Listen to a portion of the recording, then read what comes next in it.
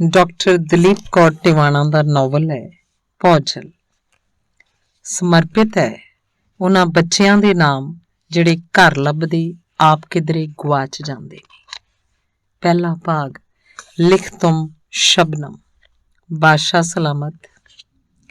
ਤੈਨੂੰ ਮੈਂ ਬਾਦਸ਼ਾਹ ਸਲਾਮਤ ਕਰਕੇ ਹੀ ਸੰਬੋਧਨ ਕਰਦੀ ਹੁੰਦੀ ਸੀ ਨਾ। ਉਸ ਨਿੱਜੀ ਸੰਬੋਧਨ ਦਾ ਹੱਕ ਭਾਵੇਂ ਹੁਣ ਮੇਰੇ ਕੋਲ ਨਹੀਂ, ਫਿਰ ਵੀ ਮੈਂ ਬਾਦਸ਼ਾਹ ਸਲਾਮਤ ਹੀ ਆਖਣਾ ਚਾਹਾਂਗੀ। ਪਰਸੋਂ ਰਾਤ ਨੂੰ ਤੇਰੀਆਂ ਵੀ ਸ਼ਾਇਦ ਆਂਦਰਾਂ ਨੂੰ ਵਲੇਟ ਪਿਆ ਹੋਵੇ, ਤੇਰਾ ਵੀ ਸ਼ਾਇਦ ਜੀ ਖੁੱਸਿਆ ਹੋਵੇ, ਤੈਨੂੰ ਵੀ ਸ਼ਾਇਦ ਹਿੰਦੁਸਤਾਨ ਦਾ ਇੱਕ ਸ਼ਹਿਰ, ਉਸ ਸ਼ਹਿਰ ਅੰਦਰ ਇੱਕ ਘਰ ਯਾਦ ਆਇਆ ਹੋਵੇ, ਕਿਉਂਕਿ ਪਰਸੋਂ ਰਾਤ ਵੇਲੇ ਤੇਰੀ 13 ਵਰ੍ਹਿਆਂ ਦੀ ਜਵਾਨ ਹੁੰਦੀ ਧੀ ਹਾਰਟ ਅਟੈਕ ਨਾਲ ਮਰ ਗਈ ਹੈ।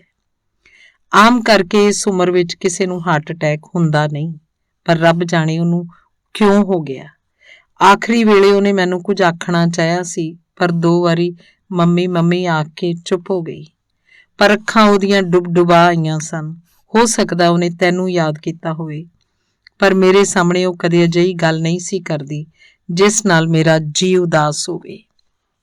ਅੱਜ ਸਵੇਰੇ ਜੈਸਮੀਨ ਦੇ ਫੁੱਲ ਚੁਗੇ ਸਨ।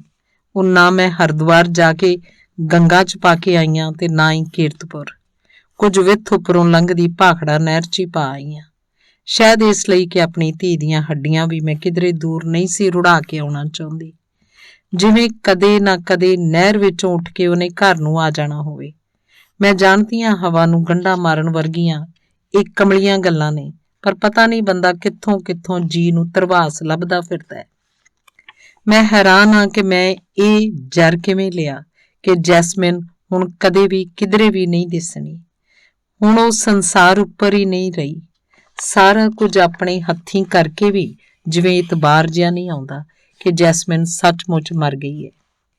ਸਾਰਾ ਦਿਨ ਅਫਸੋਸ ਕਰਨ ਆਏ ਲੋਕਾਂ ਨਾਲ ਮੈਂ ਉਹਦੀਆਂ ਗੱਲਾਂ ਕਰਦੀ ਰਹੀ ਹਾਂ, ਜਿਹੜੀ ਮੇਰੀ ਧੀ ਹੁੰਦਿਆਂ ਕਦੇ-ਕਦੇ ਕਿਸੇ ਔਖੀ ਘੜੀ ਮੇਰੀ ਮਾਂ ਬਣ ਬੈਠਦੀ ਸੀ ਤੇ ਆਖਦੀ ਸੀ, ਮੰਮੀ ਤੁਸੀਂ ਕੋਈ ਫਿਕਰ ਨਾ ਕਰੋ, ਮੈਂ ਵੱਡੀ ਹੋ ਕੇ ਡਾਕਟਰ ਬਣ ਜਾਵਾਂਗੀ। ਜਿਵੇਂ ਡਾਕਟਰ ਬਣ ਕੇ ਉਹਨੇ ਮੇਰੇ ਸਾਰੇ ਦੁੱਖਾਂ ਦਾ ਦਾਰੂ ਬਣ ਜਾਣਾ ਸੀ। ਏਡੇ ਲੰਮੇ ਦਾਈਏ ਰੱਖਣ ਵਾਲੀ ਪਤਾ ਨਹੀਂ ਕਿਵੇਂ ਆਪਣੀ ਖੇਡ ਵਿੱਚੇ ਛੱਡ ਕੇ ਕਿਧਰੇ ਤੁਰ ਗਈ। ਬਾਦਸ਼ਾਹ ਸਲਾਮਤ। ਮੈਂ ਤੇਰੇ ਬਾਰੇ ਕਦੇ ਕੋਈ ਮਾੜੀ ਗੱਲ ਉਹਨੂੰ ਨਹੀਂ ਸੀ ਆਖਦੀ। ਮਤਾ ਕੱਲ ਨੂੰ ਉਹਦਾ ਮਰਦ ਜ਼ਾਤ ਤੋਂ ਹੀ ਵਿਸ਼ਵਾਸ ਉੱਠ ਜਾਏ। ਮੈਂ ਤੇਰੇ ਬਾਰੇ ਕਦੇ ਕੁਝ ਚੰਗਾ ਵੀ ਨਹੀਂ ਸੀ ਆਖਦੀ, ਮਤਾ ਤੇਰਾ ਵੀ ਗੋਚਾ ਉਹਦੇ ਲਈ ਝੋਰਾ ਬਣ ਜਾਏ। ਬਸ ਚੁੱਪ ਰਹਿੰਦੀ ਸੀ ਤੇ ਆਪਣੇ ਜਾਣੇ ਤਾਂ ਮੈਂ ਸਭ ਗੱਲਾਂ ਆਪਣੇ ਦਿਲ 'ਚ, ਆਪਣੇ ਮਨ 'ਚ ਢਕੀ ਰੱਖਦੀ ਸੀ। ਮਤਾ ਉਹਨੂੰ ਕਿਸੇ ਗੱਲ ਦਾ ਕੋਈ ਸੇਕ ਪਹੁੰਚੇ। ਮੈਂ ਤਾਂ ਉਹਨੂੰ ਬਚਾ ਸਾਂਭ ਰੱਖਦੀ ਸੀ। ਮੈਨੂੰ ਪਤਾ ਸੀ ਬਾਦਸ਼ਾਹ ਸਲਾਮਤ ਕਿ ਉਹ ਪਤਲੇ ਦਿਲ ਵਾਲੀ ਸੀ। ਲੋਕੀ ਹੈਰਾਨ ਸਨ ਕਿ ਏਡੀ ਛੋਟੀ ਉਮਰ 'ਚ ਵੀ ਭਲਾ ਕਿਸੇ ਨੂੰ ਹਾਰਟ ਅਟੈਕ ਹੋਇਆ। ਮੈਂ ਕਿਧਰੇ ਪੜ੍ਹਿਆ ਸੀ ਕਿ ਜਦੋਂ ਤੱਕ ਬੰਦਾ ਮੌਤ ਨੂੰ ਆਪ ਹਾਂ ਨਹੀਂ ਆਖਦਾ ਉਹ ਮਰ ਨਹੀਂ ਸਕਦਾ। ਸੋਚਦੀ ਹਾਂ ਉਸ ਚੰਦਰੀ ਨੇ ਕਿਹੜੀ ਗੱਲੋਂ ਮੌਤ ਨੂੰ ਹਾਂ ਆਖ ਦਿੱਤੀ। ਕੀ ਉਹ ਕਿਸੇ ਗੱਲੋਂ ਉਦਾਸ ਸੀ? ਕੀ ਉਹ ਜ਼ਿੰਦਗੀ ਤੋਂ ਹੀ ਡਰ ਗਈ ਸੀ? ਕੀ ਉਹਨੂੰ ਮੇਰੇ ਨਾਲ ਕੋਈ ਗਿਲਾ ਸੀ? ਕੀ ਕਿਸੇ ਗੱਲੋਂ ਜਸਪਾਲ ਨੂੰ ਉਹ ਨਾਪਸੰਦ ਕਰਦੀ ਸੀ? ਬਹੁਤ ਸੋਚ ਕੇ ਵੀ ਕੁਝ ਸੋਚਿਆ ਨਹੀਂ ਜਾਂਦਾ। ਸ਼ਾਇਦ ਕੁਝ ਕਸੂਰ ਮੇਰਾ ਹੀ ਹੈ। ਮੈਂ ਉਸ ਵੱਲ ਪੂਰੀ ਤਰ੍ਹਾਂ ਧਿਆਨ ਨਹੀਂ ਦੇ ਸਕੀ। ਜਸਪਾਲ ਉਹਦਾ ਨਵਾਂ ਪਾਪਾ ਤਾਂ ਇੱਕ ਚੰਗਾ ਬੰਦਾ ਹੈ। ਉਹਨੇ ਮੈਨੂੰ ਤੇ ਜੈਸਮੀਨ ਨੂੰ ਇੱਕ ਘਰ ਦਿੱਤਾ, ਇੱਕ ਰਿਸ਼ਤਾ ਦਿੱਤਾ। ਕੁਲਦੀਪ ਆਖਦੀ ਸੀ ਦੂਸਰਾ ਵਿਆਹ ਕਰਵਾਉਣ ਵਾਲੀ ਔਰਤ ਨੂੰ ਬਹੁਤ ਮਹਿੰਗਾ ਮੁੱਲ ਤਾਰਨਾ ਪੈਂਦਾ ਹੈ ਇਸ ਰਿਸ਼ਤੇ ਦਾ। ਬੰਦਾ ਉਸ ਔਰਤ ਲਈ ਨਹੀਂ, ਆਪਣੇ ਲਈ ਵਿਆਹ ਕਰਦਾ ਹੈ। ਪਰ ਜਸਪਾਲ ਨੇ ਮੈਨੂੰ ਕਦੇ ਏਡਾ ਪਰੇਸ਼ਾਨ ਨਹੀਂ ਕੀਤਾ। ਉਹ ਤੇ ਸਗੋਂ ਜੈਸਮੀਨ ਲਈ ਬੜੀਆਂ ਚੀਜ਼ਾਂ ਲਿਆ ਕੇ ਦਿੰਦਾ ਸੀ। ਉਹ ਤੇ ਸਗੋਂ ਆਖਦਾ ਸੀ ਮੈਨੂੰ ਬੜਾ ਚੰਗਾ ਲੱਗੇਗਾ ਜੇ ਜੈਸਮੀਨ ਕਦੇ ਲੜ ਕੇ ਕੋਈ ਚੀਜ਼ ਮੰਗੇਗੀ। ਹੁਣ ਇਸ ਵੇਲੇ ਅੱਧੀ ਰਾਤ ਨੂੰ ਜਦੋਂ ਸਾਰੇ ਲੋਕੀ ਸੌਂ ਰਹੇ ਨੇ, ਸੋਚਦੀਆਂ ਜੈਸਮੀਨ ਨੂੰ ਅਸੀਂ ਇਕੱਲੀ ਨੂੰ ਮੜੀਆਂ 'ਚ ਛੱਡ ਆਏ ਹਾਂ। ਉਹ ਕੀ ਸੋਚਦੀ ਹੋਏਗੀ? ਇਹੀ ਨਾ ਕਿ ਘਰ ਪਾਠ ਆਰੰਭ ਕਰਵਾ ਲਿਆ ਤਾਂ ਜੋ ਕੋਈ ਭੂਤ ਪ੍ਰੇਤ ਘਰ ਦੇ ਨੇੜੇ ਨਾ ਆਵੇ। ਹੋਰ ਕਿਹੜੇ ਭੂਤ ਪ੍ਰੇਤ ਨੇ ਆਉਣਾ ਸੀ? ਜਿੰਨਾ ਚਿਰ ਗਤੀ ਨਹੀਂ ਹੁੰਦੀ ਜੈਸਮੀਨ ਦੀ ਰੂਹ ਹੀ ਮੁੜ ਘਰ ਨੂੰ ਆਏਗੀ। ਆਪਣੀ ਮੰਮੀ ਦਾ ਫਿਕਰ ਕਰਦੀ ਹੋਈ, ਆਪਣੇ ਨਿੱਕੇ ਜਿਹੇ ਭਰਾ ਦਾ ਫਿਕਰ ਕਰਦੀ ਹੋਈ ਕਿ ਹੁਣ ਉਹ ਸਕੂਲ ਇਕੱਲਾ ਕਿਵੇਂ ਜਾਇਆ ਕਰੇਗਾ, ਉਹਦਾ ਬਸਤਾ ਕੌਣ ਚੁੱਕ ਕੇ ਲਿਜਾਇਆ ਕਰੇਗਾ। ਅਰਜੁਨ ਭਾਵੇਂ ਉਹਦਾ ਸਕਾ ਭਰਾ ਨਹੀਂ, ਜਸਪਾਲ ਦੀ ਪਹਿਲੀ ਵਹੁਟੀ ਦਾ ਪੁੱਤਰ ਹੈ, ਫਿਰ ਵੀ ਉਹ ਉਸ ਬਾਰੇ ਬੜੀ ਚਿੰਤਾਤੁਰ ਰਹਿੰਦੀ ਸੀ। ਜਸਪਾਲ ਜਦੋਂ ਕਦੇ ਅਰਜੁਨ ਨੂੰ ਘੂਰਦਾ ਤਾਂ ਰੋਣ ਲੱਗ ਜਾਂਦੀ। ਜਸਪਾਲ ਆਖਦਾ ਘੂਰਦਾ, ਮੈਂ ਅਰਜਨ ਨੂੰ ਆ। ਰੋਣ ਜੈਸਮੀਨ ਲੱਗ ਜਾਂਦੀ ਹੈ। ਚੰਦਰੀ ਬਾਹਲੀ ਛੋਟੇ ਜੀ ਵਾਲੀ ਸੀ। ਬਾਦਸ਼ਾਹ ਸਲਾਮਤ ਸਾਰੀ ਦੁਨੀਆ ਚੋਂ ਇਉਂ ਮੇਰੇ ਨਾਲ ਹੀ ਕਿਉਂ ਵਾਪਰਨਾ ਸੀ? ਆਪਣੇ ਜਾਣੇ ਮੈਂ ਤਾਂ ਕਦੇ ਕਿਸੇ ਦਾ ਬੁਰਾ ਨਹੀਂ ਕੀਤਾ। ਫੁੱਲਾਂ ਵਰਗੀ ਮੇਰੀ ਧੀ ਰਾਖ ਦੀ ਮੁੱਠੀ ਬਣੀ ਪਈ ਹੈ। ਜੀ ਕਰਦਾ ਉੱਚੀ ਉੱਚੀ ਚੀਕਾਂ ਮਾਰ ਕੇ ਰੋਵਾਂ ਤੇ ਤੈਨੂੰ ਦੱਸਾਂ ਜੈਸਮੀਨ ਮਰ ਗਈ ਹੈ। ਜਦੋਂ ਉਹਦੇ ਦਰਦ ਹੋਇਆ ਮੈਂ ਝੱਟ ਹੀ ਹਸਪਤਾਲ ਲੈ ਗਈ ਸੀ, ਦਾਖਲ ਕਰਵਾਤੀ ਸੀ। ਮੈਂ ਡਾਕਟਰਾਂ ਮੂਹਰੇ ਹੱਥ ਜੋੜੇ, ਮੇਰੀ ਧੀ ਨੂੰ ਬਚਾ ਲਓ ਡਾਕਟਰ ਸਾਹਿਬ। ਮੈਂ ਆਖਣਾ ਚਾਹੁੰਦੀ ਹਾਂ ਇਹ ਮੇਰੀ ਇੱਕੋ ਇੱਕ ਨਿਸ਼ਾਨੀ ਹੈ। ਉਸ ਰਾਤ ਜਦੋਂ ਤੇਰੀ ਜਵਾਨ ਹੁੰਦੀ ਧੀ ਦੀ ਜਾਨ ਤੇ ਬਣੀਆਂ, ਮੈਂ ਤੈਨੂੰ ਬਹੁਤ ਯਾਦ ਕੀਤਾ ਕਿ ਇੱਕ ਵਾਰੀ, ਬਸ ਇੱਕ ਵਾਰੀ ਆ ਕੇ ਆਪਣੀ ਧੀ ਦੇ ਮੱਥੇ ਤੇ ਹੱਥ ਰੱਖ ਦੇ। ਸ਼ਾਇਦ ਉਹ ਅੱਖਾਂ ਉਗੇੜ ਲਵੇ। ਉਸ ਘੜੀ ਮੈਂ ਚਾਹਿਆ ਵਕਤ ਖੜੋ ਜਾਏ ਜਾਂ ਵਕਤ ਪੁੱਠਾ ਗਿੜ ਪਵੇ। ਤੂੰ ਤੇ ਸਿਰਫ 2 ਸਾਲ ਦੀ ਨੂੰ ਹੀ ਦੇਖਿਆ ਹੋਇਆ ਸੀ। ਜੇ ਤੂੰ ਉਹਨੂੰ ਹੁਣ ਵੇਖਦਾ, ਏਡੀ ਜਵਾਨ, ਏਡੀ ਸੋਹਣੀ। ਮੈਂ ਉਹਦੇ ਗਲ ਹਮੇਸ਼ਾ ਕਾਲੇ ਧਾਗੇ 'ਚ ਪਰੋ ਕੇ ਤਵੀਤ ਪਾਈ ਰੱਖਦੀ, ਮਤਾ ਕਿਸੇ ਦੀ ਭੈੜੀ ਨਜ਼ਰ ਲੱਗ ਜਾਏ। ਮੈਨੂੰ ਕੀ ਪਤਾ ਸੀ ਇਹ ਤਾਂ ਉਸ ਉੱਤੇ ਮਰਨ ਮਿੱਟੀ ਚੜੀ ਹੋਈ ਸੀ। ਆਮ ਕਰਕੇ ਉਹ ਕਮੀਜ਼ ਸਲਵਾਰ ਹੀ ਪਾਉਂਦੀ ਸੀ, ਪਰ ਕਦੇ ਕਦੇ ਪੈਂਟ ਕਮੀਜ਼ ਵੀ ਪਾ ਲੈਂਦੀ, ਸ਼ਾਇਦ ਇਹ ਸੋਚ ਕੇ ਕਿ ਜਿੱਥੇ ਮੇਰੇ ਪਾਪਾ ਰਹਿੰਦੇ ਨੇ ਉੱਥੇ ਕੁੜੀਆਂ ਪੈਂਟ ਕਮੀਜ਼ ਵੀ ਪਾਉਂਦੀਆਂ ਨੇ। ਇੱਕ ਦਿਨ ਮੈਨੂੰ ਪੁੱਛਣ ਲੱਗੀ, ਮੰਮੀ ਮੇਰਾ ਵਿਆਹ ਤੁਸੀਂ ਇੰਡੀਆ 'ਚ ਕਰੋਗੇ ਜਾਂ ਕਿਸੇ ਬਾਹਰਲੇ ਮੁਲਕ? ਮੈਂ ਹੱਸ ਕੇ ਆਖਿਆ, ਆਪੇ ਤਾਂ ਤੂੰ ਆਖਦੀ ਸੀ ਡਾਕਟਰਨੀ ਬਣ ਕੇ ਹਮੇਸ਼ਾ ਮੇਰੇ ਕੋਲ ਰਹੇਂਗੀ। ਆਖਣ ਲੱਗੀ, ਜਦੋਂ ਪਾਪਾ ਰਿਟਾਇਰ ਹੋ ਗਏ ਫਿਰ ਤਾਂ ਉਹ ਸਾਰਾ ਵੇਲਾ ਘਰ ਹੀ ਰਿਹਾ ਕਰਨਗੇ, ਫਿਰ ਤਾਂ ਤੁਸੀਂ ਇਕੱਲੇ ਨਹੀਂ ਹੋਗੇ, ਨਾਲੇ ਅਰਜਨ ਦੀ ਵਹੁਟੀ ਆ ਜਾਏਗੀ। ਮੈਂ ਤਾਂ ਉਦੋਂ ਦੀ ਗੱਲ ਕਰਦੀ ਹਾਂ। ਜਸਪਾਲ ਬਾਰੇ ਉਹਨੂੰ ਇਹ ਗੱਲ ਦਾ ਵੀ ਪਤਾ ਹੈ ਕਿ ਉਹ ਬਹੁਤਾ ਘਰ ਨਹੀਂ ਰਹਿੰਦਾ। ਮੈਨੂੰ ਇਸ ਗੱਲ ਦਾ ਅਹਿਸਾਸ ਨਹੀਂ ਸੀ, ਸਗੋਂ ਚਿੰਤਾ ਹੋਈ ਕਿ ਇਸ ਕੁੜੀ ਤੋਂ ਤਾਂ ਮੈਂ ਕੁਝ ਵੀ ਨਹੀਂ ਛੁਪਾ ਸਕਦੀ। ਜਸਪਾਲ 'ਚ ਬਥੇਰੀਆਂ ਚੰਗੀਆਂ ਗੱਲਾਂ ਨੇ, ਪਰ ਉਹਦੇ ਸੁਭਾਅ 'ਚ ਇੱਕ ਅਵਾਰਗੀ ਵੀ ਹੈ। ਕਿਸੇ ਇੱਕ ਥਾਂ, ਇੱਕ ਮਾਹੌਲ ਤੇ ਇੱਕ ਰਿਸ਼ਤੇ ਨਾਲ ਬੱਝ ਨਹੀਂ ਸਕਦਾ। ਉਹ ਆਖਦਾ ਸਾਰੇ ਕਾਨੂੰਨ ਸਿਧਾਂਤ ਬੰਦੇ ਨੇ ਆਪਣੇ ਸੁੱਖ ਸੁਵਿਧਾ ਲਈ ਬਣਾਏ ਨੇ। ਜੇ ਕਿਧਰੇ ਵੀ ਉਹਦੇ ਸੁੱਖ ਸੁਵਿਧਾ ਲਈ ਬਾਧਕ ਬਣਦੇ ਹਨ ਤਾਂ ਇਹਨਾਂ ਨੂੰ ਤੋੜਿਆ ਕਿਉਂ ਨਹੀਂ ਜਾ ਸਕਦਾ। ਮੈਨੂੰ ਇਹ ਵੀ ਯਾਦ ਹੈ ਕਿ ਜੇ ਉਹ ਇਉਂ ਦਾ ਨਾ ਹੁੰਦਾ ਤਾਂ ਮੇਰੇ ਲਈ ਉਹਨੇ ਵਿਆਹ ਹੀ ਨਹੀਂ ਸੀ ਕਰਨਾ। ਪਤਾ ਨਹੀਂ ਕਿਉਂ ਬਾਦਸ਼ਾਹ ਸਲਾਮਤ ਪਹਿਲੇ ਨਹੀਂ ਸੀ ਲੱਗਦਾ, ਹੁਣ ਲੱਗਦਾ ਕਿ ਮੇਰੇ ਨਾਲ ਵਿਆਹ ਕਰਕੇ ਜਿਹੜੀ ਰਿਆਇਤ ਉਹਨੇ ਮੈਨੂੰ ਦਿੱਤੀ ਹੈ ਉਹਦੇ ਬਦਲੇ ਮੈਨੂੰ ਉਹਨੂੰ ਸਭ ਰਿਆਇਤਾਂ ਦੇਣੀਆਂ ਪਈਆਂ। ਮਤਲਬ ਕਿ ਉਹਨੂੰ ਕਿਸੇ ਪਾਸਿਓਂ ਵੀ ਰੋਕਣ ਟੋਕਣ ਦਾ ਮੈਨੂੰ ਹੱਕ ਨਹੀਂ। ਇਉਂ ਹੌਲੀ ਹੌਲੀ ਮੈਂ ਆਪਣੇ ਸਭ ਅਧਿਕਾਰ ਛੱਡਦੀ ਗਈ। ਪਤਾ ਨਹੀਂ ਇਸ 'ਚ ਕਸੂਰ ਮੇਰਾ ਹੈ ਕਿ ਉਹਦਾ। ਹੁਣ ਉਹਦੇ ਘਰ ਦੀ ਛੱਤ ਹੇਠ ਮੈਂ ਅਜਨਬੀਆਂ ਵਾਂਗ ਜਿਉਂ ਰਹੀ ਹਾਂ। ਆਪਣੇ ਆਪ 'ਚ ਮੈਂ ਇੰਨੀ ਉਲਝ ਗਈ ਹਾਂ ਕਿ ਸ਼ਾਇਦ ਮੈਂ ਜੈਸਮੀਨ ਦਾ ਖਿਆਲ ਵੀ ਨਹੀਂ ਰੱਖ ਸਕੀ, ਸਗੋਂ ਉਹ ਮੇਰਾ ਖਿਆਲ ਰੱਖਦੀ ਸੀ। ਜਦੋਂ ਕਦੇ ਜਸਪਾਲ ਕਿਸੇ ਗੱਲੋਂ ਗੁੱਸੇ ਹੁੰਦਾ ਤਾਂ ਕਿਸੇ ਨਾ ਕਿਸੇ ਬਹਾਨੇ ਉਹ ਮੇਰੇ ਕੋਲ ਆ ਖਲੋਂਦੀ, ਮੇਰਾ ਹੱਥ ਫੜ ਲੈਂਦੀ। ਉਹ ਇੰਨਾ ਡਰ ਜਾਂਦੀ ਕਿ ਉਹਦਾ ਰੰਗ ਪੀਲਾ ਪੈ ਜਾਂਦਾ, ਹੱਥ ਕੰਬਣ ਲੱਗ ਜਾਂਦੇ ਤੇ ਡਿਡਰਿਆਂ ਵਾਂਗ ਜਸਪਾਲ ਦੇ ਮੂੰਹ ਵੱਲ ਤੱਕਦੀ ਰਹਿੰਦੀ। ਮਗਰੋਂ ਮੈਨੂੰ ਰੋਂਦੀ ਨੂੰ ਚੁੱਪ ਕਰਾਉਂਦੀ, ਮੇਰੇ ਗਲ 'ਚ ਬਾਹਾਂ ਪਾ ਕੇ ਆਖਦੀ, ਮੰਮੀ ਰਾਤੀ ਪਾਪਾ ਸ਼ਰਾਬ ਪੀਣਗੇ ਤੇ ਕੱਲ ਤੀਕ ਸਭ ਭੁੱਲਾ ਜਾਣਗੇ। ਕਿਉਂ ਦੁਖੀ ਹੁੰਦੇ ਹੋ? ਅਜਿਹੇ ਵੇਲੇ ਉਹਦੇ ਨਾਲ ਰਹਿ ਕੇ ਜਿਵੇਂ ਮੈਂ ਉਹਦੇ ਆਸਰੇ 'ਚ ਜਿਉਂਦੀ। ਇਹ ਕੋਈ ਅਨੋਖੀਆਂ ਗੱਲਾਂ ਨਹੀਂ, ਸ਼ਾਇਦ ਸਭ ਦੇ ਘਰਾਂ 'ਚ ਹੀ ਹੁੰਦੀਆਂ ਨੇ। ਬਾਦਸ਼ਾਹ ਸਲਾਮਤ, ਤੈਨੂੰ ਸ਼ਾਇਦ ਪਤਾ ਨਹੀਂ ਕਿ ਸਾਡੇ ਡਿਵੋਰਸ ਤੋਂ 2 ਸਾਲ ਮਗਰੋਂ ਸੁਖਵੰਤ ਭਾਜੀ ਨੇ ਮੇਰੇ ਲਈ ਆਪਣਾ ਇੱਕ ਵਾਕਫ SDO ਲੱਭ ਲਿਆ। ਸੁਖਵੰਤ ਭਾਜੀ ਮੇਰੇ ਵੱਡੇ ਭਰਾ ਦੇ ਦੋਸਤ ਹਨ ਜਿਹੜਾ ਕੁਵੈਤ ਚਲਾ ਗਿਆ। ਸੁਖਵੰਤ ਭਾਜੀ ਮੇਰੇ ਬਾਰੇ ਇਸ ਲਈ ਵੀ ਵੱਧ ਚਿੰਤਾਤੁਰ ਸਨ ਕਿਉਂਕਿ ਤੇਰੇ ਨਾਲ ਮੇਰਾ ਵਿਆਹ ਵੀ ਉਹਨਾਂ ਦੇ ਆਖਿਆਂ ਹੀ ਕੀਤਾ ਗਿਆ ਸੀ। ਤੁਹਾਡੇ ਪਿੰਡ ਉਹਨਾਂ ਦੇ ਨਾਨਕੇ ਸਨ, ਆਪਣੇ ਨਾਨਕੀ ਉਹਨਾਂ ਦਾ ਚੰਗਾ ਆਉਣਾ ਜਾਣਾ ਸੀ। ਤੁਹਾਡੀ ਮਾਂ ਨੇ ਉਹਨਾਂ ਨੂੰ ਜਦੋਂ ਕੋਈ ਚੰਗੀ ਕੁੜੀ ਪੁੱਛੀ ਤਾਂ ਆਪਣੇ ਮੁੰਡੇ ਦੀਆਂ ਤਾਰੀਫਾਂ ਦੇ ਪੁੱਲ ਬੰਨੇ ਤਾਂ ਸੁਖਵੰਤ ਭਾਜੀ ਨੂੰ ਮੇਰਾ ਖਿਆਲ ਹੀ ਆਇਆ ਸੀ। ਬਾਦਸ਼ਾਹ ਸਲਾਮਤ, ਸੁਖਵੰਤ ਭਾਜੀ ਜਦੋਂ ਮੈਨੂੰ ਪੁੱਛਿਆ ਤਾਂ ਨਾ ਕਰਨ ਲਈ ਮੇਰੇ ਕੋਲ ਕੋਈ ਦਲੀਲ ਨਹੀਂ ਸੀ। ਉਹਨਾਂ ਦੱਸਿਆ, ਸੋਹਣਾ ਸੁਨੱਖਾ ਪੜ੍ਹਿਆ ਲਿਖਿਆ ਬਾਰੁਜ਼ਗਾਰ ਕੈਨੇਡਾ ਵਸਦਾ ਚੰਗੇ ਘਰ ਦਾ ਲੜਕਾ ਮਿਲੇ, ਹੋਰ ਕੀ ਚਾਹੀਦਾ। ਉਦੋਂ ਕੈਨੇਡਾ ਸੁਣੀਆਂ ਸੁਣਾਈਆਂ ਗੱਲਾਂ ਕਰਕੇ ਜਿਵੇਂ ਸਵਰਗ ਦੀ ਧਰਤੀ ਲੱਗਦੀ ਸੀ। ਮੈਨੂੰ ਲੱਗਦਾ ਸੀ ਜਿਵੇਂ ਮੇਰੀ ਕਿਸਮਤ ਮੈਨੂੰ ਆਵਾਜ਼ਾਂ ਮਾਰ ਰਹੀ ਹੈ। ਪਰ ਬਾਦਸ਼ਾਹ ਸਲਾਮਤ, ਵਿਆਹ ਕਰਵਾ ਕੇ ਜਦੋਂ ਤੂੰ ਮੈਨੂੰ ਇੱਥੇ ਹੀ ਛੱਡ ਗਿਆ ਤੇ ਮੁੜ ਕੇ ਵੱਤੀ ਨਹੀਂ ਸੀ ਵਾਹੀ ਤਾਂ ਤਰ੍ਹਾਂ ਤਰ੍ਹਾਂ ਦੇ ਭੈੜੇ ਖਿਆਲ ਮੇਰੇ ਮਨ 'ਚ ਆਉਣ ਲੱਗੇ। ਮੈਨੂੰ ਲੱਗਿਆ ਕਿਤੇ ਲੋਕ ਸੱਚ ਹੀ ਤਾਂ ਨਹੀਂ ਆਖਦੇ ਕਿ ਬਾਹਰੋਂ ਆਉਣ ਵਾਲੇ ਬੰਦੇ ਪਹਿਲਾਂ ਹੀ ਉੱਥੇ ਵਿਆਹੇ ਹੁੰਦੇ ਨੇ, ਇੱਧਰ ਆ ਕੇ ਹੋਰ ਵਿਆਹ ਕਰਕੇ ਘਰਦਿਆਂ ਨੂੰ ਵੀ ਖੁਸ਼ ਕਰ ਜਾਂਦੇ ਨੇ ਤੇ ਆਪ ਵੀ ਮਹੀਨਾ 20 ਦਿਨ ਐਸ਼ ਕਰ ਜਾਂਦੇ ਨੇ, ਮੁੜ ਕੇ ਬੁਲਾਉਂਦੇ ਹੀ ਨਹੀਂ ਕੁੜੀ ਨੂੰ। ਮਨ ਹੀ ਮਨ ਮੈਂ ਕਈ ਵਾਰ ਕੈਨੇਡਾ ਚਲੀ ਜਾਂਦੀ ਸੀ, ਉੱਥੇ ਤੈਨੂੰ ਲੱਭਦੀ ਰਹਿੰਦੀ ਸੀ। ਤਸਵੀਰਾਂ 'ਚ ਦੇਖੇ ਘਰ, ਲੋਕ, ਸੜਕਾਂ, ਸਮੁੰਦਰ ਸਭ ਮੇਰੇ ਜਾਣੂ ਹੋ ਗਏ ਸਨ। ਬਾਦਸ਼ਾਹ ਸਲਾਮਤ, ਕਈ ਵਾਰੀ ਮੈਨੂੰ ਲੱਗਦਾ ਮੈਂ ਜਿਹਨੂੰ ਇੰਨਾ ਯਾਦ ਕਰਦੀ ਹਾਂ ਕਿ ਮੈਂ ਉਹਨੂੰ ਕਈ ਯਾਦ ਨਹੀਂ ਆਉਂਦੀ। ਕਦੇ ਕਦੇ ਲੱਗਦਾ ਉਹ ਲੜਕੀਆਂ ਪਤਾ ਨਹੀਂ ਕਿਹੋ ਜਿਹੀਆਂ ਹੁੰਦੀਆਂ ਨੇ ਜਿਨ੍ਹਾਂ ਦੇ ਘਰ ਵਾਲੇ ਉਹਨਾਂ ਦਾ ਬਿੰਦ ਵਸਾ ਨਹੀਂ ਕਰਦੇ। ਬੜੇ ਉਦਰੇ ਮਨ ਨਾਲ ਮੈਂ ਤੇਰੇ ਖੱਤ ਉਡੀਕਦੀ ਤੇ ਕਦੇ ਲੱਗਦਾ ਬਸ ਸਾਰੀ ਜ਼ਿੰਦਗੀ ਮੈਂ ਉਹੀ ਖੱਤ ਉਡੀਕਦੀ ਰਹਾਂਗੀ। ਲੋਕ ਜਦੋਂ ਤੇਰੇ ਬਾਰੇ ਪੁੱਛਦੇ ਤਾਂ ਮੈਨੂੰ ਸਮਝ ਨਾ ਲੱਗਦੀ ਕੀ ਜਵਾਬ ਦਿਆਂ। ਵਿੱਚੋਂ ਵਿੱਚ ਲੋਕ ਆਖਦੇ ਜਿਹੜੇ ਮਾਪੇ ਦਿੱਤ ਦਾਜ ਦੇਣ ਦੇ ਮਾਰੇ ਬਾਹਰਲੇ ਮੁਲਕੀ ਕੁੜੀਆਂ ਵਿਆਹ ਦਿੰਦੇ ਨੇ ਉਹਨਾਂ ਨਾਲ ਇਉਂ ਹੀ ਹੁੰਦੀ ਹੈ। ਕੁੜੀ ਹੁਣ ਨਾ ਵਿਆਹੀਆਂ 'ਚ ਨਾ ਕੁਆਰੀਆਂ 'ਚ। ਇਸ ਦੌਰਾਨ ਮੈਂ ਮਨ ਹੀ ਮਨ ਕਿੰਨੀਆਂ ਹੀ ਸੁੱਖਾਂ ਸੁੱਖੀਆਂ। ਸੰਕਟ ਮੋਚਨ ਗੁਟਕੇ ਵਿੱਚੋਂ ਹਮਰੀ ਕਰੋ ਹਾਥ ਦੇ ਰੱਛਾ ਵਾਲੀ ਪੌੜੀ ਦਾ ਮੈਂ 21,000 ਵਾਰ ਪਾਠ ਕਰਕੇ ਅਰਦਾਸ ਕੀਤੀ ਕਿ ਬਾਦਸ਼ਾਹ ਸਲਾਮਤ ਆ ਜਾਏ। ਤੇ ਜਦੋਂ ਮੈਨੂੰ ਪਤਾ ਲੱਗਿਆ ਕਿ ਤੇਰੀ ਮਾਂ ਬਿਮਾਰ ਹੈ, ਤੂੰ ਸੱਚਮੁੱਚ ਹੀ ਆ ਰਿਹਾ, ਤਾਂ ਮੇਰੀ ਜਿਵੇਂ ਧਰਤੀ ਉੱਪਰ ਪੈਰ ਕਿਹੜਾ ਲੱਗਦੇ ਸੀ। ਤੂੰ ਆਇਆ, ਸਾਰਾ ਵੇਲਾ ਬਿਮਾਰ ਮਾਂ ਕੋਲ ਹੀ ਰਿਹਾ। ਮਾਂ ਨੇ ਮੈਨੂੰ ਵੀ ਸੱਦ ਲਿਆ ਸੀ, ਪਰ ਤੂੰ ਓਪਰਿਆਂ ਵਾਂਗ ਮਿਲਿਆ ਤੇ ਮੇਰੇ ਪਹੁੰਚਣ ਮਗਰੋਂ ਅਗਲੇ ਦਿਨ ਤੁਰ ਗਿਆ। ਮੈਂ ਹੈਰਾਨ ਸੀ। ਤੇ ਫਿਰ ਇੱਕ ਦਿਨ ਜਦੋਂ ਮੇਰੀ ਰਾਹਦਾਰੀ ਦੇ ਕਾਗਜ਼ ਆ ਗਏ, ਮੈਨੂੰ ਜਿਵੇਂ ਇਤਬਾਰ ਹੀ ਨਾ ਆਵੇ। ਮੈਂ ਬਹੁਤ ਖੁਸ਼ ਸੀ, ਮੇਰੇ ਘਰ ਦੇ ਵੀ ਬਹੁਤ ਖੁਸ਼ ਸਨ। ਜਦੋਂ ਪਤਾ ਲੱਗਿਆ ਸੁਖਵੰਤ ਭਾਜੀ ਤੇ ਉਹਨਾਂ ਦੀ ਵਹੁਟੀ ਜੱਸੀ ਮਿਲਣ ਆਏ।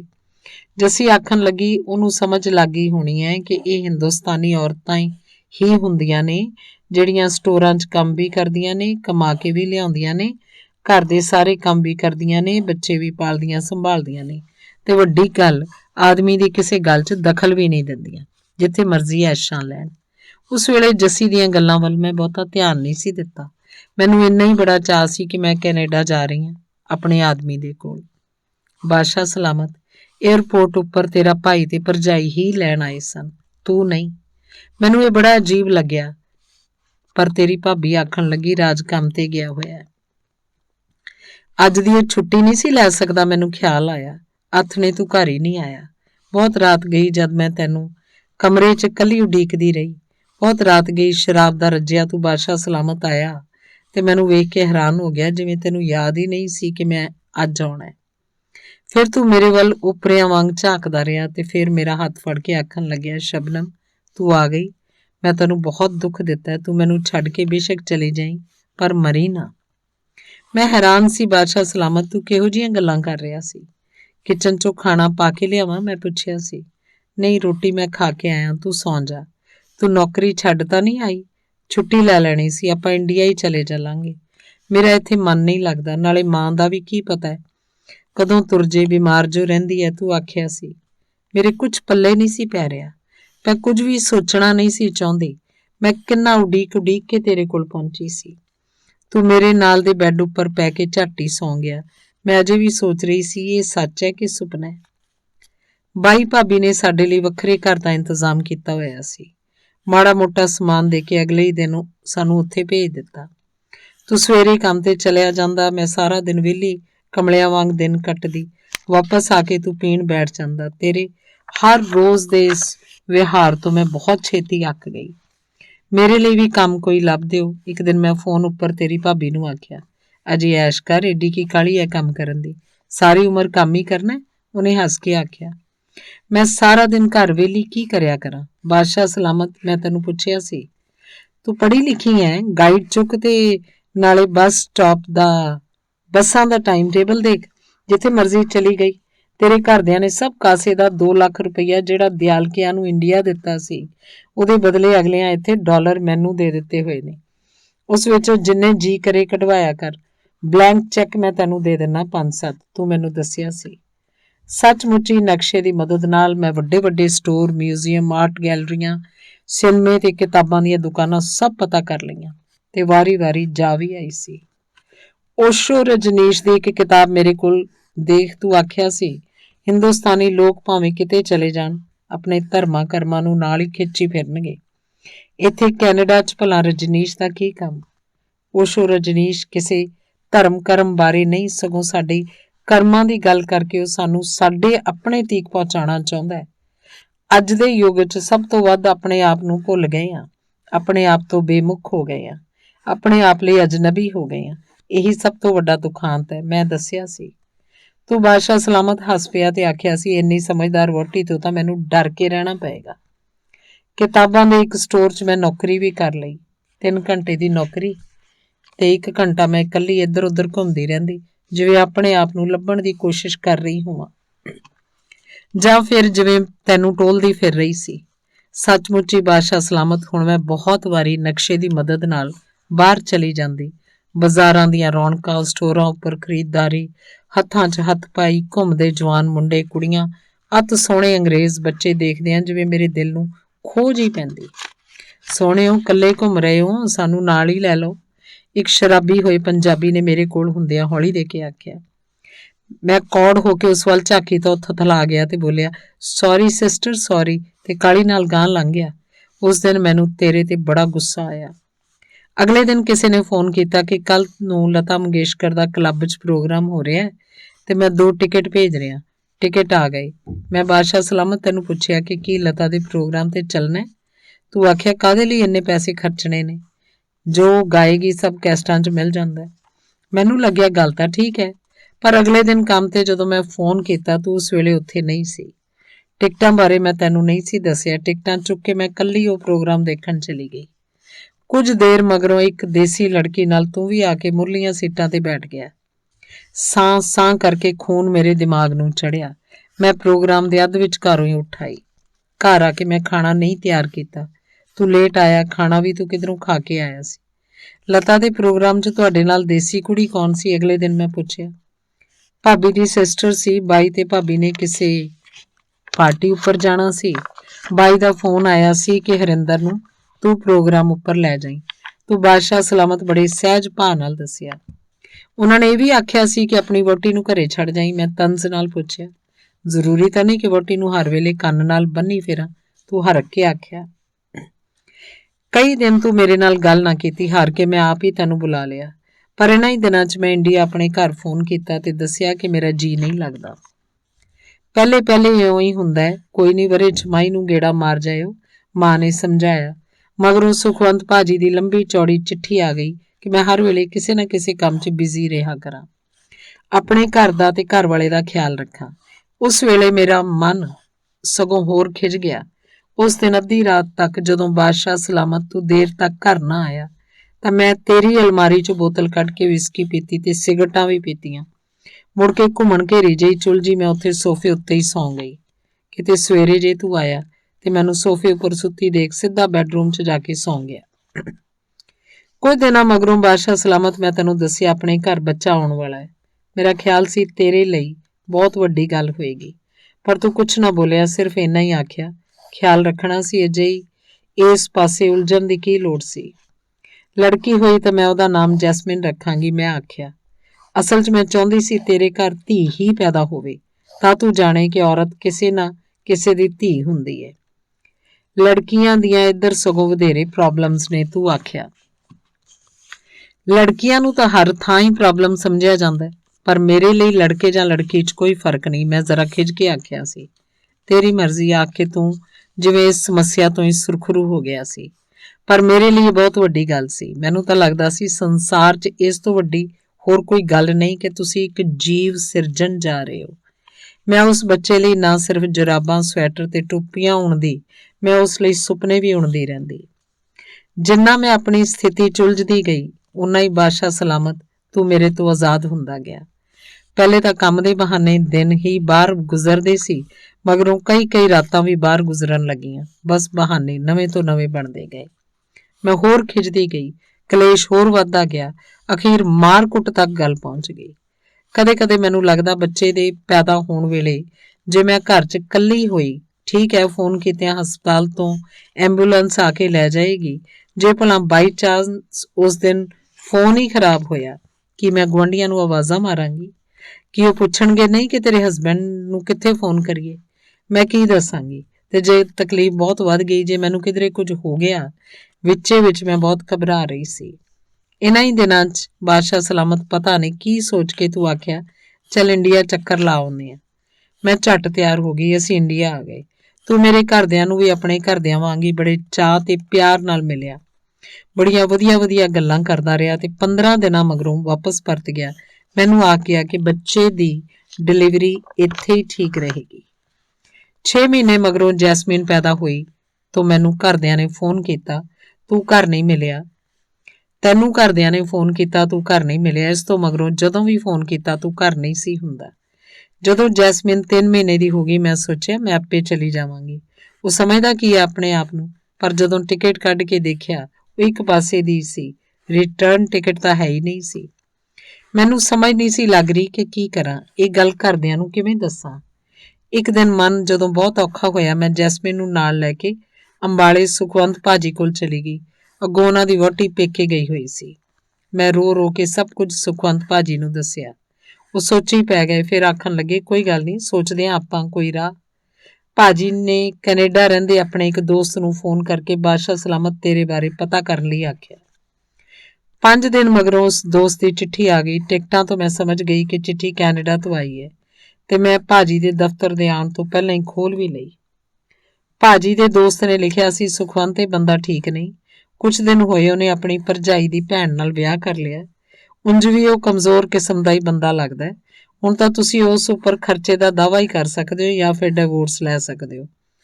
ਹੋਰ ਮੇਰੇ ਜੋਗਾ ਕੋਈ ਕੰਮ ਹੋਵੇ ਤਾਂ ਲਿਖੀ। ਸ਼ਬਨਮ ਨੂੰ ਆਖੀ ਬਹੁਤਾ ਮਨ ਨੂੰ ਨਾ ਲਾਵੇ, ਇੱਧਰ ਸਭ ਕੁਝ ਇਉਂ ਹੀ ਚੱਲਦਾ ਹੈ। ਚਿੱਠੀ ਪੜ੍ਹ ਕੇ ਬਾਦਸ਼ਾਹ ਸਲਾਮਤ ਜਿਵੇਂ 100 ਘੜਾ ਪਾਣੀ ਦਾ ਮੇਰੇ ਸਿਰ 'ਚ ਪੈ ਗਿਆ। ਬੜੀ ਨਮੋਸ਼ੀ ਮਹਿਸੂਸ ਹੋਈ। ਉਹ ਵੀ ਲੱਗਿਆ ਜੇ ਮੇਰੀ ਉਹਨੂੰ ਲੋੜ ਨਹੀਂ ਤਾਂ ਜਿੱਥੇ ਮਰਜ਼ੀ ਧੱਕੇ ਖਾਵੇ। ਜੈਸਮੀਨ ਨੂੰ ਬੁੱਕਲ 'ਚ ਲੈ ਕੇ ਉਸ ਦਿਨ ਮੈਂ ਬਹੁਤ ਰੋਈ। ਆਥਣ ਤੀਕ ਮੈਨੂੰ ਬੁਖਾਰ ਚੜ੍ਹ ਗਿਆ। ਬੁਖਾਰ ਅਗਲੇ ਦਿਨ ਵੀ ਨਾ ਉਤਰਿਆ ਤੇ ਉਸ ਤੋਂ ਅਗਲੇ ਦਿਨ ਵੀ ਨਾ। ਇਸ ਹਾਲਤ 'ਚ ਸੁਖਵੰਤ ਭਾਜੀ ਨੇ ਮੈਨੂੰ ਪਿੰਡ ਨੂੰ ਨਾ ਮੁੜਨ ਦਿੱਤਾ। ਕੁਝ ਦਿਨਾਂ ਮਗਰੋਂ ਜੱਸੀ ਉਹਨਾਂ ਦੀ ਵਹੁਟੀ ਆ ਗਈ। ਮੈਨੂੰ ਦੇਖਦਿਆਂ ਹੀ ਜਿਵੇਂ ਬੁੱਝ ਗਈ। ਮੈਂ ਹੈਰਾਨ ਆ ਬਾਦਸ਼ਾਹ ਸਲਾਮਤ ਕਿ ਲੋਕ ਕਿੱਡੀ ਛੇਤੀ ਤੁਹਾਡੇ ਬਾਰੇ ਕਿੱਡਾ ਨੀਵਾਂ ਸੋਚ ਲੈਂਦੇ ਨੇ। ਦੂਸਰੇ ਕਮਰੇ 'ਚ ਜਾ ਕੇ ਉਹਨੇ ਸੁਖਵੰਤ ਭਾਜੀ ਨੂੰ ਪਤਾ ਨਹੀਂ ਕੀ ਆਖਿਆ ਕਿ ਉਹਨਾਂ ਨੇ ਸ਼ਾਇਦ ਉਹਦੇ ਥੱਪੜ ਮਾਰ ਦਿੱਤਾ ਤੇ ਉੱਚੀ ਰੋਣ ਵੀ ਲੱਗ ਪਈ ਤੇ ਅਬਾ ਤਬਾ ਬੋਲਣ ਵੀ ਲੱਗ ਪਈ। ਅਸੀਂ ਭਾਜੀ ਫਿਰ ਜਾਂਦੇ ਆ, ਮੈਂ ਨਹੀਂ ਚਾਹੁੰਦੀ ਤੁਹਾਡੇ ਘਰ ਕਲੇਸ਼ ਪਵੇ। ਮੈਂ ਜੈਸਮੀਨ ਦੇ ਕੱਪੜੇ ਇਕੱਠੇ ਕਰਦਿਆਂ ਆਖਿਆ। ਭਾਜੀ ਕੁਛ ਨਹੀਂ ਬੋਲੇ। ਮੈਨੂੰ ਬੱਸ ਸਟੈਂਡ ਤੇ ਬੱਸ ਚੜਾ ਗਏ। ਤੁਰਨ ਲੱਗਿਆ ਮੈਂ ਉਹਨਾਂ ਨੂੰ ਆਖਿਆ, ਭਾਜੀ ਮੇਰੀ ਕਸਮ ਭਾਬੀ ਨੂੰ ਮਨਾ ਲੈਣਾ। ਉਹ ਕੁਛ ਨਹੀਂ ਬੋਲੇ। ਮੈਂ ਬਹੁਤ ਪਰੇਸ਼ਾਨ ਹੋ ਕੇ ਬਿਮਾਰੀ ਦੀ ਹਾਲਤ ਵਿੱਚ ਪਿੰਡ ਆ ਗਈ। ਮੈਂ ਵਾਪਸ ਆ ਕੇ ਤੁਹਾਡੇ ਘਰਦਿਆਂ ਕੋਲ ਤੁਹਾਡੇ ਪਿੰਡ ਗਈ। ਪਤਾ ਨਹੀਂ ਕੀ ਬੁਰਾ ਭਲਾ ਮੇਰੇ ਕੋਲੋਂ ਆਖਿਆ ਗਿਆ। ਮੈਨੂੰ ਨਹੀਂ ਸੀ ਪਤਾ ਬਾਦਸ਼ਾਹ ਸਲਾਮਤ ਤੂੰ ਇੰਡੀਆ ਆਇਆ ਹੋਇਆ ਸੀ ਤੇ ਉਸ ਵੇਲੇ ਉੱਪਰ ਚੁਬਾਰੇ 'ਚ ਬੈਠਾ ਸਭ ਕੁਝ ਸੁਣ ਰਿਹਾ ਸੀ। ਤੂੰ ਹੇਠਾਂ ਆ ਕੇ ਆਖਿਆ, ਮੇਰੀ ਬੇਟੀ ਮੈਨੂੰ ਦੇ ਜਾ, ਮੇਰੇ ਘਰ ਦੇ ਇਹਨੂੰ ਪਾਲ ਲੈਣਗੇ, ਤੇਰੇ ਵਰਗੀ ਔਰਤ ਨਾਲ ਮੈਂ ਨਹੀਂ ਰਹਿ ਸਕਦਾ। ਮੈਂ ਜਿਵੇਂ ਸੁੰਨੀ ਹੋ ਗਈ। ਮੈਂ ਜੈਸਮੀਨ ਨੂੰ ਤੈਨੂੰ ਕਿਵੇਂ ਦੇ ਸਕਦੀ ਸੀ। ਉਨੀ ਪੈਰੀ ਮੈਂ ਟੈਕਸੀ 'ਚ ਮੁੜ ਆਈ। ਮੈਨੂੰ ਡਰ ਲੱਗਿਆ ਕਿਤੇ ਤੂੰ ਜੈਸਮੀਨ ਨੂੰ ਮੇਰੇ ਕੋਲੋਂ ਖੋਈ ਨਾ ਲਵੇ। ਤੂੰ ਤੇ ਬਾਦਸ਼ਾਹ ਸਲਾਮਤ ਕੁਝ ਦਿਨਾਂ ਮਗਰੋਂ ਕੈਨੇਡਾ ਨੂੰ ਮੁੜ ਗਿਆ, ਪਰ ਮੈਂ ਬਹੁਤ ਡਰ ਗਈ ਸੀ। ਗਰਮੀ ਦੇ ਮੌਸਮ ਵਿੱਚ ਵੀ ਮੈਂ ਕਮਰੇ ਦੇ ਸਾਰੇ ਦਰਵਾਜ਼ੇ ਬੰਦ ਕਰਕੇ ਅੰਦਰ ਪੱਖਾ ਲਾ ਕੇ ਜੈਸਮੀਨ ਦੇ ਨਾਲ ਸੌਂਦੀ। ਬਾਂਦਰੀ ਦੇ ਬੱਚੇ ਵਾਂਗ ਬਿੰਦ ਲਈ ਵੀ ਮੈਂ ਉਹਦਾ ਵਸਾਹ ਨਾ ਕਰਦੀ। ਇੱਕ ਪਾਸੇ ਤਾਂ ਮੈਂ ਬਹੁਤ ਡਰ ਗਈ ਸੀ, ਦੂਜੇ ਪਾਸੇ ਮਨ ਹੀ ਮਨ ਜਿਵੇਂ ਮੈਂ ਤੈਨੂੰ ਉਡੀਕਦੀ ਰਹਿੰਦੀ। ਲੱਗਦਾ ਤੂੰ ਆਪਣੀ ਧੀ ਦੀ ਖਾਤਰ ਹੀ ਪਰਤੇਂਗਾ, ਮੇਰੇ ਨਾਲ ਸੁਲਹ ਦੀ ਗੱਲ ਕਰੇਂਗਾ, ਮਨਾ ਮਨੂ ਕੇ ਮੈਨੂੰ ਨਾਲ ਲੈ ਜਾਏਂਗਾ। ਸੁਖਵੰਤ ਭਾਜੀ ਦੇ ਦੋਸਤ ਦੀ ਚਿੱਠੀ ਵਾਲੀ ਗੱਲ ਹੌਲੀ ਮੈਨੂੰ ਜਿਵੇਂ ਝੂਠ ਹੀ ਲੱਗਣ ਲੱਗ ਪਈ ਸੀ। 2 ਸਾਲ ਲੰਘ ਗਏ। ਸਭ ਕੁਝ ਹੀ ਇੱਕ ਸੁਪਨੇ ਦੀ ਨਿਆਈ ਲੱਗਣ ਲੱਗ ਪਿਆ। ਬੜਾ ਮਨ ਕਰਦਾ ਤੂੰ ਇੱਕ ਵਾਰੀ ਆ ਵੀ ਜਾਵੇਂ, ਆਪਣੀ ਜੈਸਮੀਨ ਨੂੰ ਦੇਖੇਂ, ਪਰ ਤੇਰੇ ਲਈ ਨਾ ਮੈਂ ਕੋਈ ਮਾਇਨੇ ਰੱਖਦੀ ਸੀ ਤੇ ਨਾ ਹੀ ਜੈਸਮੀਨ। ਪਤਾ ਲੱਗਿਆ ਬਾਦਸ਼ਾਹ ਸਲਾਮਤ ਤੇਰਾ ਐਕਸੀਡੈਂਟ ਹੋ ਗਿਆ ਸੀ ਤੇ ਮਸਾਂ ਜਾਨ ਬਚੀ ਏ, ਪਰ ਸਾਨੂੰ ਤਾਂ ਕਿਸੇ ਨੇ ਪਤਾ ਵੀ ਨਹੀਂ ਸੀ ਕੀਤਾ। ਉਸ ਦਿਨ ਮੈਂ ਬਹੁਤ ਰੋਈ। ਮੈਨੂੰ ਰੋਂਦੀ ਨੂੰ ਦੇਖ ਕੇ ਜੈਸਮੀਨ ਵੀ ਰੋਣ ਲੱਗ ਪਈ ਸੀ। ਉਸ ਦਿਨ ਬੜਾ ਮਨ ਕੀਤਾ ਤੈਨੂੰ ਫੋਨ ਕਰਾਂ। ਸਭ ਤੋਂ ਚੋਰੀਓਂ ਮੈਂ ਫੋਨ ਕੀਤਾ, ਪਰ ਅੱਗੋਂ ਪਤਾ ਨਹੀਂ ਕਿਹਨੇ ਆਖਿਆ ਤੂੰ ਹੁਣ ਇਸ ਘਰ 'ਚ ਨਹੀਂ ਸੀ ਰਹਿੰਦਾ। ਕਿੱਥੇ ਰਹਿੰਦਾ ਸੀ ਉਹਨਾਂ ਨੂੰ ਕੋਈ ਪਤਾ ਨਹੀਂ ਸੀ। ਸੋ ਤੇਰੀ ਕੰਮ ਵਾਲੀ ਥਾਂ ਤੇ ਫੋਨ ਕੀਤਾ, ਪਤਾ ਲੱਗਿਆ ਤੂੰ ਹਸਪਤਾਲ 'ਚ ਹੈ। ਉਂਝ ਖਤਰੇ ਵਾਲੀ ਕੋਈ ਗੱਲ ਨਹੀਂ, ਸਭ ਟੈਸਟ ਹੋ ਗਏ ਨੇ। ਉਸ ਦਿਨ ਨਿੱਕੀ ਜੀ ਜੈਸਮੀਨ ਨੂੰ ਮੈਂ ਦੱਸਿਆ, ਜੈਸਮੀਨ ਤੇਰੇ ਪਾਪਾ ਦਾ ਐਕਸੀਡੈਂਟ ਹੋ ਗਿਆ ਸੀ, ਉਹ ਬਚ ਗਏ ਨੇ, ਠੀਕ ਹੋ ਕੇ ਉਹ ਸਾਨੂੰ ਮਿਲਣ ਆਉਣਗੇ। ਜੈਸਮੀਨ ਨੂੰ ਨਾ ਕੋਈ ਗੱਲ ਸਮਝ ਆਈ ਸੀ ਤੇ ਨਾ ਹੀ ਕੋਈ ਗੱਲ ਸਮਝ ਲੱਗੀ। ਅਸਲ 'ਚ ਜੈਸਮੀਨ ਨੂੰ ਤਾਂ ਮੈਂ ਆਖ ਹੀ ਨਹੀਂ ਸੀ ਰਹੀ। ਮੈਂ ਤਾਂ ਆਪਣੇ ਆਪ ਨਾਲ ਗੱਲ ਕਰ ਰਹੀ ਸੀ। ਮੈਂ ਬਾਦਸ਼ਾਹ ਸਲਾਮਤ ਤੇਰਾ ਪਤਾ ਕਰਨ ਲਈ ਤੇਰੇ ਪਿੰਡ ਗਈ। ਤੇਰੀ ਮਾਂ ਨੇ ਦੱਸਿਆ ਤੂੰ ਹੋਰ ਸ਼ਾਦੀ ਕਰ ਲਈ ਹੋਈ ਸੀ। ਕਿਹਦੇ ਨਾਲ? ਮੈਂ ਪੁੱਛਿਆ। ਪਤਾ ਨਹੀਂ, ਆਖ ਕੇ ਉਹ ਮੇਰੀ ਗੱਲ ਟਾਲ ਗਈ। ਵਾਪਸ ਆ ਕੇ ਮੈਂ ਡਿਵੋਰਸ ਲਈ ਅਰਜ਼ੀ ਪਾ ਦਿੱਤੀ। ਸ਼ਾਇਦ ਅਜੇ ਵੀ ਕਿਧਰੇ ਆਸ ਸੀ ਕਿ ਤੂੰ ਇਹ ਨਹੀਂ ਹੋਣ ਦੇਂਗਾ, ਪਰ ਤੈਂ ਤਾਂ ਮੁਕੱਦਮਾ ਲੜਿਆ ਹੀ ਨਹੀਂ ਸੀ ਤੇ ਫੈਸਲਾ ਇੱਕ ਤਰਫਾ ਹੋ ਗਿਆ। ਮੈਨੂੰ ਤਲਾਕ ਮਿਲ ਗਿਆ। ਇਹ ਤਾਂ ਸ਼ਾਇਦ ਮੈਂ ਚਾਹਿਆ ਹੀ ਨਹੀਂ ਸੀ। ਅਜੇ ਸਾਰੀਆਂ ਗੱਲਾਂ ਬਾਦਸ਼ਾਹ ਸਲਾਮਤ ਮੈਂ ਤੇਰੇ ਨਾਲ ਕਿਉਂ ਕਰ ਰਹੀ ਹਾਂ? ਮੈਂ ਤਾਂ ਤੈਨੂੰ ਸਿਰਫ ਇਹ ਦੱਸਣਾ ਚਾਹੁੰਦੀ ਸੀ ਕਿ ਤੇਰੀ ਜੈਸਮਿਨ, ਸਾਡੀ ਜੈਸਮਿਨ ਮਰ ਗਈ ਹੈ।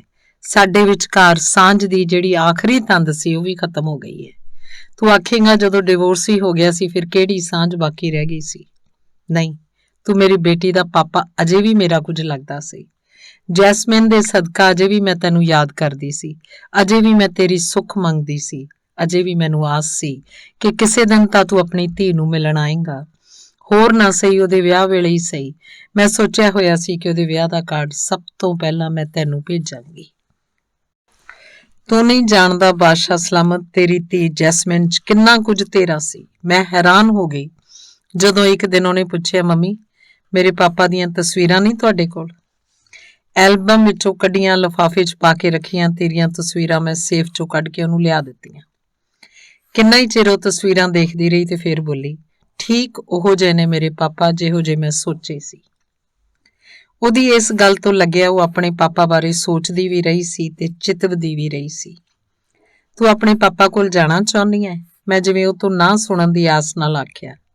ਮੇਰਾ ਖਿਆਲ ਸੀ ਇਹਦਾ ਇੰਨਾ ਕਰਦੀ ਹਾਂ ਤੇ ਪਾਪਾ ਦਾ ਇਹਨੇ ਚੰਗੀ ਤਰ੍ਹਾਂ ਦੇਖਿਆ ਵੀ ਨਹੀਂ, ਪਰ ਮੇਰੀ ਹੈਰਾਨੀ ਦੀ ਹੱਦ ਨਾ ਰਹੀ ਜਦੋਂ ਉਸ ਆਖਿਆ, ਹਾਂ ਮੈਂ ਆਪਣੇ ਪਾਪਾ ਕੋਲ ਜਾਣਾ ਚਾਹੁੰਦੀ ਹਾਂ। ਜਸਪਾਲ ਹੋਰੀ ਤੈਨੂੰ ਇੰਨਾ ਪਿਆਰ ਕਰਦੇ ਨੇ, ਮੈਂ ਤੇਰਾ ਇੰਨਾ ਕਰਦੀ ਹਾਂ, ਤੂੰ ਫੇਰ ਵੀ ਸਾਨੂੰ ਛੱਡ ਕੇ ਜਾਣਾ ਚਾਹੁੰਦੀ ਹੈ? ਕੀ ਇਹ ਘਰ ਤੈਨੂੰ ਆਪਣਾ ਘਰ ਨਹੀਂ ਲੱਗਦਾ? ਮੈਂ ਉਹਨੂੰ ਉਹਦੀ ਉਮਰ ਨਾਲੋਂ ਵੀ ਵੱਡੇ ਸਵਾਲ ਕਰ ਦਿੱਤੇ ਸਨ। ਉਹਦਾ ਬਾਲ ਮਨ ਘਬਰਾ ਗਿਆ ਕਿ ਮੈਂ ਕਿਧਰੇ ਉਸ ਨਾਲ ਨਾਰਾਜ਼ ਹੀ ਨਾ ਹੋ ਜਾਵਾਂ। ਬੋਲੀ, ਨਹੀਂ ਮਾਂ, ਮੈਂ ਹਮੇਸ਼ਾ ਵਾਸਤੇ ਥੋੜਾ ਜਾਣਾ ਚਾਹੁੰਦੀ ਹਾਂ, ਮੈਂ ਤਾਂ ਬਸ ਮਿਲ ਕੇ ਆਉਣਾ ਚਾਹੁੰਦੀ ਹਾਂ। ਜਿਸ ਪਿਓ ਨੇ ਸਾਰੀ ਉਮਰ ਸਾਡੀ ਬਾਤ ਨਹੀਂ ਪੁੱਛੀ ਉਹਨੂੰ ਤੂੰ ਮਿਲਣ ਜਾਣਾ ਚਾਹੁੰਦੀ ਹੈ? ਮੈਂ ਜ਼ਰਾ ਕੁ ਤਲਖ ਹੋ ਕੇ ਆਖਿਆ। ਜੇ ਉਹ ਮੈਨੂੰ ਯਾਦ ਨਾ ਕਰਦੇ ਹੁੰਦੇ ਤਾਂ ਉਹ ਮੈਨੂੰ ਯਾਦ ਆਉਣੋਂ ਹਟ ਜਾਂਦੇ। ਜੈਸਮਿਨ ਨੇ ਜਦੋਂ ਆਖਿਆ ਤਾਂ ਮੈਂ ਹੈਰਾਨ ਹੀ ਹੋ ਗਈ। ਪਤਾ ਨਹੀਂ ਬਾਦਸ਼ਾਹ ਸਲਾਮਤ ਉਹ ਤੇਰੇ ਬਾਰੇ ਕੀ ਸੋਚਦੀ ਰਹਿੰਦੀ ਸੀ। ਸ਼ਾਇਦ ਉਹ ਤੈਨੂੰ ਉਡੀਕਦੀ ਵੀ ਸੀ। ਇਸੇ ਲਈ ਉਹਦੀ ਇੱਕ ਸਹੇਲੀ ਨੇ ਮੈਨੂੰ ਦੱਸਿਆ ਸੀ ਕਿ ਟੀਚਰ ਨੇ ਜਦੋਂ ਉਹਨੂੰ ਪੁੱਛਿਆ ਕਿ ਤੂੰ ਜੈਸਮਿਨ ਬਾਜਵਾ ਹੈ ਤਾਂ ਉਹਨੇ ਆਖਿਆ ਸੀ, ਨਹੀਂ ਮੈਡਮ, ਮੈਂ ਜੈਸਮਿਨ ਗਿੱਲ ਹਾਂ। ਉਦੋਂ ਉਹਦੀ ਇਸ ਗੱਲ ਨੂੰ ਮੈਂ ਬਹੁਤਾ ਸੋਚਿਆ ਨਹੀਂ ਸੀ, ਪਰ ਹੁਣ ਲੱਗਦਾ ਹੈ ਮਨ ਹੀ ਮਨ 'ਚੋਂ ਤੇਰੀ ਹੀ ਧੀ ਬਣੀ ਰਹਿਣਾ ਚਾਹੁੰਦੀ ਸੀ। ਇਸੇ ਲਈ ਉਹਨੇ ਜੈਸਮਿਨ ਗਿੱਲ ਆਖਿਆ ਸੀ। ਜਸਪਾਲ ਵੀ ਉਹਨੂੰ ਬਹੁਤ ਪਿਆਰ ਕਰਦਾ ਹੈ। ਘਰ ਆ ਕੇ ਪਹਿਲੀ ਗੱਲ ਉਹ ਇਹੀ ਪੁੱਛੂ, ਜੈਸਮਿਨ ਕਿੱਥੇ ਹੈ? ਉਹਦੀ ਪੜ੍ਹਾਈ ਬਾਰੇ, ਉਹਦੀ ਸਿਹਤ ਬਾਰੇ, ਉਹਦੀਆਂ ਨਿੱਕੀਆਂ ਥੋੜਾਂ ਬਾਰੇ ਉਹ ਹਮੇਸ਼ਾ ਖਿਆਲ ਰੱਖਦਾ ਸੀ। ਸਗੋਂ ਉਹ ਤਾਂ ਗਿਲਾ ਕਰਦਾ ਸੀ ਕਿ ਜੈਸਮਿਨ ਜਦੋਂ ਮੈਂ ਘਰ ਹੋਵਾਂ ਜਿਵੇਂ ਇੱਧਰ ਉੱਧਰ ਟਲਦੀ ਰਹਿੰਦੀ ਹੈ। ਕਦੇ ਹੋਮਵਰਕ ਕਰਨ ਲੱਗ ਜਾਊ, ਕਦੇ ਆਪਣੀ ਸਹੇਲੀ ਪ੍ਰੀਤੀ ਦੇ ਘਰ ਚਲੀ ਜਾਊ। ਉਹ ਸਿਰਫ ਪ੍ਰੀਤੀ ਦੇ ਘਰ ਹੀ ਜਾਂਦੀ ਸੀ ਕਿਉਂਕਿ ਪ੍ਰੀਤੀ ਦੇ ਫਾਦਰ ਦੀ ਡੈਥ ਹੋਣ ਪਿੱਛੋਂ ਪ੍ਰੀਤੀ ਨਾਲ ਉਹਨੂੰ ਜਿਵੇਂ ਅੰਤਾਂ ਦੀ ਹਮਦਰਦੀ ਹੋ ਗਈ ਸੀ। ਪ੍ਰੀਤੀ ਦੇ ਦੋਵੇਂ ਭਰਾ ਪ੍ਰੀਤੀ ਨਾਲੋਂ ਛੋਟੇ ਸਨ। ਵਿਚਾਰੀ ਮਾਂ ਮਸਾਂ ਨੌਕਰੀ ਨਾਲ ਗੁਜ਼ਾਰਾ ਕਰਦੀ ਸੀ। ਬਾਦਸ਼ਾਹ ਸਲਾਮਤ, ਬੜੀ ਅਜੀਬ ਗੱਲ ਹੈ ਕਿ ਜਾਗਦੀ ਮੈਂ ਤੇਰੇ ਬਾਰੇ ਭਾਵੇਂ ਸੋਚਾਂ ਨਾ, ਪਰ ਸੁਪਨੇ ਮੈਨੂੰ ਹਮੇਸ਼ਾ ਤੇਰੇ ਹੀ ਆਉਂਦੇ ਨੇ, ਤੇਰੇ ਹੀ ਘਰ ਦੇ, ਤੇਰੇ ਹੀ ਘਰਦਿਆਂ ਦੇ। ਇੱਕ ਦਿਨ ਸੁਪਨਾ ਆਇਆ ਜਿਵੇਂ ਬੇਜੀ, ਮੇਰਾ ਮਤਲਬ ਤੇਰੀ ਮਾਂ ਜੀ, ਮੈਨੂੰ ਆਵਾਜ਼ਾਂ ਮਾਰ ਰਹੇ ਨੇ ਤੇ ਆਖ ਰਹੇ ਨੇ, ਕੁੜੇ ਸ਼ਬਨਮ, ਮੈਂ ਤਿਹਾਈ ਮਰ ਗਈ, ਪਾਣੀ ਤਾਂ ਦੇ ਜਾ। ਘਬਰਾ ਕੇ ਮੈਨੂੰ ਜਾਗ ਆ ਗਈ। ਨਾ ਉਹ ਸਮਾਂ ਸੀ, ਨਾ ਉਹ ਘਰ ਸੀ, ਨਾ ਕਿਧਰੇ ਬੇਜੀ ਸੀ। ਮੈਂ ਅੰਤਾਂ ਦੀ ਰੋਈ। ਕੁਝ ਦਿਨਾਂ ਮਗਰੋਂ ਕਿਸੇ ਨੇ ਤੇਰੇ ਪਿੰਡ ਦੇ ਨੇ ਦੱਸਿਆ ਬੇਜੀ ਗੁਜ਼ਰ ਗਏ ਨੇ, ਉਹਨਾਂ ਦਾ ਤਾਂ ਭੋਗ ਵੀ ਪੈ ਚੁੱਕਿਆ। ਮੈਂ ਫੇਰ ਬਹੁਤ ਰੋਈ, ਜਿਵੇਂ ਆਖਣਾ ਚਾਹੁੰਦੀ ਹੋਵਾਂ, ਬਾਦਸ਼ਾਹ ਸਲਾਮਤ ਨਾਲ ਡਿਵੋਰਸ ਹੋ ਜਾਣ ਦਾ ਇਹ ਮਤਲਬ ਤਾਂ ਨਹੀਂ ਕਿ ਤੁਸੀਂ ਬਾਕੀ ਦੇ ਹੁਣ ਮੇਰੇ ਰਿਸ਼ਤੇਦਾਰ ਨਹੀਂ ਰਹੇ। ਮੈਨੂੰ ਖਬਰ ਕਿਉਂ ਨਾ ਕੀਤੀ ਗਈ? ਮੇਰੇ ਕਰਕੇ ਨਾ ਸੀ, ਜੈਸਮਿਨ ਕਰਕੇ ਹੀ ਸੋਚ ਲੈਂਦੇ। ਜੈਸਮਿਨ ਨੂੰ ਜਦੋਂ ਪਤਾ ਲੱਗਿਆ ਬੋਲੀ, ਮੰਮਾ ਆਪਾਂ ਚੱਲੀਏ ਅਫਸੋਸ ਕਰਨ? ਨਹੀਂ, ਉਹਨਾਂ ਨੇ ਤਾਂ ਸਾਨੂੰ ਖਬਰ ਵੀ ਨਹੀਂ ਕੀਤੀ। ਮੈਂ ਆਖਿਆ ਤੇ ਉਹਦਾ ਮੂੰਹ ਉੱਕਾ ਹੀ ਵਿਚਾਰਾ ਜਿਹਾ ਹੋ ਗਿਆ। ਉਹ ਆਪਣੇ ਕਮਰੇ 'ਚ ਜਾ ਕੇ ਰੋਣ ਲੱਗ ਪਈ। ਮੈਨੂੰ ਬੜਾ ਹਰਖ ਚੜਿਆ। ਮੈਂ ਉਹਨੂੰ ਡਾਂਟ ਕੇ ਆਖਿਆ, ਅਸੀਂ ਐਡੇ ਬੇਗੈਰਤ ਹਾਂ ਕਿ ਬਿਨਾਂ ਬੁਲਾਇਆ ਹੀ ਮੂੰਹ ਚੱਕ ਕੇ ਤੁਰ ਪਈਏ? ਅੱਗੇ ਗਿਆ ਉਹਨੂੰ ਜੇ ਉਹ ਆਖਣ ਵੀ ਕਾਹਤੋਂ ਆਏ ਹੋ, ਅਸੀਂ ਤਾਂ ਤੁਹਾਨੂੰ ਸੱਦਿਆ ਨਹੀਂ। ਫੇਰ ਉਹਨੇ ਕੋਈ ਉੱਤਰ ਨਾ ਦਿੱਤਾ। ਉੱਠ ਕੇ ਗੁਸਲਖਾਨੇ 'ਚ ਮੂੰਹ ਧੋਣ ਚਲੀ ਗਈ। ਉਦੋਂ ਨਹੀਂ, ਹੁਣ ਮੈਨੂੰ ਖਿਆਲ ਆਉਂਦਾ ਹੈ, ਹੋ ਸਕਦਾ ਹੈ ਸੋਚਦੀ ਹੋਵੇ ਕਿ ਖਬਰੇ ਉੱਥੇ ਮੇਰੇ ਪਾਪਾ ਵੀ ਆਏ ਹੋਣ।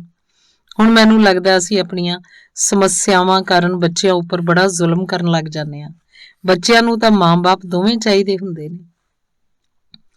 ਜਦੋਂ ਜ਼ਰਾ ਵੱਡੀ ਹੋਈ ਨੂੰ ਮੈਂ ਸਮਝਾਇਆ ਕਿ ਤੇਰੇ ਪਾਪਾ ਨੇ ਹੋਰ ਸ਼ਾਦੀ ਕਰ ਲਈ ਹੈ ਤਾਂ ਹੁਣ ਜਸਪਾਲ ਹੀ ਤੇਰਾ ਪਾਪਾ ਹੈ, ਤਾਂ ਜਿਵੇਂ ਪਵਿੱਤਰ ਗਈ। ਰਿਸ਼ਤਿਆਂ ਦਾ ਇਉਂ ਉਲਟ-ਪੁਲਟ ਹੋ ਜਾਣਾ ਉਸ ਨਿੱਕੀ ਜਿਹੀ ਜਾਨ ਦੀ ਸਮਝ 'ਚ ਨਹੀਂ ਸੀ ਆ ਰਿਹਾ। ਪਤਾ ਨਹੀਂ ਕਿਵੇਂ ਉਹਦੇ ਨਿਆਣੇ ਮਨ ਨੇ ਆਪ ਹੀ ਸੋਚ ਲਿਆ ਸੀ ਕਿ ਜਿਵੇਂ ਅਰਜਨ ਦੀ ਮਾਂ ਮਰ ਗਈ ਹੈ, ਉਹ ਮੇਰੀ ਮੰਮੀ ਨੂੰ ਮੰਮੀ ਆਖਦਾ ਹੈ, ਉਸੇ ਤਰ੍ਹਾਂ ਮੈਂ ਅਰਜਨ ਦੇ ਪਾਪਾ ਨੂੰ ਪਾਪਾ ਆਖਦੀ ਹਾਂ। ਜੈਸਮਿਨ ਤਾਂ ਬਹੁਤ ਰੋਈ ਸੀ। ਮੈਨੂੰ ਆਪ ਨੂੰ ਕਈ ਵਾਰੀ ਇਸ ਸਭ ਕਾਸੇ ਦੀ ਸਮਝ ਲੱਗਣੋਂ ਹਟ ਜਾਂਦੀ ਸੀ। ਲੱਗਦਾ ਜਿਵੇਂ ਕੁਝ ਵਾਪਰਿਆ ਹੀ ਨਹੀਂ ਸੀ। ਬਾਦਸ਼ਾਹ ਸਲਾਮਤ ਅਚਾਨਕ ਕਿਸੇ ਦਿਨ ਆਏਗਾ ਤੇ ਆਖੇਗਾ, ਮੈਂ ਤੁਹਾਨੂੰ ਦੋਵਾਂ ਨੂੰ ਲੈਣ ਆਇਆ। ਪਹਿਲੇ ਉਸ ਨਾਲ ਮੈਂ ਬਹੁਤ ਜ਼ਿਆਦਾ ਲੜਾਂਗੀ, ਫਿਰ ਬਹੁਤ ਜ਼ਿਆਦਾ ਰੋਵਾਂਗੀ, ਅਖੀਰ ਅਸੀਂ ਆਪਣੇ ਘਰ ਚਲੇ ਜਾਵਾਂਗੇ। ਜੈਸਮਿਨ ਆਪਣੇ ਪਾਪਾ ਦੀ ਗੋਦੀ 'ਚ ਬੈਠੀ ਟੈਲੀਵਿਜ਼ਨ ਦੇਖ ਰਹੀ ਤੇ ਮੈਂ ਖਾਣਾ ਤਿਆਰ ਕਰ ਰਹੀ, ਆਪਣੇ ਆਪ ਨੂੰ ਦੇਖਦੀ। ਪਰ ਇਹ ਸੱਚ ਨਹੀਂ। ਬਾਦਸ਼ਾਹ ਸਲਾਮਤ ਹੁਣ ਤੱਕ ਬਹੁਤ ਦੂਰ ਜਾ ਚੁੱਕਿਆ ਸੀ, ਏਡੀ ਦੂਰ ਕਿ ਸਾਡੀਆਂ ਸੋਚਾਂ ਵੀ ਉਸ ਤੱਕ ਜਾਂਦੀਆਂ ਜਾਂਦੀਆਂ ਹੰਭ ਜਾਂਦੀਆਂ ਸਨ। ਕਈ ਵਾਰੀ ਮੈਂ ਆਪਣੇ ਆਪ ਨੂੰ ਕੋਸਦੀ ਕਿ ਫਿਰ ਕੀ ਹੋ ਗਿਆ। ਆਦਮੀਆਂ ਦਾ ਤਾਂ ਸੰਸਾਰ ਹੀ ਵੱਖਰੀ ਤਰ੍ਹਾਂ ਦਾ ਹੁੰਦਾ ਹੈ। ਜੇ ਹੋਰ ਔਰਤਾਂ ਕੋਲ ਜਾਂਦਾ ਸੀ ਤਾਂ ਮੈਂ ਐਡੀ ਔਖੀ ਕਿਉਂ ਹੋ ਗਈ ਸੀ? ਆਖਰ ਉਹ ਆਦਮੀ ਤਾਂ ਮੇਰਾ ਹੀ ਰਹਿਣਾ ਸੀ। ਹੁਣ ਮੇਰਾ ਦੁੱਖ, ਮੇਰਾ ਅਫਸੋਸ, ਮੇਰਾ ਹਰਖ ਸਭ ਕੁਝ ਹੀ ਜੈਸਮੀਨ ਨੂੰ ਝੱਲਣਾ ਪੈ ਰਿਹਾ ਸੀ। ਵਿਚਾਰੀ ਜੈਸਮੀਨ ਮੈਨੂੰ ਖਿਜੀ ਦੇਖਦੀ, ਉਹ ਦੂਰ ਦੂਰ ਟਲਦੀ ਰਹਿੰਦੀ। ਮੈਂ ਕਦੇ ਕਿਸੇ ਗੱਲ ਤੇ ਰੋ ਪੈਂਦੀ, ਉਹ ਆ ਕੇ ਗੱਲ ਨੂੰ ਚੰਬੜ ਜਾਂਦੀ। ਕਿਸੇ ਗੱਲ ਦੀ ਜ਼ਿੱਦ ਨਾ ਕਰਦੀ, ਉਹ ਜਿਵੇਂ ਬਹੁਤ ਛੇਤੀ ਵੱਡੀ ਹੋ ਰਹੀ ਸੀ। ਬੱਚਿਆਂ ਵਾਲੀਆਂ ਤਾਂ ਉਹ ਜਿਵੇਂ ਗੱਲਾਂ ਹੀ ਭੁੱਲ ਗਈ ਸੀ। ਮੈਂ ਪੜ੍ਹਾ ਕੇ ਆਉਂਦੀ ਤਾਂ ਮੇਰੇ ਲਈ ਪਾਣੀ ਦਾ ਗਲਾਸ ਲੈ ਕੇ ਆਉਂਦੀ, ਚਾਹ ਪੁੱਛਦੀ। ਹੁਣ ਕਦੇ ਉਹ ਆਪਣੇ ਪਾਪਾ ਦਾ ਜ਼ਿਕਰ ਵੀ ਨਹੀਂ ਕਰਦੀ। ਬਾਪੂ ਜੀ ਪਿੰਡ ਬਿਮਾਰ ਰਹਿੰਦੇ ਸਨ, ਭਾਜੀ ਕੁਵੈਤ ਚਲੇ ਗਏ ਸਨ। ਬਸ ਇੱਕ ਸੁਖਵੰਤ ਭਾਜੀ ਸਨ ਜੋ ਵੇਲੇ ਕੁ ਵੇਲੇ ਸਾਡੇ ਦੁੱਖ ਸੁੱਖ ਦਾ ਪਤਾ ਰੱਖਦੇ। ਮੈਂ ਉਹਨਾਂ ਦੇ ਅਹਿਸਾਨਾਂ ਹੇਠ ਜਿਵੇਂ ਦਬਦੀ ਜਾਂਦੀ ਸੀ। ਤੂੰ ਸੁਖਵੰਤ ਨਾਲ ਜਿਹੋ ਜਿਹਾ ਮਰਜ਼ੀ ਰਿਸ਼ਤਾ ਬਣਾ ਲੈ, ਮੈਨੂੰ ਕੋਈ ਇਤਰਾਜ਼ ਨਹੀਂ। ਇੱਕ ਦਿਨ ਜਸਪਾਲ ਨੇ ਭਾਜੀ ਦੇ ਜਾਣ ਮਗਰੋਂ ਜਦੋਂ ਮੈਨੂੰ ਆਖਿਆ ਤਾਂ ਮੈਂ ਹੈਰਾਨ ਹੋ ਕੇ ਉਸ ਵੱਲ ਝਾਕੀ। ਮੈਨੂੰ ਸਮਝ ਨਹੀਂ ਸੀ ਲੱਗ ਰਹੀ ਕਿ ਇਹ ਆਦਮੀ ਮੈਨੂੰ ਕੀ ਆਖ ਰਿਹਾ।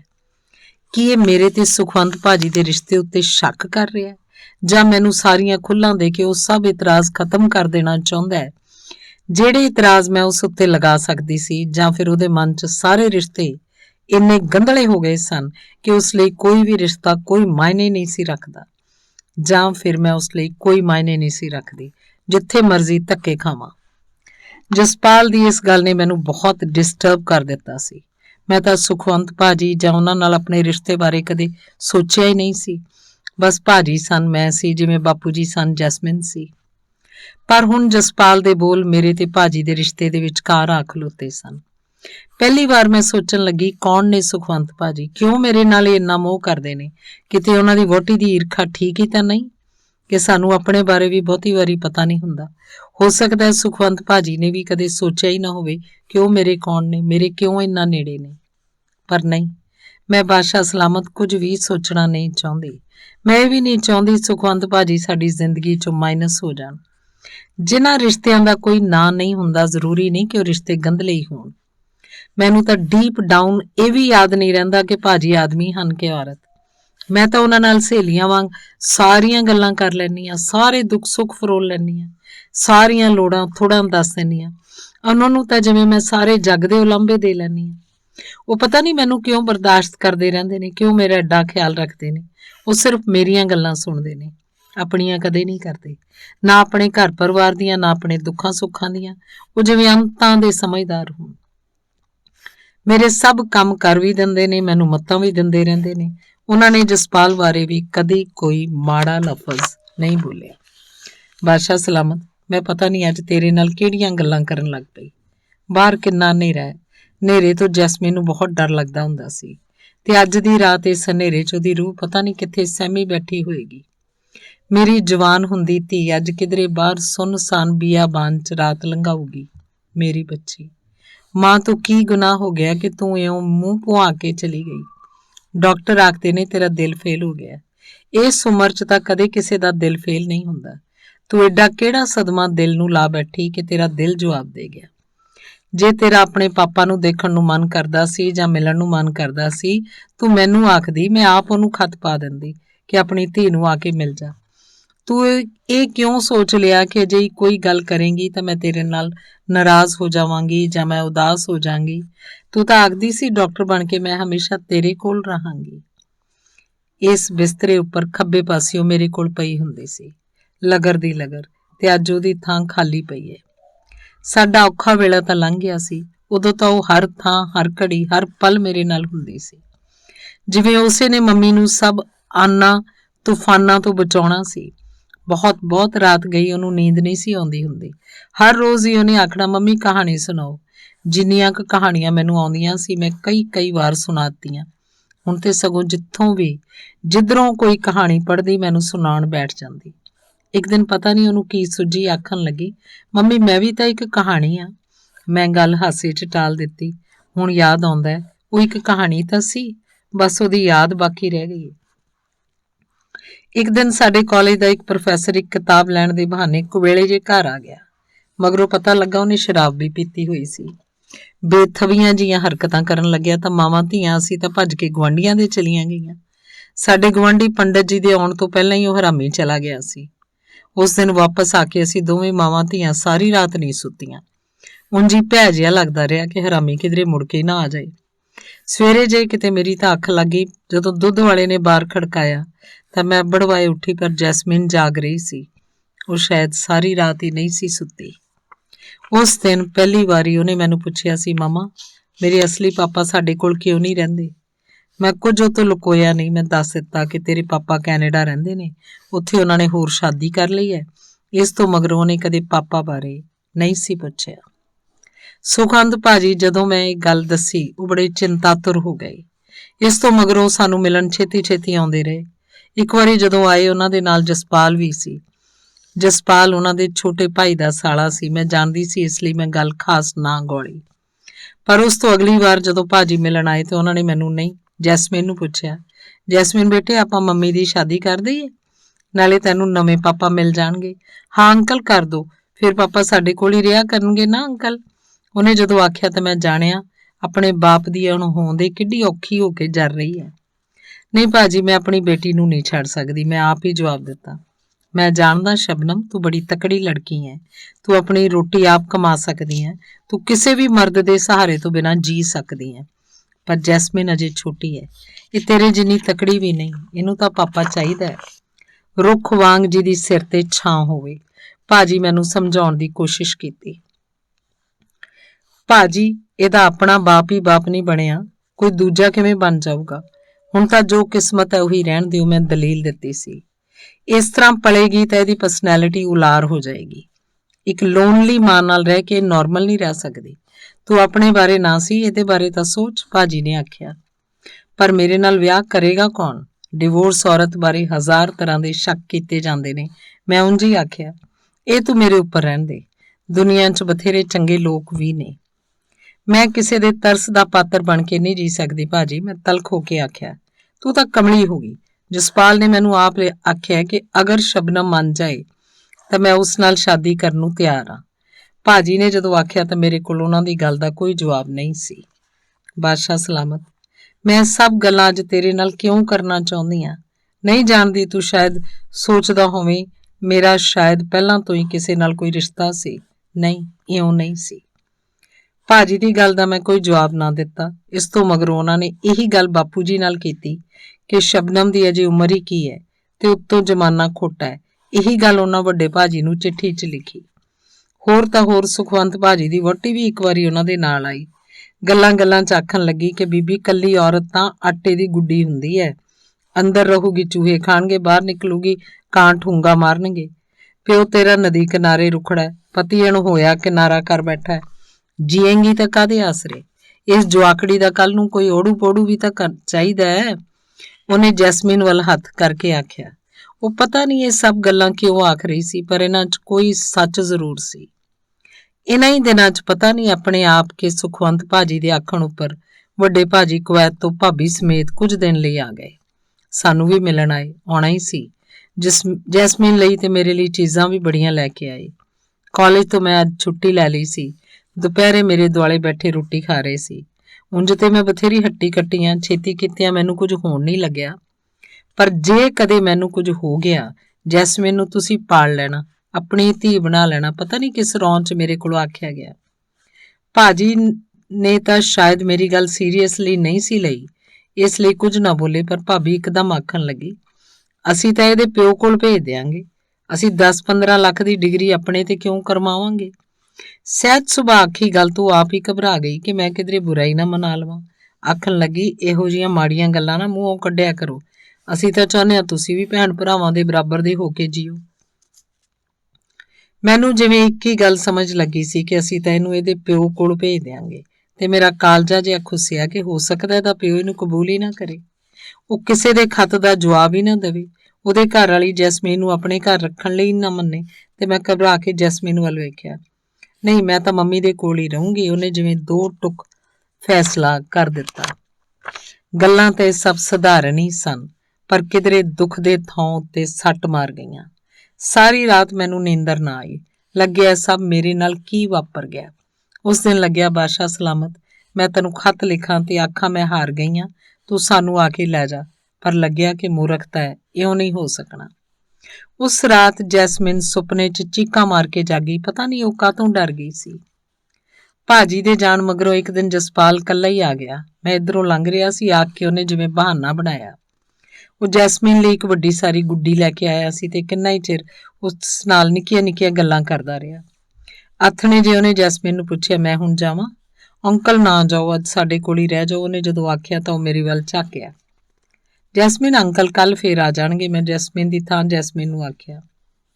ਮੇਰੀ ਬਦਲੀ ਇਸੇ ਸ਼ਹਿਰ ਦੀ ਹੋ ਗਈ ਹੈ, 2-4 ਦਿਨਾਂ ਨੂੰ ਮੈਂ ਪੱਕਾ ਹੀ ਇੱਥੇ ਆ ਜਾਣਾ। ਜਸਪਾਲ ਨੇ ਜਦੋਂ ਜੈਸਮੀਨ ਨੂੰ ਦੱਸਿਆ, ਮੈਨੂੰ ਲੱਗਿਆ ਉਹਨੇ ਜਾਣ ਕੇ ਬਦਲੀ ਇਸ ਸ਼ਹਿਰ ਹੀ ਕਰਵਾਈ ਹੈ।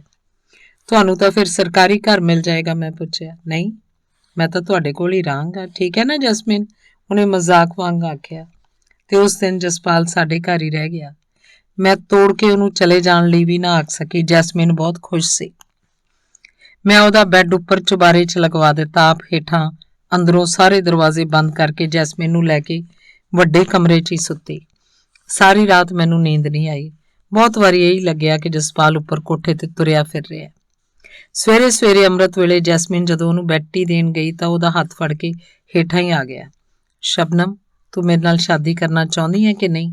ਉਹਨੇ ਸਿੱਧਾ ਹੀ ਪੁੱਛਿਆ। ਤੁਸੀਂ ਭਾਵੁਕ ਹੋ ਕੇ ਗੱਲਾਂ ਕਰ ਰਹੇ ਹੋ, ਦੁਨੀਆ ਬੜੀ ਕਠੋਰ ਹੈ। ਮੈਂ ਆਖਿਆ। ਦੁਨੀਆ ਦੇ ਮਾਰ ਗੋਲੀ, ਤੂੰ ਦੱਸ, ਤੈਨੂੰ ਆਪਣੀ ਜੈਸਮੀਨ ਲਈ ਪਾਪਾ ਚਾਹੀਦਾ ਜਾਂ ਨਹੀਂ? ਉਹਨੇ ਫਿਰ ਸਿੱਧਾ ਸਵਾਲ ਕੀਤਾ। ਚਾਹੀਦਾ ਹੈ, ਮੈਂ ਆਖਿਆ, ਤੇ ਅੰਦਰ ਜਾ ਕੇ ਰੋਣ ਲੱਗ ਪਈ। ਜਸਪਾਲ ਮੇਰੇ ਮਗਰ ਹੀ ਆ ਗਿਆ ਤੇ ਮੇਰੇ ਸਿਰ ਤੇ ਹੱਥ ਧਰ ਕੇ ਆਖਿਆ, ਸ਼ਬਨਮ, ਮੈਂ ਸਿਰਫ ਤੈਨੂੰ ਸੁਖੀ ਰੱਖਣ ਲਈ ਹੀ ਜੀਵਾਂਗਾ। ਮੈਨੂੰ ਉਸ ਤੋਂ ਵੀ ਵੱਧ ਰੋਣਾ ਆਇਆ। ਸ਼ਾਇਦ ਮਨ 'ਚ ਧੁਰ ਅੰਦਰ ਕਿਧਰੇ ਸ਼ਿਕਵਾ ਸੀ ਕਿ ਕਾਸ਼ ਇਹ ਲਫ਼ਜ਼ ਬਾਦਸ਼ਾਹ ਸਲਾਮਤ ਨੇ ਆਖੇ ਹੁੰਦੇ। 2 ਮਹੀਨੇ ਮਗਰੋਂ ਸੁਖਵੰਤ ਭਾਜੀ ਦੇ ਘਰ ਮੇਰੀ ਤੇ ਜਸਪਾਲ ਦੀ ਸ਼ਾਦੀ ਹੋ ਗਈ। ਸ਼ਾਦੀ ਤੋਂ 10 ਕੁ ਦਿਨਾਂ ਮਗਰੋਂ ਜਸਪਾਲ ਦੀ ਮਾਂ ਅਰਜੁਨ ਜਸਪਾਲ ਦੇ 2 ਸਾਲ ਦੇ ਬੇਟੇ ਨੂੰ ਵੀ ਸਾਡੇ ਕੋਲ ਹੀ ਛੱਡ ਗਈ। ਜੈਸਮੀਨ ਨੂੰ ਅਰਜੁਨ ਬਹੁਤ ਚੰਗਾ ਲੱਗਿਆ ਤੇ ਪਿਆਰਾ ਵੀ। ਇਹ ਤੇਰੀ ਮੰਮੀ ਹੈ। ਜਸਪਾਲ ਨੇ ਅਰਜੁਨ ਨੂੰ ਜਦੋਂ ਆਖਿਆ, ਉੱਠ ਕੇ ਮੇਰੇ ਗਲ ਨੂੰ ਚਿੰਬੜ ਗਿਆ। ਉਹਨੂੰ ਆਪਣੀ ਅਸਲੀ ਮੰਮੀ ਦਾ ਸ਼ਾਇਦ ਚੇਤਾ ਹੀ ਨਹੀਂ ਸੀ, ਜਿਹੜੀ ਉਹਨੂੰ ਸਾਲ ਕੁ ਦੇ ਨੂੰ ਛੱਡ ਕੇ ਐਕਸੀਡੈਂਟ ਨਾਲ ਮਰ ਗਈ ਸੀ। ਕੁਝ ਹੀ ਦਿਨਾਂ 'ਚ ਮੈਨੂੰ ਭੁੱਲ ਹੀ ਗਿਆ ਕਿ ਅਰਜੁਨ ਸਿਰਫ ਜਸਪਾਲ ਦਾ ਬੇਟਾ ਹੈ। ਉਹ ਸੱਚਮੁੱਚ ਹੀ ਮੈਨੂੰ ਆਪਣਾ ਹੀ ਬੇਟਾ ਲੱਗਣ ਲੱਗ ਪਿਆ। ਜੈਸਮੀਨ ਲਈ ਤਾਂ ਉਹ ਜਿਵੇਂ ਇੱਕ ਖਿਡੌਣਾ ਸੀ। ਸਕੂਲ ਤੋਂ ਆ ਕੇ ਸਾਰਾ ਵੇਲਾ ਉਸ ਨਾਲ ਖੇਡਦੀ ਰਹਿੰਦੀ। ਮੈਨੂੰ ਮਗਰੋਂ ਪਤਾ ਲੱਗਿਆ, ਉਹਨਾਂ ਹੀ ਦਿਨਾਂ 'ਚ ਜੈਸਮੀਨ ਨੇ ਬਹੁਤ ਖੁਸ਼ ਹੋ ਕੇ ਆਪਣੀਆਂ ਸਕੂਲ ਦੀਆਂ ਸਹੇਲੀਆਂ ਨੂੰ ਦੱਸਿਆ ਸੀ ਕਿ ਮੇਰੀ ਮੰਮੀ ਦੀ ਸ਼ਾਦੀ ਹੋ ਗਈ ਹੈ, ਮੈਨੂੰ ਨਵਾਂ ਪਾਪਾ ਮਿਲ ਗਿਆ। ਪਤਾ ਨਹੀਂ ਉਹਦੀਆਂ ਸਕੂਲ ਦੀਆਂ ਸਹੇਲੀਆਂ ਨੇ ਉਹਨੂੰ ਕੀ ਆਖਿਆ ਕਿ ਉਹਨੂੰ ਜਸਪਾਲ ਤੋਂ ਇੱਕ ਸੰਕੋਚ ਜਿਹਾ ਹੋ ਗਿਆ। ਜਦੋਂ ਵੀ ਜਸਪਾਲ ਮੇਰੇ ਕੋਲ ਬੈਠਾ ਹੁੰਦਾ, ਉਹ ਆਨੀ ਬਹਾਨੇ ਉੱਥੋਂ ਟਲ ਜਾਂਦੀ। ਕਦੇ ਗੁਸਲਖਾਨੇ 'ਚ ਜਾ ਵੜਦੀ ਨਹਾਉਣ ਦੇ ਬਹਾਨੇ, ਕਦੇ ਪਿਛਲੇ ਕਮਰੇ 'ਚ ਜਾ ਕੇ ਸਕੂਲ ਦਾ ਕੰਮ ਕਰਨ ਜਾ ਲੱਗਦੀ, ਕਦੇ ਆਪਣੇ ਕੁੱਤੇ ਦੀ ਸੰਗਲੀ ਫੜ ਕੇ ਬਾਹਰ ਸੈਰ ਕਰਵਾਉਣ ਲੈ ਜਾਂਦੀ। ਬੜੇ ਹੀ ਦਿਨਾਂ ਦੀਆਂ ਛੁੱਟੀਆਂ 'ਚ ਅਸੀਂ ਜਸਪਾਲ ਦੇ ਪਿੰਡ ਜਾਣਾ ਸੀ। ਭਾਵੇਂ ਜਸਪਾਲ ਨੇ ਆਪਣੇ ਘਰਦਿਆਂ ਤੋਂ ਕੋਈ ਗੱਲ ਨਹੀਂ ਸੀ ਛੁਪਾਈ, ਫਿਰ ਵੀ ਰੱਬ ਜੱਗ ਤਾਂ ਰੱਖਣਾ ਹੀ ਹੁੰਦਾ ਹੈ। ਪਹਿਲੀ ਵਾਰ ਅਸੀਂ ਜੈਸਮੀਨ ਨੂੰ ਕਿਵੇਂ ਨਾਲ ਲੈ ਕੇ ਜਾ ਸਕਦੇ ਸੀ? ਲੋਕਾਂ ਨੇ ਪੁੱਛਣਾ ਸੀ, ਇਹ ਲੜਕੀ ਕੌਣ ਹੈ? ਅਸੀਂ ਉਹਨੂੰ ਸੁਖਵੰਤ ਭਾਜੀ ਦੇ ਘਰ ਛੱਡ ਗਏ। ਵਾਪਸ ਆਏ ਤਾਂ ਉਹਨੂੰ ਬੜਾ ਤੇਜ਼ ਬੁਖਾਰ ਚੜਿਆ ਹੋਇਆ ਸੀ। ਭਾਜੀ ਦੀ ਵਹੁਟੀ ਜੱਸੀ ਦੱਸਦੀ ਸੀ ਬੁਖਾਰ ਦੀ ਘੁੱਕੀ 'ਚ ਉਹਨੇ 2-3 ਵਾਰੀ ਮੰਮੀ ਮੰਮੀ ਪਾਪਾ ਪਾਪਾ ਆ ਕੇ ਆਵਾਜ਼ਾਂ ਮਾਰੀਆਂ। ਜਸਪਾਲ ਬੜਾ ਖੁਸ਼ ਹੋਇਆ ਕਿ ਜੈਸਮੀਨ ਉਹਨੂੰ ਬੁਲਾ ਰਹੀ ਸੀ, ਪਰ ਹੋ ਸਕਦਾ ਇਸ ਘੜੀ ਜਦੋਂ ਉਹਨੂੰ ਲੱਗਿਆ ਉਹਦੀ ਮੰਮੀ ਕਿਸੇ ਹੋਰ ਬੰਦੇ ਨਾਲ ਪਤਾ ਨਹੀਂ ਕਿੱਥੇ ਚਲੀ ਗਈ ਹੈ, ਉਹ ਬਾਦਸ਼ਾਹ ਸਲਾਮਤ ਆਪਣੇ ਪਾਪਾ, ਮੇਰਾ ਮਤਲਬ ਹੈ ਤੈਨੂੰ ਆਵਾਜ਼ਾਂ ਮਾਰ ਰਹੀ ਹੋਵੇ। ਮਗਰੋਂ ਮੈਂ ਹਮੇਸ਼ਾ ਕੋਸ਼ਿਸ਼ ਕੀਤੀ ਕਿ ਉਹਨੂੰ ਇਕੱਲੀ ਛੱਡ ਕੇ ਕਿਧਰੇ ਨਾ ਜਾਵਾਂ। ਬਾਦਸ਼ਾਹ ਸਲਾਮਤ, ਪਤਾ ਨਹੀਂ ਇਹ ਸਭ ਗੱਲਾਂ ਮੈਂ ਤੈਨੂੰ ਕਿਉਂ ਦੱਸ ਰਹੀ ਹਾਂ। ਸ਼ਾਇਦ ਇਸ ਲਈ ਕਿ ਕਿਸੇ ਹੋਰ ਲਈ ਇਹਨਾਂ ਗੱਲਾਂ ਦਾ ਕੋਈ ਮਾਇਨਾ ਨਹੀਂ, ਕੋਈ ਅਰਥ ਨਹੀਂ, ਪਰ ਤੂੰ ਤੇ ਮੈਂ ਜਾਣਦੇ ਹਾਂ ਕਿ ਜੈਸਮਿਨ ਸਾਡਾ ਭਵਿੱਖ ਸੀ, ਜਾਂ ਆਖੋ ਭਵਿੱਖ ਨਾਲ ਸਾਡੀ ਸਾਂਝ ਸੀ। ਕੱਲ ਨੂੰ ਉਹਨੇ ਮੇਰੇ ਦੁੱਖਾਂ ਸੁੱਖਾਂ ਦੀ ਸੀਰਨ ਬਣਨਾ ਸੀ। ਸ਼ਾਇਦ ਤੇਰੇ ਘਰ ਦੇ ਪੁੰਨ ਦਾ ਆਹਰ ਬਣਦੀ। ਕਦੇ ਨਾ ਕਦੇ ਤਾਂ ਤੇਰੀਆਂ ਵੀ ਆਂਦਰਾਂ ਨੂੰ ਵਲੇਟ ਪੈਣਾ ਸੀ, ਜਦੋਂ ਉਹਨੇ ਹੌਕਾ ਲੈ ਕੇ ਆਖਣਾ ਸੀ, ਪਾਪਾ ਤੂੰ ਕਿੱਥੇ ਹੈ। ਕਿਸੇ ਹੋਰ ਦੀ ਜਵਾਨ ਹੁੰਦੀ ਧੀ ਨੂੰ ਦੇਖ ਕੇ ਉਹਨੇ ਤੇਰੀਆਂ ਅੱਖਾਂ ਮੂਹਰੇ ਆ ਖੜਨਾ ਸੀ। ਕਿਸੇ ਹੋਰ ਦੀ ਧੀ ਨਾਲ ਕੁਝ ਮਾੜਾ ਵਾਪਰਦਾ ਦੇਖ ਕੇ ਤੂੰ ਉਹਦੇ ਲਈ ਚਿੰਤਾਤੁਰ ਹੋ ਜਾਣਾ ਸੀ। ਤੇ ਇਹ ਵੀ ਹੋ ਸਕਦਾ ਹੈ ਜਦੋਂ ਪੜ੍ਹ ਲਿਖ ਕੇ ਵੱਡੀ ਹੋ ਜਾਂਦੀ ਤੇ ਉਹਦਾ ਕਾਜ ਰਚਾਇਆ ਜਾਂਦਾ, ਉਦੋਂ ਆਖਦੀ ਮੇਰੇ ਪਾਪਾ ਨੂੰ ਬੁਲਾਓ, ਆ ਕੇ ਕੰਨਿਆਦਾਨ ਕਰੇ, ਸਗੋਂ ਰੱਤਿਆਂ ਦੇ ਮੂਹਰੇ ਹੱਥ ਬੰਨ੍ਹ ਕੇ ਖੜਾ ਹੋਵੇ। ਰਾਜਾ ਬਾਬਲ ਕਿਤੇ ਨਾ ਨਿਮਿਆ, ਧੀ ਨੇ ਆਣ ਨਿਵਾਇਆ। ਉਸ ਵੇਲੇ ਤੂੰ ਉਹਨੂੰ ਨਾ ਨਹੀਂ ਸੀ ਆਖ ਸਕਣੀ। ਇਹ ਵੀ ਹੋ ਸਕਦਾ ਹੈ ਜ਼ਰਾ ਹੋਰ ਵੱਡੀ ਹੋ ਕੇ ਮੇਰੇ ਤੋਂ ਚੋਰੀਓਂ ਤੈਨੂੰ ਖਤ ਲਿਖਦੀ, ਪਤਾ ਨਹੀਂ ਕਿਵੇਂ ਉਹਨੂੰ ਤੇਰੇ ਬਾਰੇ ਸਭ ਕੁਝ ਪਤਾ ਸੀ। ਖਤ 'ਚ ਆਖਦੀ ਪਾਪਾ ਮੈਨੂੰ ਆਪਣੇ ਕੋਲ ਬੁਲਾ ਲਓ। ਬਾਦਸ਼ਾਹ ਸਲਾਮਤ, ਤੂੰ ਉਹਨੂੰ ਆਖ ਨਹੀਂ ਸੀ ਸਕਣਾ ਕਿ ਮੈਂ ਨਹੀਂ ਬੁਲਾ ਸਕਦਾ। ਮੈਨੂੰ ਪਤਾ ਸੀ ਧੀਆਂ ਨੂੰ ਪਿਓ ਦੀ ਛਾਂ ਦੀ ਕਿੰਨੀ ਲੋੜ ਹੁੰਦੀ ਹੈ। ਇਹ ਬੰਦਾ ਜਸਪਾਲ ਬਹੁਤ ਚੰਗਾ ਹੈ, ਜਿੱਥੇ ਵੀ ਕਿਧਰੇ ਜਾਂਦਾ ਹੈ ਢੇਰ ਸਾਰੀਆਂ ਚੀਜ਼ਾਂ ਜੈਸਮੀਨ ਤੇ ਅਰਜੁਨ ਲਈ ਲੈ ਕੇ ਆਉਂਦਾ ਹੈ। ਚੀਜ਼ਾਂ ਲੈ ਕੇ ਉਹ ਖੁਸ਼ ਵੀ ਹੁੰਦੀ ਹੈ, ਪਰ ਨਾਲੇ ਵੀ ਆਖਦੀ ਜ਼ਿਆਦਾ ਚੀਜ਼ਾਂ ਅਰਜੁਨ ਲਈ ਲਿਆਇਆ ਕਰੋ, ਪਤਾ ਨਹੀਂ ਕਿਉਂ ਇੱਕ ਵਿੱਥ ਉਹਨਾਂ ਦੇ ਵਿਚਕਾਰ ਬਣੀ ਰਹਿੰਦੀ ਹੈ। ਜੈਸਮੀਨ ਜਿਵੇਂ ਜਸਪਾਲ ਦੀ ਹਰ ਗੱਲ ਲਈ ਬੜੀ ਅਹਿਸਾਨਮੰਦ ਹੋਵੇ। ਬਾਦਸ਼ਾਹ ਸਲਾਮਤ, ਤੂੰ ਜੇ ਹੁਣ ਕਿਧਰੇ ਉਹਨੂੰ ਦੇਖਿਆ ਹੁੰਦਾ, ਧਰਤੀ ਦੀ ਤਾਂ ਉਹ ਜਿਵੇਂ ਸ਼ੈ ਹੀ ਨਹੀਂ ਸੀ ਲੱਗਦੀ। ਪਤਲੀ ਲੰਮੀ ਲਗਰ ਦੀ ਲਗਰ, ਸਵੱਛ ਜੇ ਮੂੰਹ ਵਾਲੀ, ਪਾਣੀ ਦੇ ਭਰੇ ਕੌਲਾਂ ਵਿੱਚ ਉਤਰੇ ਚੰਦਾਂ ਵਰਗੀਆਂ ਅੱਖਾਂ ਵਾਲੀ, ਮੂਰਲੇ 2 ਦੰਦਾਂ ਵਿਚਕਾਰ ਵਿਰਲ ਉਹਨੂੰ ਬਹੁਤ ਸੱਜਦੀ ਸੀ।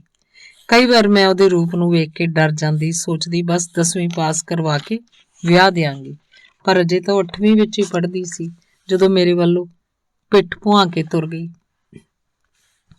ਇਹ ਬਿਮਾਰੀ, ਚੱਕਰ ਆਉਣੇ, ਦਿਲ ਫੇਲ ਹੋ ਜਾਣਾ ਤਾਂ ਜਿਸਮ ਦੀਆਂ ਗੱਲਾਂ ਨੇ। ਮੈਂ ਤਾਂ ਇਹ ਜਾਣਨਾ ਚਾਹੁੰਦੀ ਹਾਂ ਮੈਟਾਫਿਜ਼ੀਕਲ ਲੈਵਲ ਉੱਤੇ ਉਹਦੀ ਮੌਤ ਦਾ ਕੀ ਕਾਰਨ ਹੈ। ਅਫਸੋਸ ਕਰਨ ਆਏ ਲੋਕ ਆਖਦੇ ਨੇ ਮੇਰੇ ਨਾਲ ਉਹਦਾ ਇੰਨਾ ਹੀ ਲੈਣ ਦੇਣ ਦਾ ਸੰਬੰਧ ਸੀ। ਠੀਕ ਹੈ, ਮੇਰੇ ਨਾਲ ਉਹਦੇ ਇੰਨੇ ਹੀ ਲੈਣੇ ਦੇਣੇ ਦੇ ਸੰਬੰਧ ਹੋਣਗੇ। ਇਹ ਸਭ ਮੇਰੇ ਕਰਮਾਂ ਦਾ ਫਲ ਹੋਏਗਾ ਕਿ ਜਵਾਨ ਧੀ ਦੀ ਘਰੋਂ ਡੋਲੀ ਤੋਰਨ ਦੀ ਥਾਂ ਮੈਂ ਅਰਥੀ ਤੋਰੀ ਹੈ। ਪਰ ਜ਼ਿੰਦਗੀ ਨਾਲ ਉਹਦੇ ਕਿਹੋ ਜਿਹੇ ਸੰਬੰਧ ਸਨ ਕਿ 5 ਤੱਤਾਂ ਨੇ 84 ਲੱਖ ਜੂਨਾਂ ਵਿੱਚੋਂ ਦੀ ਲੰਘ ਕੇ ਇੱਕ ਜੈਸਮੀਨ ਦਾ ਰੂਪ ਧਾਰਿਆ ਤੇ ਕਿੱਡੀ ਛੇਤੀ ਉਹ 5 ਤੱਤ ਮੁੜ ਆਪਣੇ ਆਪਣੇ ਮੂਲ ਵੱਲ ਵੀ ਪਰਤ ਗਏ। ਉਹਨੂੰ ਮੌਕਾ ਵੀ ਨਹੀਂ ਦਿੱਤਾ ਕਿ ਉਹ ਕਿਸੇ ਪਾਸੇ ਜਾ ਸਕੇ। ਮੈਂ ਸਭ ਗੱਲਾਂ ਬਾਦਸ਼ਾਹ ਸਲਾਮਤ ਇਸ ਲਈ ਕਹਿ ਰਹੀ ਹਾਂ ਕਿ ਤੂੰ ਇਹਨਾਂ ਦੀ ਸਾਰ ਜਾਣ ਸਕੇਂਗਾ।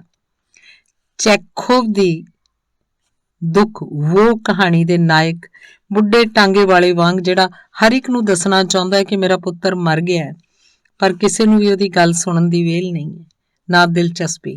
ਅਖੀਰ ਉਹ ਆਪਣੇ ਘੋੜੇ ਦੇ ਗਲ ਲੱਗ ਕੇ ਰੋਂਦਾ ਹੈ ਤੇ ਦੱਸਦਾ ਹੈ ਮੇਰਾ ਪੁੱਤਰ ਮਰ ਗਿਆ ਹੈ। ਇਸੇ ਤਰ੍ਹਾਂ ਮੇਰਾ ਮਨ ਕਰਦਾ ਹੈ ਸਵੇਰੇ ਜਿਹੜਾ ਸੂਰਜ ਚੜ੍ਹੇਗਾ ਉਹਨੂੰ ਆਖਾਂ ਜੈਸਮੀਨ ਇਸ ਦੁਨੀਆ 'ਚ ਨਹੀਂ ਰਹੀ। ਸਵੇਰੇ ਜਦੋਂ ਉਹਦੀਆਂ ਸਹੇਲੀਆਂ ਸਕੂਲ ਨੂੰ ਜਾ ਰਹੀਆਂ ਹੋਣਗੀਆਂ, ਉਹਨਾਂ ਨੂੰ ਪੁੱਛਾਂ ਜੈਸਮੀਨ ਅੱਜ ਤੁਹਾਡੇ ਨਾਲ ਕਿਉਂ ਨਹੀਂ, ਉਹ ਕਿੱਥੇ ਚਲੀ ਗਈ। ਹੱਥ ਨੇ ਬੱਸ 'ਚ ਉਤਰ ਕੇ ਘਰ ਨੂੰ ਆਉਣ ਵੇਲੇ ਅਰਜੁਨ ਬਸਤਾ ਆਪ ਚੁੱਕੀ ਆ ਰਿਹਾ ਹੋਏਗਾ ਤੇ ਮਨ 'ਚ ਪਤਾ ਨਹੀਂ ਕੀ ਕੀ ਸੋਚ ਰਿਹਾ ਹੋਏਗਾ। ਅੱਜ ਹੱਥ ਨੇ ਮੈਨੂੰ ਪੁੱਛਦਾ ਸੀ ਮੰਮੀ ਦੀਦੀ ਮਰ ਗਈ, ਉਹਨੂੰ ਜਲਾ ਦਿੱਤਾ, ਹੁਣ ਆਊਗੀ ਨਹੀਂ, ਮੈਂ ਮਰ ਜਾਊਂਗਾ ਫਿਰ ਮੈਨੂੰ ਵੀ ਜਲਾ ਦਿਓਗੇ। ਤੇ ਮੈਂ ਕੱਸ ਕੇ ਉਹਦੇ ਚਪੇੜ ਮਾਰੀ ਸੀ। ਉਹ ਬਹੁਤ ਰੋਇਆ ਸੀ। ਇਹਨਾਂ ਬੱਚਿਆਂ ਨੇ ਵੀ ਮੇਰੇ ਕੋਲੋਂ ਪਿਛਲੇ ਜਨਮ ਦੇ ਕੋਈ ਬਦਲੇ ਲੈਣੇ ਨੇ। ਜੀ ਕਰਦਾ ਮਰ ਜਾਵਾਂ। ਤੁਹਾਡਾ ਕੀ ਹਾਲ ਹੈ ਬਾਦਸ਼ਾਹ ਸਲਾਮਤ? ਤੁਹਾਡੀ ਬੀਵੀ ਕੈਸੀ ਹੈ? ਸੁਣਿਆ ਤੁਹਾਡੇ ਬੱਚੇ ਨਹੀਂ। ਜੈਸਮੀਨ ਦੇ ਭੋਗ ਤੇ ਆਓਗੇ ਨਾ? ਬਸ ਆਖਰੀ ਵਾਰੀ ਉਹਨੇ ਇਉਂ ਹੀ ਸੱਦਿਆ। ਜੈਸਮੀਨ ਦਾ ਜਸਪਾਲ ਨੇ ਵੀ ਬਹੁਤ ਦੁੱਖ ਮੰਨਿਆ। ਸ਼ਾਇਦ ਉਹਦੇ ਚਲੀ ਜਾਣ ਮਗਰੋਂ ਹੀ ਉਹਨੂੰ ਇੰਨੀ ਆਪਣੀ ਲੱਗੀ ਹੈ। ਪਹਿਲੇ ਸ਼ਾਇਦ ਦੂਰ ਕਿਧਰੇ ਉਹਨੂੰ ਉਹ ਤੇਰੀ ਧੀ ਲੱਗਦੀ ਸੀ, ਇਸ ਲਈ ਇੱਕ ਸੰਕੋਚ ਉਹਨਾਂ ਦੇ ਵਿਚਕਾਰ ਸੀ। ਜਸਪਾਲ ਦਾ ਜੈਸਮੀਨ ਨਾਲ ਬਹੁਤ ਚੰਗੇ ਬਣਨ ਦਾ ਆਹਾਰ ਇੱਕ ਓਪਰੇ ਬਣਨ ਦਾ ਸੂਚਕ ਸੀ ਤੇ ਬੱਚੇ ਤਾਂ ਆਖਦੇ ਨੇ ਹੱਥ ਪਹਿਚਾਣਦੇ ਨੇ, ਅੱਖ ਪਹਿਚਾਣਦੇ ਨੇ, ਤੇ ਮੈਨੂੰ ਤਾਂ ਲੱਗਦਾ ਬੱਚੇ ਤਾਂ ਅੱਖ ਤੇ ਹੱਥ ਦੇ ਵੀ ਪਿਛਲਾ ਮਨ ਪਹਿਚਾਨਦੇ ਨੇ। ਉਹ ਮਨ ਜਿਹਦੇ ਬੰਦੇ ਨੂੰ ਕਈ ਵਾਰੀ ਆਪ ਨੂੰ ਵੀ ਪਤਾ ਨਹੀਂ ਹੁੰਦਾ। ਜਸਪਾਲ ਨੇ ਜੇ ਕਦੀ ਉਹਨੂੰ ਝਿੜਕਿਆ ਹੁੰਦਾ ਜਾਂ ਇੱਕ ਅੱਧੀ ਕਦੀ ਚਪੇੜ ਮਾਰਤੀ ਹੁੰਦੀ, ਜਿਵੇਂ ਕਿ ਬੱਚਿਆਂ ਦੇ ਅਸੀਂ ਆਮ ਹੀ ਮਾਰ ਦਿੰਦੇ ਹਾਂ, ਫਿਰ ਸ਼ਾਇਦ ਜੈਸਮਿਨ ਤੇ ਉਹਦੇ ਵਿਚਕਾਰਲਾ ਫਾਸਲਾ ਘਟ ਗਿਆ ਹੁੰਦਾ। ਇਸ ਵਿੱਚ ਜਸਪਾਲ ਦਾ ਕਸੂਰ ਨਹੀਂ। ਉਹਨੂੰ ਤਾਂ ਕੁਝ ਵੀ ਆਖਦਿਆਂ ਮੈਨੂੰ ਵੀ ਸੰਕੋਚ ਹੁੰਦਾ ਸੀ। ਏਡੀ ਸਿਆਣੀ ਧੀ ਨੂੰ ਮੈਂ ਕਿਵੇਂ ਝਿੜਕਦੀ? ਉਹ ਤਾਂ ਜਿਵੇਂ ਮੇਰੀ ਮਾਂ ਬਣ ਬੈਠੀ ਸੀ। ਉਹਨੂੰ ਇਹੀ ਫਿਕਰ ਰਹਿੰਦਾ ਸੀ, ਮੰਮੀ ਉਦਾਸ ਤਾਂ ਨਹੀਂ, ਮੰਮੀ ਥੱਕੀ ਹੋਈ ਤਾਂ ਨਹੀਂ, ਮੰਮੀ ਦੇ ਸੂਟਾਂ ਨਾਲ ਦੀਆਂ ਚੁੰਨੀਆਂ ਧੋ ਪ੍ਰੈਸ ਕਰ ਰੱਖਦੀ। ਜਾਣਦੀ ਸੀ ਨਹੀਂ ਤਾਂ ਮੰਮੀ ਨੇ ਜਿਹੜੇ ਸੂਟ ਨਾਲ ਜਿਹੜੀ ਚੁੰਨੀ ਲੱਭੀ ਉਹੀ ਲੈ ਕੇ ਕਾਲਜ ਚਲੀ ਜਾਣਾ। ਤੇ ਲੋਕਾਂ ਦੀਆਂ ਮਾਵਾਂ ਹਨ ਕਿ ਇੰਨਾ ਸਜਦੀਆਂ ਨੇ। ਮੰਮੀ ਨੂੰ ਤਾਂ ਸੈਰ ਕਰਨ ਲਈ ਵੀ ਜ਼ਿੱਦ ਕਰਕੇ ਉਹ ਲੈ ਕੇ ਜਾਂਦੀ। ਆਖਦੀ, ਨਹੀਂ ਤਾਂ ਮੰਮੀ ਤੁਸੀਂ ਮੋਟੇ ਹੋ ਜਾਓਗੇ। ਤੇ ਮੈਨੂੰ ਸਮਝ ਨਹੀਂ ਆਉਂਦੀ, ਮੇਰਾ ਇੰਨਾ ਫਿਕਰ ਕਰਨ ਵਾਲੀ ਉਹ ਮੈਨੂੰ ਛੱਡ ਕੇ ਕਿਵੇਂ ਚਲੀ ਗਈ? ਕਿਸ ਗੱਲ ਦਾ ਦੁੱਖ ਸੀ ਉਹਨੂੰ? ਕਿਹੜੀ ਗੱਲ ਦੀ ਔਖ ਸੀ ਉਹਨੂੰ? ਪਿੱਛੋਂ ਮਕਾਨ ਆਈਆਂ ਬੁੜੀਆਂ ਵਿੱਚੋਂ ਇੱਕ ਆਖਦੀ ਸੀ, ਧੀ ਤਾਂ ਕਿਸੇ ਕਰਮਾਂ ਵਾਲੇ ਦੀ ਮਰਦੀ ਐ, ਹੁਣ ਆਪਣੀ ਨੂੰ ਰੋ ਧੋ ਕੇ ਬੈਠ ਜਾਏਂਗੀ। ਖਬਰੇ ਤੈਨੂੰ ਕਿੱਡੇ ਕੁ ਵੱਡੇ ਦਸੌਂਟਿਆਂ ਤੋਂ ਬਚਾ ਗਈ। ਕੱਲ ਨੂੰ ਉਹਦਾ ਵਿਆਹ ਕਰਨਾ ਸੀ। ਦੇਖਦੀ ਨਹੀਂ ਕੁੜੀਆਂ ਦਾ ਹਾਲ, ਅਗਲੇ ਦਿੱਤੇ ਦਾਜ ਪਿੱਛੇ ਹੀ ਮਾਰ ਦਿੰਦੇ ਨੇ। ਤੂੰ ਆਪਣੀ ਕਿਸਮਤ ਦੇਖ ਲੈ। ਉਹਦੀਆਂ ਆਖੀਆਂ ਗੱਲਾਂ ਜਿਵੇਂ ਇੱਕ ਲਾਟ ਵਾਂਗ ਮੇਰੇ ਵਿੱਚ ਹੀ ਲੰਘੀਆਂ। ਇਹ ਕਿਹੋ ਜਿਹੀ ਔਰਤ ਦੀ ਤਕਦੀਰ ਹੈ ਕਿ ਧੀ ਦਾ ਮਰਨਾ ਚੰਗੀ ਕਿਸਮਤ ਗਿਣਿਆ ਜਾਂਦਾ ਹੈ? ਉਹ ਤਾਂ ਸਿਰਫ ਧੀ ਨਹੀਂ ਸੀ, ਮੇਰੇ ਦੁੱਖਾਂ ਦਾ ਸੀਰਨ। ਉਹ ਤਾਂ ਮੇਰੇ ਇੱਕ ਜਨਮ, ਇੱਕ ਸਦੀ, ਇੱਕ ਯੁੱਗ ਦੀ ਗਵਾਹ ਸੀ। ਮੈਂ ਤਾਂ ਚੰਦਰੀ ਨੂੰ ਹੌਕਾ ਕਰਕੇ ਪਾਲਿਆ ਸੀ, ਪਰ ਉਸ ਬੁੱਢੀ ਦੀਆਂ ਗੱਲਾਂ 'ਚ ਮੈਨੂੰ ਬਹੁਤ ਸਾਰੀ ਸੱਚਾਈ ਵੀ ਦਿਸੀ। ਹਾਂ, ਕੱਲ ਨੂੰ ਜਦੋਂ ਉਹਦਾ ਵਿਆਹ ਹੁੰਦਾ, ਪਤਾ ਨਹੀਂ ਉਹਦੇ ਲੇਖ ਕਿਹੋ ਜਿਹੇ ਉਗੜਦੇ। ਮੈਂ ਤਾਂ ਉਹਨੂੰ ਇੰਨਾ ਕੁਝ ਦੇ ਵੀ ਨਹੀਂ ਸੀ ਸਕਣਾ ਜਿਸ ਨਾਲ ਉਹਦੀ ਜਾਨ ਖਰੀਦ ਸਕਦੀ, ਤੇ ਮੈਨੂੰ ਹਰ ਘੜੀ ਚਿੰਤਾ ਹੀ ਬਣੀ ਰਹਿਣੀ ਸੀ ਕਿ ਉਹਦਾ ਖਬਰੇ ਕੀ ਬਣਨਾ। ਅਜੇ ਤੱਕ ਤਾਂ ਮੈਨੂੰ ਆਪਣੇ ਕਰਮਾਂ ਦੀ ਸਮਝ ਨਹੀਂ ਲੱਗਦੀ। ਇਹ ਸਭ ਕੁਝ ਮੇਰੇ ਨਾਲ ਹੀ ਕਿਉਂ ਵਾਪਰਨਾ ਸੀ? ਮੈਂ ਤਾਂ ਕੋਈ ਕਸੂਰ ਨਹੀਂ ਸੀ ਕੀਤਾ। ਮਾਪਿਆਂ ਦੀ ਆਗਿਆਕਾਰ ਧੀ ਨੇ ਜਿਹੜਾ ਉਹਨਾਂ ਵਰ ਟੋਲਿਆ ਪ੍ਰਵਾਨ ਕਰ ਲਿਆ। 7 ਸਮੁੰਦਰੋਂ ਪਾਰ ਉਹਨਾਂ ਤੋਰੀ ਤੇ ਮੈਂ ਤੁਰ ਆਈ। ਤੇ ਫਿਰ ਦੁਰਕਾਰੀ ਜਾਣ ਦੇ ਡਰੋਂ ਕੀ ਨਹੀਂ ਸੀ ਪ੍ਰਵਾਨ ਕੀਤਾ। ਤੂੰ ਆਖਿਆ ਮੈਨੂੰ ਬੱਚਾ ਨਹੀਂ ਚਾਹੀਦਾ ਤੇ ਮੈਂ ਅਬੋਰਸ਼ਨ ਕਰਵਾ ਦਿੱਤਾ। ਨਹੀਂ ਤਾਂ ਅੱਜ ਜੇ ਉਹ ਮੇਰਾ ਪਹਿਲਾ ਬੱਚਾ ਜਿਉਂਦਾ ਹੁੰਦਾ, 15 ਸਾਲ ਦਾ ਹੁੰਦਾ, ਤੇ ਹੋਰ 4 ਸਾਲ ਨੂੰ ਮੈਂ ਉਹਦਾ ਕਾਜ ਰਚਾਉਣ ਵਾਲੀ ਹੁੰਦੀ। ਫਿਰ ਤੂੰ ਜਦੋਂ ਆਖਿਆ ਮੈਂ ਜ਼ਰਾ ਪਤਲੀ ਚਾਹੀਦੀ ਸੀ ਤਾਂ ਰੋਟੀ ਇੰਨੀ ਘੱਟ ਕਰਤੀ ਕਿ ਭੁੱਖ ਨਾਲ ਮੇਰੀ ਜਾਨ ਟੁੱਟਦੀ। ਨਾ ਤਾਕਤੀ ਨਾਲ ਜੀ ਘਿਰਦਾ, ਪਰ ਮੈਂ ਸੋਚਦੀ ਤੂੰ ਚਾਹੁੰਦਾ ਮੈਂ ਪਤਲੀ ਹੋਵਾਂ। ਆਪਣਾ ਮੁਲਕ, ਆਪਣੇ ਲੋਕ, ਆਪਣੇ ਭੈਣ ਭਾਈ, ਮਾਂ ਪਿਓ ਸਭ ਕੁਝ ਛੱਡ ਕੇ ਸਿਰਫ ਤੇਰੇ ਕਾਰਨ ਮੈਂ ਬੇਗਾਨਾ ਮੁਲਕ, ਬੇਗਾਨੇ ਲੋਕ, ਬੇਗਾਨੀ ਭਾਸ਼ਾ, ਬੇਗਾਨਾ ਕਲਚਰ, ਜਿਵੇਂ ਆਖੋ ਸਭ ਕੁਝ ਬੇਗਾਨਾ ਪ੍ਰਵਾਨ ਕਰ ਲਿਆ ਸੀ। ਤੇ ਤੂੰ ਵੀ ਬੇਗਾਨਾ ਹੋ ਜਾਏ, ਇਹ ਮੇਰੇ ਕੋਲੋਂ ਜਰ ਨਹੀਂ ਸੀ ਹੋਇਆ। ਹੁਣ ਸੋਚਦੀ ਆਦਮੀ ਜਦੋਂ ਰਿਜੈਕਟ ਕਰਦਾ ਹੈ ਤਾਂ ਔਰਤ ਕੱਖੋਂ ਹੌਲੀ ਕਿਉਂ ਹੋ ਜਾਂਦੀ ਹੈ? ਉਹ ਆਪਣੇ ਮਨ 'ਚ ਆਪਣਾ ਕੋਈ ਮੁੱਲ ਕਿਉਂ ਨਹੀਂ ਮਿੱਥਦੀ? ਜੇ ਬੰਦਾ ਉਹਨੂੰ ਮਿੱਟੀ ਆਖਦਾ ਤਾਂ ਮਿੱਟੀ ਕਿਉਂ ਹੋ ਜਾਂਦੀ ਹੈ? ਬਾਦਸ਼ਾਹ ਸਲਾਮਤ। ਜੈਸਮਿਨ ਜਦੋਂ ਕਦੇ ਮਾੜੀ ਜਿਹੀ ਵੀ ਢਿੱਲੀ ਹੁੰਦੀ, ਮੈਂ ਕਦੇ ਘੋਲ ਨਾ ਕਰਦੀ, ਝੱਟ ਉਹਨੂੰ ਡਾਕਟਰ ਦੇ ਲੈ ਕੇ ਜਾਂਦੀ। ਮੈਨੂੰ ਲੱਗਦਾ ਇਹਨੂੰ ਕਦੇ ਕੁਝ ਹੋ ਗਿਆ, ਮੈਂ ਕਿਵੇਂ ਜੀਆਂਗੀ, ਕਿਵੇਂ ਜਰਾਂਗੀ। ਅੱਜ ਉਹਨੂੰ ਗੁਜ਼ਰਿਆਂ 3 ਦਿਨ ਹੋ ਗਏ ਨੇ। ਮੈਂ ਜੀ ਵੀ ਰਹੀ ਹਾਂ ਤੇ ਜਰਿਆ ਵੀ ਹੈ। ਮੈਨੂੰ ਕੁਝ ਨਹੀਂ ਹੋਇਆ। ਉਸੇ ਤਰ੍ਹਾਂ ਮੈਂ ਰੋਟੀ ਖਾਂਦੀ ਹਾਂ, ਚਾਹ ਪੀਂਦੀ ਹਾਂ, ਸੌਂਦੀ ਹਾਂ। ਮੈਂ ਮਰੀ ਨਹੀਂ, ਸਿਰਫ ਉਹੀ ਮਰ ਗਈ ਹੈ। ਬਸ ਦਿਨ ਹੋਰ ਤਰ੍ਹਾਂ ਦੇ ਲੱਗਦੇ ਨੇ। ਜਸਪਾਲ ਕੱਲ ਸ਼ਰਾਬ ਪੀ ਕੇ ਬਹੁਤ ਰੋਇਆ। ਆਖਦਾ ਸੀ ਆਪਣੇ ਬੇਟੇ ਦੀ ਭੈਣ ਨਹੀਂ ਰਹੀ। ਆਪਾਂ ਘਰ ਦੇ 4 ਜੀ ਸੀ, 3 ਰਹਿ ਗਏ ਹਾਂ। ਉਹ ਪੁੱਛਦਾ ਸੀ, ਸ਼ਬਨਮ ਮੇਰੇ ਘਰ ਧੀ ਬਣ ਕੇ ਆਈ ਤਾਂ ਸੀ, ਪਰ ਬੇਗਾਨੀ ਬਣ ਕੇ ਚਲੀ ਗਈ। ਦੇਖਦੀ ਤਾਂ ਸਹੀ ਮੈਂ ਉਹਦਾ ਕਿੱਡਾ ਸੋਹਣਾ ਵਿਆਹ ਕਰਨਾ ਸੀ। ਮੈਂ ਤਾਂ ਸੋਚਿਆ ਸੀ ਲੋਕਾਂ ਵਾਂਗੂ ਨਹੀਂ ਕਰਨਾ, ਬਈ ਸਭ ਕੁਝ ਆਪਣੇ ਮੁੰਡਿਆਂ ਨੂੰ ਹੀ ਦੇ ਦਿਓ। ਮੈਂ ਤਾਂ ਸਭ ਕਾਸੇ 'ਚ ਵੱਧ ਉਹਨੂੰ ਦੇਣਾ ਸੀ। ਉਸ ਵੇਲੇ ਮੈਨੂੰ ਸਗੋਂ ਜਸਪਾਲ ਨੂੰ ਦਿਲਾਸਾ ਦੇਣਾ ਪਿਆ ਕਿ ਆਪਣੇ ਨਾਲ ਬਸ ਉਹਦਾ ਇੰਨਾ ਕੋਈ ਹਿਸਾਬ ਕਿਤਾਬ ਸੀ। ਹੁਣ ਕਦੀ ਲੱਗਦਾ ਮੈਂ ਸ਼ਾਇਦ ਉਹਦੇ ਨਾਲ ਇਨਸਾਫ ਨਹੀਂ ਕਰ ਸਕੀ। ਮੈਂ ਆਪਣੇ ਗਮ, ਆਪਣੀਆਂ ਉਲਝਣਾਂ 'ਚ ਹੀ ਇੰਨੀ ਉਲਝ ਗਈ ਸੀ ਕਿ ਉਹਨੂੰ ਆਪਣੇ ਖੰਭਾਂ ਹੇਠ ਲੁਕਾ ਕੇ ਅੰਨੇ ਬੁੱਲੇ ਤੋਂ ਬਚਾ ਕੇ ਨਾ ਰੱਖ ਸਕੀ। ਬੱਚਿਆਂ ਲਈ ਸਿਰਫ ਰੋਟੀ ਕੱਪੜਾ ਸ਼ਾਇਦ ਕਾਫੀ ਨਹੀਂ ਹੁੰਦਾ। ਉਹਨਾਂ ਨੂੰ ਤਾਂ ਪਿਓ ਦੀ ਧੁੱਪ, ਮਾਂ ਦੀ ਛਾਂ ਦੋਨੋਂ ਚਾਹੀਦੇ ਨੇ। ਜਿਹੜੀ ਮਾਂ ਦੇ ਆਪਣੇ ਅੰਦਰ ਲਾਵਾ ਖੋਲਦਾ ਹੋਵੇ, ਉਹਨੇ ਬੱਚਿਆਂ ਲਈ ਛਾਂ ਕਦੋਂ ਬਣਨਾ? ਮੈਂ ਦੂਰ ਕਿਧਰੇ ਮੈਟਾਫਿਜ਼ੀਕਲ ਲੈਵਲ ਦੀ ਗੱਲ ਕਰਦੀ ਹਾਂ। ਉਂਝ ਤਾਂ ਮੈਂ ਉਹਦੀ ਬਹੁਤ ਪਰਵਾਹ ਕਰਦੀ ਸੀ। ਮੈਟਾਫਿਜ਼ੀਕਲ ਲੈਵਲ ਉੱਪਰ ਮੈਂ ਖੁਦ ਵੀ ਸ਼ਾਇਦ ਪੂਰੀ ਜਿਉਂਦੀ ਨਹੀਂ। ਇਸੇ ਲਈ ਕਦੇ ਲੱਗਦਾ ਜਿਵੇਂ ਮੇਰਾ ਕਿਸੇ ਚੀਜ਼ ਨਾਲ ਕੋਈ ਰਿਸ਼ਤਾ ਹੀ ਨਹੀਂ।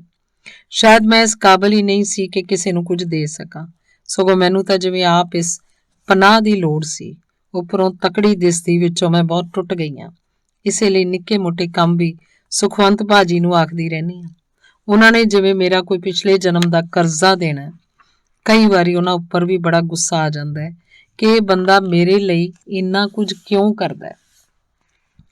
ਤੂੰ ਆਖੇਂਗਾ ਇਹ ਸਭ ਕੁਝ ਜਸਪਾਲ ਕਿਉਂ ਨਹੀਂ ਕਰਦਾ। ਮੈਂ ਉਹਨੂੰ ਕਿਉਂ ਨਹੀਂ ਆਖਦੀ। ਕੁਝ ਸਾਲ ਹੋਏ ਨਾਲ ਦੇ ਸ਼ਹਿਰ ਉਹਨੂੰ ਇੱਕ ਚੰਗੀ ਨੌਕਰੀ ਮਿਲ ਗਈ ਸੀ। ਇਹ ਨੌਕਰੀ ਲੈਣ ਤੋਂ ਪਹਿਲਾਂ ਉਹ ਆਖਦਾ ਸੀ, ਸਾਰਾ 1 ਘੰਟੇ ਦਾ ਤਾਂ ਰਾਹ ਹੈ, ਮੈਂ ਹਰ ਰੋਜ਼ ਇੱਥੇ ਹੀ ਚਲਿਆ ਜਾਇਆ ਕਰਾਂਗਾ। ਤੇ ਪਹਿਲ ਉਹ ਹਰ ਰੋਜ਼ ਜਾਂਦਾ ਵੀ ਰਿਹਾ। ਫਿਰ ਕਦੇ ਉੱਥੇ ਆਪਣੇ ਕਿਸੇ ਦੋਸਤ ਮਿੱਤਰ ਕੋਲ ਰਹਿ ਜਾਂਦਾ। ਗੱਲ ਵੀ ਠੀਕ ਸੀ। ਉਹਦੇ ਮਹਿਕਮੇ ਦੇ ਉਹਦੇ ਦੋਸਤ ਮਿੱਤਰ ਤਾਂ ਸਭ ਉੱਥੇ ਹੀ ਸੀ। ਕਦੇ ਕਦੇ ਜਦੋਂ ਸਰਦੀ ਵੱਧ ਹੋਣੀ ਜਾਂ ਮੀਂਹ ਪੈ ਜਾਣਾ, ਗਰਮੀਆਂ 'ਚ ਗਰਮੀ ਬਹੁਤ ਹੋਣੀ, ਮੈਂ ਆਪ ਹੀ ਆਖ ਦੇਣਾ ਪ੍ਰੇਮ ਕੋਲੇ ਰਹਿ ਪੈਣਾ। ਪ੍ਰੇਮ ਜਸਪਾਲ ਦੇ ਪਿੰਡ ਦਾ ਉਹਦਾ ਜਮਾਤੀ ਤੇ ਉਹਦੇ ਮਹਿਕਮੇ 'ਚ ਕੰਮ ਕਰਦਾ। ਛੁੱਟੀਆਂ 'ਚ ਪ੍ਰੇਮ ਤੇ ਉਹਦੀ ਵਹੁਟੀ ਕਈ ਵਾਰੀ ਸਾਡੇ ਕੋਲ ਆ ਜਾਂਦੇ ਨੇ ਤੇ ਹੁਣ ਇਹ ਹਾਲ ਹੈ ਕਿ ਜਸਪਾਲ ਹਫ਼ਤੇ ਵਿੱਚੋਂ ਕਦੇ ਕਦੇ ਘਰ ਸਾਡੇ ਕੋਲ ਆਉਂਦਾ ਹੈ। ਕਦੇ ਕਦੇ ਗਿਲਾ ਤਾਂ ਹੁੰਦਾ ਪਰ ਕੀਤਾ ਕੀ ਜਾਵੇ। ਕਦੇ ਕਦੇ ਇੱਥੇ ਆਉਣਾ ਵੀ ਉਹਨੂੰ ਸ਼ਾਇਦ ਬੋਝ ਲੱਗਦਾ ਹੈ, ਜਿਸ ਕਰਕੇ ਇੱਥੇ ਆ ਕੇ ਵੀ ਨਾ ਕਦੇ ਕੋਈ ਦੁੱਖ ਸੁੱਖ ਦੀ ਗੱਲ ਕਰਦਾ ਤੇ ਨਾ ਹੀ ਸਾਡਾ ਕੋਈ ਕੰਮ ਸਵਾਰਦਾ। ਜੇ ਕਦੇ ਕੁਝ ਆਖਦੀ ਹਾਂ ਤਾਂ ਆਖਦਾ, ਤੇਰੇ ਕੋਲ ਵਕਤ ਹੀ ਕਿੱਥੇ ਹੈ ਮੇਰੇ ਲਈ, ਤੂੰ ਆਪਣੀ ਨੌਕਰੀ ਕਰ ਤੇ ਬੱਚੇ ਪਾਲ, ਨਾਲੇ ਤੈਨੂੰ ਮੇਰੀ ਲੋੜ ਹੀ ਕੀ ਹੈ। ਕੰਮ ਧੰਦੇ ਸਾਰੇ ਸੁਖਵੰਤ ਭਾਜੀ ਕਰ ਦਿੰਦੇ ਨੇ, ਇਸੇ ਲਈ ਮੈਨੂੰ ਬਹੁਤਾ ਫਿਕਰ ਵੀ ਨਹੀਂ ਹੁੰਦਾ। ਤੂੰ ਆਪ ਦੱਸ ਬਾਦਸ਼ਾਹ ਸਲਾਮਤ, ਮੈਂ ਉਹਦੀਆਂ ਇਹਨਾਂ ਗੱਲਾਂ ਦਾ ਕੀ ਜਵਾਬ ਦਿਆਂ। ਕਦੇ ਕਦੇ ਮਨ ਬੜਾ ਕਰਦਾ ਕਿ ਖਬਰੇ ਉੱਥੇ ਉਸ ਸ਼ਹਿਰ ਇਹਨੇ ਆਪਣੀ ਕੋਈ ਹੋਰ ਦੁਨੀਆ ਵਸਾ ਰੱਖੀ ਹੋਵੇ, ਜਿਸ ਕਰਕੇ ਅਸੀਂ ਬੇਮਾਇਨੇ ਹੋ ਗਏ ਹਾਂ। ਕਦੇ ਲੱਗਦਾ ਮੈਂ ਹੀ ਸ਼ਾਇਦ ਇਹਨੂੰ ਘਰ ਦੀ ਫੀਲਿੰਗ ਨਹੀਂ ਦੇ ਸਕੀ, ਜਿਸ ਕਰਕੇ ਲੋਕਾਂ ਦੇ ਘਰੀ ਮਾਰਿਆ ਫਿਰਦਾ। ਕਦੇ ਲੱਗਦਾ ਉਹਨੇ ਸੈਂਟੀਮੈਂਟਲ ਹੋ ਕੇ ਮੇਰੇ ਨਾਲ ਵਿਆਹ ਤਾਂ ਕਰਵਾ ਲਿਆ, ਪਰ ਐਡਾ ਮੈਚਿਓਰ ਨਹੀਂ ਕਿ ਸਾਰੀ ਸਥਿਤੀ ਵੀ ਸਮਝ ਸਕੇ। ਫਿਰ ਲੱਗਦਾ ਜੇ ਮੈਂ ਤੇਰੇ ਨਾਲ ਕਲੇਸ਼ ਕੀਤਾ ਸੀ ਤੇ ਤੂੰ 2 ਟੁਕ ਫੈਸਲਾ ਕਰਤਾ, ਇਹਨੂੰ ਵੀ ਕੁਝ ਆਖਿਆ ਤਾਂ ਇਹ ਨਾ ਹੋਵੇ ਕਿ ਕਿਸੇ ਦਿਨ ਘਰੋਂ ਗਿਆ ਮੁੜ ਕੇ ਹੀ ਆਵੇ ਹੀ ਨਾ। ਮੇਰਾ ਦਿਲ ਬਹੁਤ ਛੋਟਾ ਹੋ ਗਿਆ ਬਾਦਸ਼ਾਹ ਸਲਾਮਤ। ਕਿਸੇ ਛੋਟੀ ਜਿਹੀ ਗੱਲ ਤੋਂ ਮੈਂ ਘਬਰਾ ਜਾਂਦੀ ਹਾਂ। ਤੂੰ ਹੈਰਾਨ ਹੋਏਗਾ, ਮੈਂ ਅੱਜ ਤੱਕ ਜਸਪਾਲ ਨੂੰ ਇਹ ਨਹੀਂ ਆਖਿਆ ਕਿ ਮੈਨੂੰ ਫਲਾਣੀ ਚੀਜ਼ ਲੈ ਦੇ, ਜਾਂ ਫਲਾਣੀ ਗੱਲ ਮੈਂ ਜ਼ਰੂਰ ਕਰਨੀ ਹੈ, ਜਾਂ ਫਲਾਣੀ ਗੱਲ ਤੂੰ ਨਾ ਕਰ। ਜੈਸਮੀਨ ਨੂੰ ਇਸ ਗੱਲ ਦਾ ਪਤਾ ਸੀ ਕਿ ਬਹੁਤੇ ਦਿਨ ਅਸੀਂ ਘਰ ਵਿੱਚ ਇਕੱਲੇ ਹੀ ਹੁੰਦੇ ਹਾਂ, ਇਸੇ ਲਈ ਮੈਨੂੰ ਛੱਡ ਕੇ ਉਹ ਕਦੇ ਕਿਤੇ ਨਹੀਂ ਸੀ ਜਾਂਦੀ। ਇੱਥੋਂ ਤੱਕ ਕਿ ਆਪਣੇ ਨਾਨਕੀ ਵੀ ਨਹੀਂ ਸੀ ਜਾਂਦੀ। ਭਾਵੇਂ ਮੇਰੇ ਬੇਜੀ ਉਹਨੂੰ ਜਾਣ ਤੋਂ ਵੱਧ ਪਿਆਰ ਕਰਦੇ ਸੀ। ਆਖਦੇ ਸੀ ਇਹ ਕਿਸ ਗੱਲੋਂ ਜੀ ਥੋੜਾ ਨਾ ਕਰ ਲਈ, ਇਸ ਕਰਕੇ ਹਰ ਇੱਕ ਨੂੰ ਆਖਦੇ ਮੇਰੀ ਦੋਤੀ ਨਹੀਂ ਧੀ ਹੈ। ਤੇ ਹੁਣ ਜਦੋਂ ਜਸਪਾਲ ਘਰ ਨਹੀਂ ਆਇਆ ਕਰੂ ਤੇ ਮੈਂ ਕੱਲੀ ਨਿੱਕੇ ਜਿਹੇ ਬੇਟੇ ਨੂੰ ਨਾਲ ਪਾਈ ਜੈਸਮੀਨ ਨੂੰ ਯਾਦ ਕਰ ਰਹੀ ਹੋਇਆ ਕਰਾਂਗੀ। ਬਾਦਸ਼ਾਹ ਸਲਾਮਤ, ਕੀ ਰੂਹਾਂ ਹੁੰਦੀਆਂ ਨੇ, ਆਖਦੇ ਨੇ ਰੂਹ ਨਹੀਂ ਮਰਦੀ। ਕੀ ਜੈਸਮੀਨ ਦੀ ਰੂਹ ਇੱਥੇ ਹੀ ਕਿਧਰੇ ਹੋਏਗੀ? ਨਹੀਂ, ਮੈਂ ਤਾਂ ਚਾਹੁੰਦੀ ਉਹਦੀ ਰੂਹ ਭਟਕਦੀ ਨਾ ਫਿਰੇ। ਉਹਨੂੰ ਰੱਬ ਕਿਸੇ ਚੰਗੇ ਘਰ ਜਨਮ ਦੇਵੇ, ਉਹਦੇ ਮਾਪਿਓ ਨੂੰ ਬਹੁਤ ਪਿਆਰ ਕਰਨ ਤੇ ਉਹ ਸੁਖੀ ਰਹੇ। ਬਾਦਸ਼ਾਹ ਸਲਾਮਤ, ਤੂੰ ਆਖੇਂਗਾ ਇਹ ਸਭ ਗੱਲਾਂ ਮੈਂ ਤੈਨੂੰ ਕਿਉਂ ਲਿਖ ਰਹੀ ਹਾਂ? ਇਹ ਵੀ ਠੀਕ ਹੈ, ਤੂੰ ਕਹਿੰਦਾ ਹੈ ਕਿ ਮੈਂ ਇਹ ਖਤ ਤੈਨੂੰ ਨਹੀਂ ਪੋਸਟ ਕਰਾਂਗੀ। ਹੁਣ ਤੱਕ ਤਾਂ ਖਬਰੇ ਤੇਰਾ ਉਹ ਪੁਰਾਣਾ ਸਿਰਨਾਮਾ ਵੀ ਬਦਲ ਚੁੱਕਿਆ ਹੋਵੇ। ਕੀ ਪਤਾ ਤੂੰ ਹੁਣ ਉਸ ਮੁਲਕ ਵਿੱਚ ਵੀ ਹੈ ਕਿ ਨਹੀਂ। ਜੇ ਮੈਂ ਖਤ ਪਾ ਵੀ ਦਿਆਂ ਫਿਰ ਵੀ ਕੀ ਪਤਾ ਤੈਨੂੰ ਮਿਲੇ ਕਿ ਨਾ। ਮੈਂ ਤੈਨੂੰ ਪਰੇਸ਼ਾਨ ਕਰਨ ਲਈ ਨਹੀਂ ਲਿਖ ਰਹੀ, ਮੈਂ ਤਾਂ ਤੈਨੂੰ ਦੱਸਣਾ ਚਾਹੁੰਦੀ ਹਾਂ ਤੇਰੀ ਜਵਾਨ ਹੁੰਦੀ ਧੀ ਮਰ ਗਈ ਹੈ ਤੇ ਮੈਂ ਕੁਝ ਨਹੀਂ ਕਰ ਸਕੀ। ਹੋ ਸਕਦਾ ਹੁਣ ਤੱਕ ਉਹਦੀ ਹੋਂਦ ਤੇਰੇ ਜ਼ਿਹਨ 'ਚੋਂ ਮਿਟ ਚੁੱਕੀ ਹੋਵੇ। ਇਹ ਵੀ ਹੋ ਸਕਦਾ ਮੇਰੀਆਂ ਗੱਲਾਂ ਤੈਨੂੰ ਜਜ਼ਬਾਤੀ ਪਾਗਲਪਨ ਹੀ ਲੱਗਣ, ਕਿਉਂਕਿ ਜਿਨ੍ਹਾਂ ਦੇਸ਼ਾਂ 'ਚ ਤੂੰ ਜਿਉ ਰਿਹਾ ਉੱਥੇ ਲੋਕ ਸ਼ਾਇਦ ਇਉਂ ਨਹੀਂ ਸੋਚਦੇ। ਇੱਥੇ ਸਾਡੇ ਸ਼ਹਿਰ 'ਚ ਇੱਕ ਅਮਰੀਕਨ ਕੁੜੀ ਰਿਸਰਚ ਕਰਨ ਆਈ ਸੀ ਤੇ ਇੱਥੋਂ ਦੇ ਇੱਕ ਲੜਕੇ ਨਾਲ ਵਿਆਹ ਕਰ ਲਿਆ ਸੀ। ਸਾਲ ਮਗਰੋਂ ਉਹਨੂੰ ਛੱਡ ਕੇ ਚਲੀ ਗਈ। ਜਾਣ ਤੋਂ ਪਹਿਲਾਂ ਉਹ ਮੈਨੂੰ ਮਿਲਣ ਆਈ ਸੀ, ਮੇਰੀ ਚੰਗੀ ਵਾਕਫ ਬਣ ਗਈ ਹੋਈ ਸੀ। ਮੈਂ ਜਾਣਨਾ ਚਾਹਿਆ ਸੀ, ਇਸ ਲਈ ਪੁੱਛਿਆ, ਡੈਬੀ, ਰਿਸ਼ਤਿਆਂ ਦਾ ਇਉਂ ਟੁੱਟ ਜਾਣਾ ਤੈਨੂੰ ਕਿਵੇਂ ਲੱਗਦਾ ਹੈ? ਉਹ ਆਖਣ ਲੱਗੀ, ਅਸੀਂ ਰਿਸ਼ਤਿਆਂ 'ਚ ਆਪਣੇ ਆਪ ਨੂੰ ਇੰਨਾ ਬਹੁਤਾ ਇਨਵੋਲਵ ਹੀ ਨਹੀਂ ਕਰਦੇ, ਨਾਲੇ ਰਿਸ਼ਤੇ ਜ਼ਿੰਦਗੀ ਲਈ ਹੁੰਦੇ ਨੇ, ਨਾ ਕਿ ਜ਼ਿੰਦਗੀ ਰਿਸ਼ਤਿਆਂ ਲਈ। ਉਹਦੀ ਗੱਲ ਸੁਣ ਕੇ ਮੈਂ ਹੈਰਾਨ ਹੀ ਹੋ ਗਈ। ਪੱਛਮੀ ਲੋਕਾਂ ਨੇ ਸਾਰਾ ਕੁਝ ਕਿੱਡਾ ਸਰਲ ਬਣਾ ਲਿਆ। ਹੁਣ ਤੇ ਤੈਨੂੰ ਵੀ ਇੱਧਰ ਰਹਿੰਦਿਆਂ ਬਹੁਤ ਵਰ੍ਹੇ ਹੋ ਗਏ ਨੇ, ਕੀ ਤੇਰੇ ਲਈ ਵੀ ਇਹ ਸਭ ਗੱਲਾਂ ਏਡੀਆਂ ਹੀ ਸਰਲ ਹੋ ਗਈਆਂ ਨੇ? ਪੂਰਬ ਦਾ ਜਾਂ ਪੱਛਮ ਦਾ ਸ਼ਾਇਦ ਏਡਾ ਫਰਕ ਨਹੀਂ ਪੈਂਦਾ, ਗੱਲ ਤਾਂ ਬੰਦੇ ਦੀ ਆਪਣੀ ਸੋਚ ਦੀ ਹੁੰਦੀ ਹੈ। ਇੱਕ ਦਿਨ ਜਸਪਾਲ ਮੈਨੂੰ ਆਖਣ ਲੱਗਾ, ਤੂੰ ਕਿਸੇ ਨੂੰ ਆਪਣਾ ਦੋਸਤ ਮਿੱਤਰ ਹੀ ਬਣਾ ਲੈ, ਵਧੀਆ ਜੀ ਲੱਗਿਆ ਰਿਹਾ ਕਰੂ। ਮੈਨੂੰ ਪਤਾ ਸੀ ਉਹ ਮਖੌਲ ਨਹੀਂ ਸੀ ਕਰ ਰਿਹਾ। ਇਹ ਵੀ ਪਤਾ ਸੀ ਉਹ ਗੱਲ ਲਾ ਕੇ ਨਹੀਂ ਆਖ ਰਿਹਾ, ਤਾਂ ਸੱਚਮੁੱਚ ਆਖ ਰਿਹਾ ਸੀ। ਉਸ ਰਾਤ ਫਿਰ ਮੈਨੂੰ ਨੀਂਦ ਨਾ ਆਈ। ਮੈਂ ਸੋਚਣ ਦੀ ਕੋਸ਼ਿਸ਼ ਕਰਦੀ ਰਹੀ ਕਿ ਮੈਂ ਜਸਪਾਲ ਲਈ ਏਡੀ ਹੀ ਬੇਮਾਇਨੇ ਹੋ ਗਈ ਹਾਂ ਕਿ ਮੈਂ ਕੁਝ ਵੀ ਕਰਾਂ ਉਹਨੂੰ ਫਰਕ ਨਹੀਂ ਪੈਂਦਾ। ਕਿਉਂ ਫਰਕ ਨਹੀਂ ਪੈਂਦਾ? ਕਿ ਮੇਰੇ ਨਾਲ ਉਹਦਾ ਕੋਈ ਵੀ ਰਿਸ਼ਤਾ ਨਹੀਂ? ਜੇ ਨਹੀਂ ਤਾਂ ਕਿਉਂ? ਕਿ ਉਹ ਮੈਨੂੰ ਹਰ ਤਰ੍ਹਾਂ ਦੀ ਖੁੱਲ੍ਹ ਦੇ ਕੇ ਅਸਲ 'ਚ ਆਪ ਹਰ ਤਰ੍ਹਾਂ ਦੀ ਖੁੱਲ੍ਹ ਲੈਣੀ ਚਾਹੁੰਦਾ, ਜਾਂ ਕਿ ਉਹ ਦੇਖਣਾ ਚਾਹੁੰਦਾ ਕਿ ਮੈਂ ਇਸ ਗੱਲ ਦਾ ਕੀ ਜਵਾਬ ਦਿੰਦੀ ਹਾਂ? ਕਿ ਉਹ ਮੈਨੂੰ ਐਸੀ ਵੈਸੀ ਔਰਤ ਸਮਝਦਾ? ਤੇ ਇਹ ਸੋਚਦਿਆਂ ਉਸ ਰਾਤ ਮੈਨੂੰ ਆਪਣਾ ਆਪ ਬੜਾ ਤੁੱਛ ਜਿਹਾ ਲੱਗਿਆ। ਖਿਆਲ ਆਉਂਦਾ ਹੈ ਹੋਰ ਅਜੇ ਮੈਂ ਕਿੰਨੇ ਕੁ ਵਰ੍ਹੇ ਜੀਣਾ, ਤੇ ਉਸ ਰਾਤ ਮੈਂ ਤੈਨੂੰ ਬਹੁਤ ਯਾਦ ਕੀਤਾ। ਇਹ ਪੁਰਾਣੀ ਗੱਲ ਹੈ। ਉਸ ਰਾਤ ਅੱਧੀ ਕੁ ਰਾਤ ਜੈਸਮੀਨ ਪਤਾ ਨਹੀਂ ਕਿਵੇਂ ਜਾਗ ਪਈ। ਪੁੱਛਣ ਲੱਗੀ, ਮੰਮੀ ਸਿਰ ਦਰਦ ਹੈ, ਬਾਮ ਲਗਾ ਦਿਆਂ? ਹਾਂ ਲਗਾ ਦੇ, ਮੈਂ ਆਖਿਆ। ਸੱਚੀ ਮੇਰੇ ਸਿਰ ਦਰਦ ਹੋ ਰਹੀ ਸੀ। ਉਸ ਰਾਤ ਬਹੁਤ ਦੇਰ ਨਾਲ ਸੁੱਤੀ ਸੀ। ਸਵੇਰੇ ਦੇਰ ਨਾਲ ਜਦੋਂ ਜਾਗੀ ਤਾਂ ਜੈਸਮੀਨ ਚਾਹ ਲਈ ਖੜੀ ਸੀ। ਅੱਜ ਉਹਨੇ ਆਪ ਹੀ ਚਾਹ ਬਣਾ ਲਈ ਸੀ। ਹੁਣ ਤੇ ਮੇਰੀ ਬੇਟੀ ਵੱਡੀ ਹੋ ਗਈ, ਮੈਂ ਹੱਸ ਕੇ ਆਖਿਆ।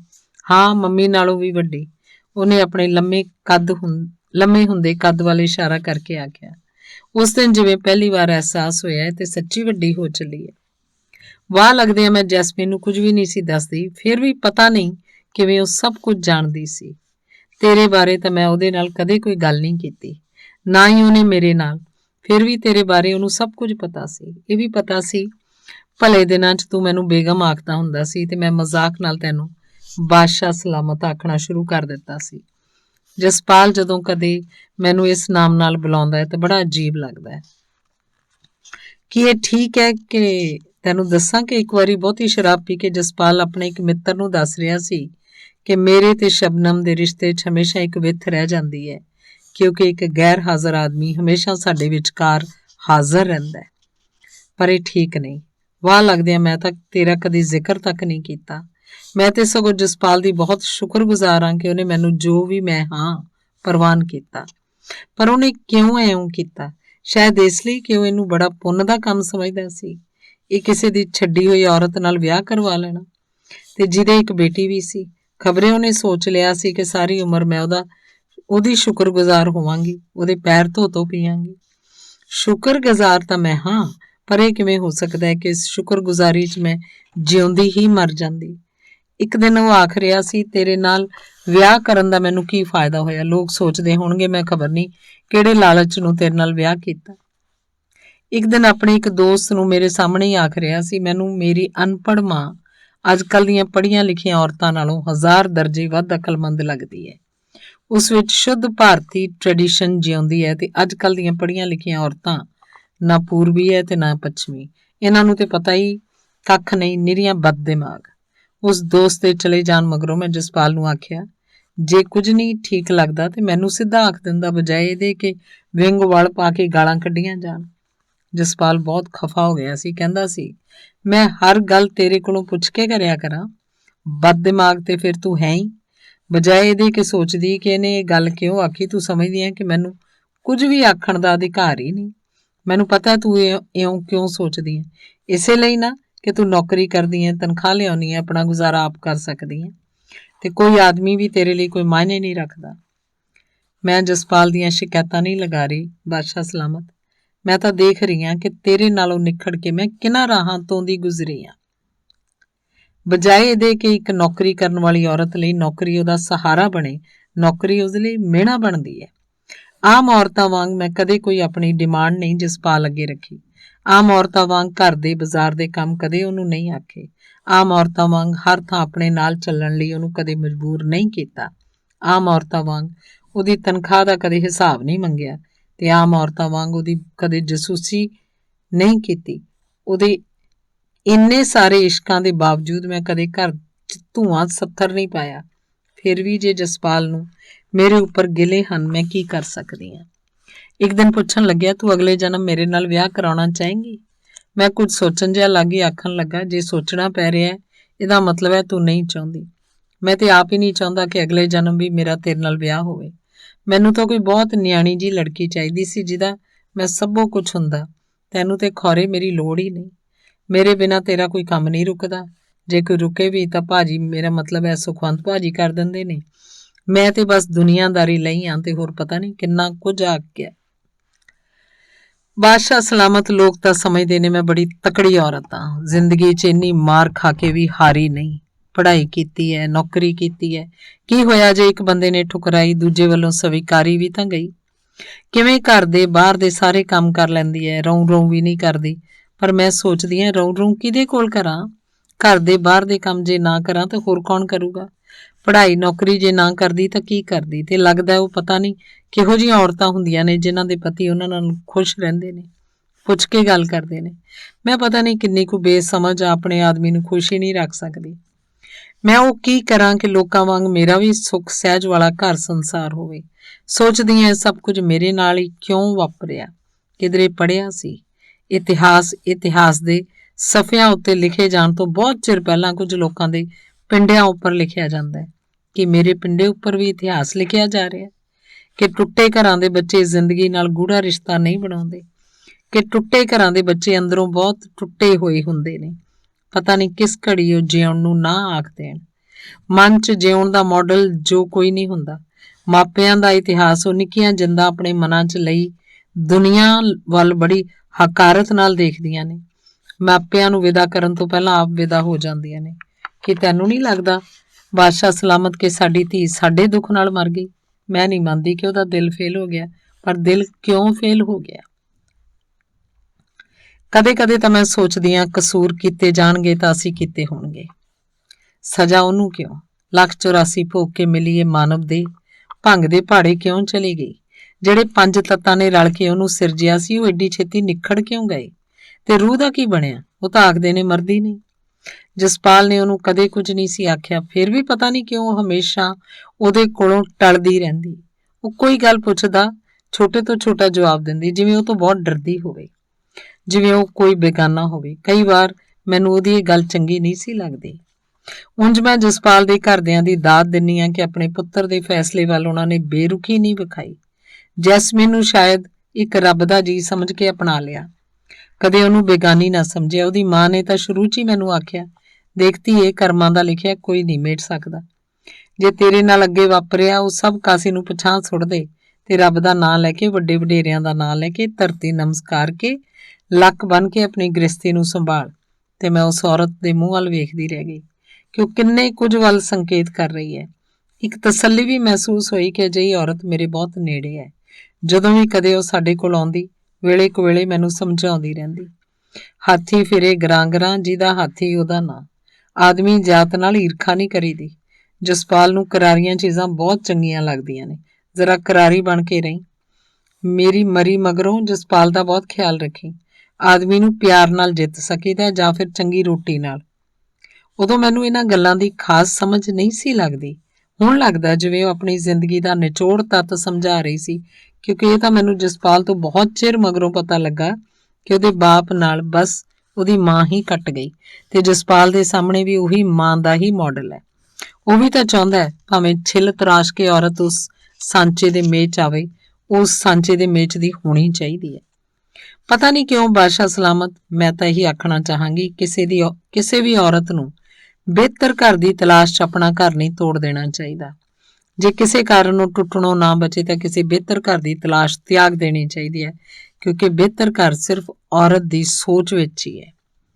ਮੈਂ ਤੇ ਸਗੋਂ ਇਹ ਵੀ ਆਖਣਾ ਚਾਹਾਂਗੀ, ਇੱਕ ਘਰ ਨੂੰ ਤੋੜ ਕੇ ਜਦੋਂ ਕੋਈ ਦੂਸਰਾ ਘਰ ਤਾਮੀਰ ਕਰ ਦਿਓ ਤਾਂ ਪਹਿਲੇ ਦੇ ਮਲਬੇ ਦਾ ਪਤਾ ਨਹੀਂ ਲੱਗਦਾ ਕਿੱਥੇ ਸੁੱਟੋ। ਕਈ ਵਾਰ ਉਸ ਮਲਬੇ 'ਚ ਦਮ ਘੁੱਟਣ ਲੱਗ ਜਾਂਦਾ ਹੈ।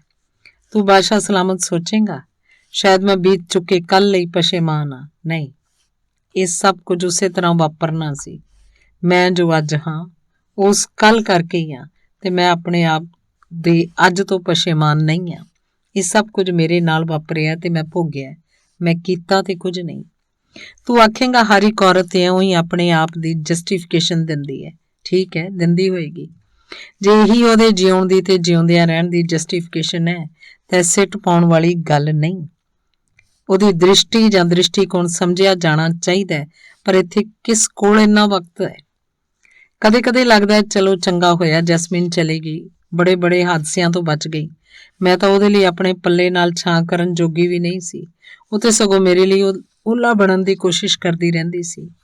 ਪਰ ਨਹੀਂ ਬਾਦਸ਼ਾਹ ਸਲਾਮਤ, ਮੈਂ ਸਭ ਕੁਝ ਤੈਨੂੰ ਕਿਉਂ ਦੱਸ ਰਹੀ ਹਾਂ ਇਹ ਵੀ ਪਤਾ ਨਹੀਂ ਤੇਰੇ ਕੋਲੇ ਸਭ ਕਾਸੇ ਨੂੰ ਸੁਣਨ ਲਈ ਵਕਤ ਵੀ ਹੈ ਕਿ ਨਹੀਂ, ਪਰ ਮੇਰੇ ਲਈ ਤਾਂ ਵਕਤ ਜਿਵੇਂ ਖਲੋ ਗਿਆ।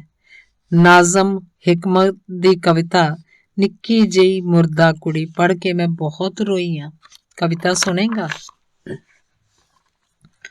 ਨਿੱਕੀ ਜਿਹੀ ਮੁਰਦਾ ਕੁੜੀ, ਇਹ ਮੈਂ ਹਾਂ ਜੋ ਤੁਹਾਡਾ ਬੂਹਾ ਖੜਕਾਉਂਦੀ ਹਾਂ। ਮੈਂ ਕਿੰਨੇ ਬੂਹਿਆਂ ਤੇ ਖਲੋਤੀ ਰਹੀ ਹਾਂ, ਪਰ ਮੈਂ ਕਿਸੇ ਨੂੰ ਦਿਸਦੀ ਨਹੀਂ, ਕਿਉਂਕਿ ਮੁਰਦੇ ਨਜ਼ਰ ਨਹੀਂ ਆਉਂਦੇ।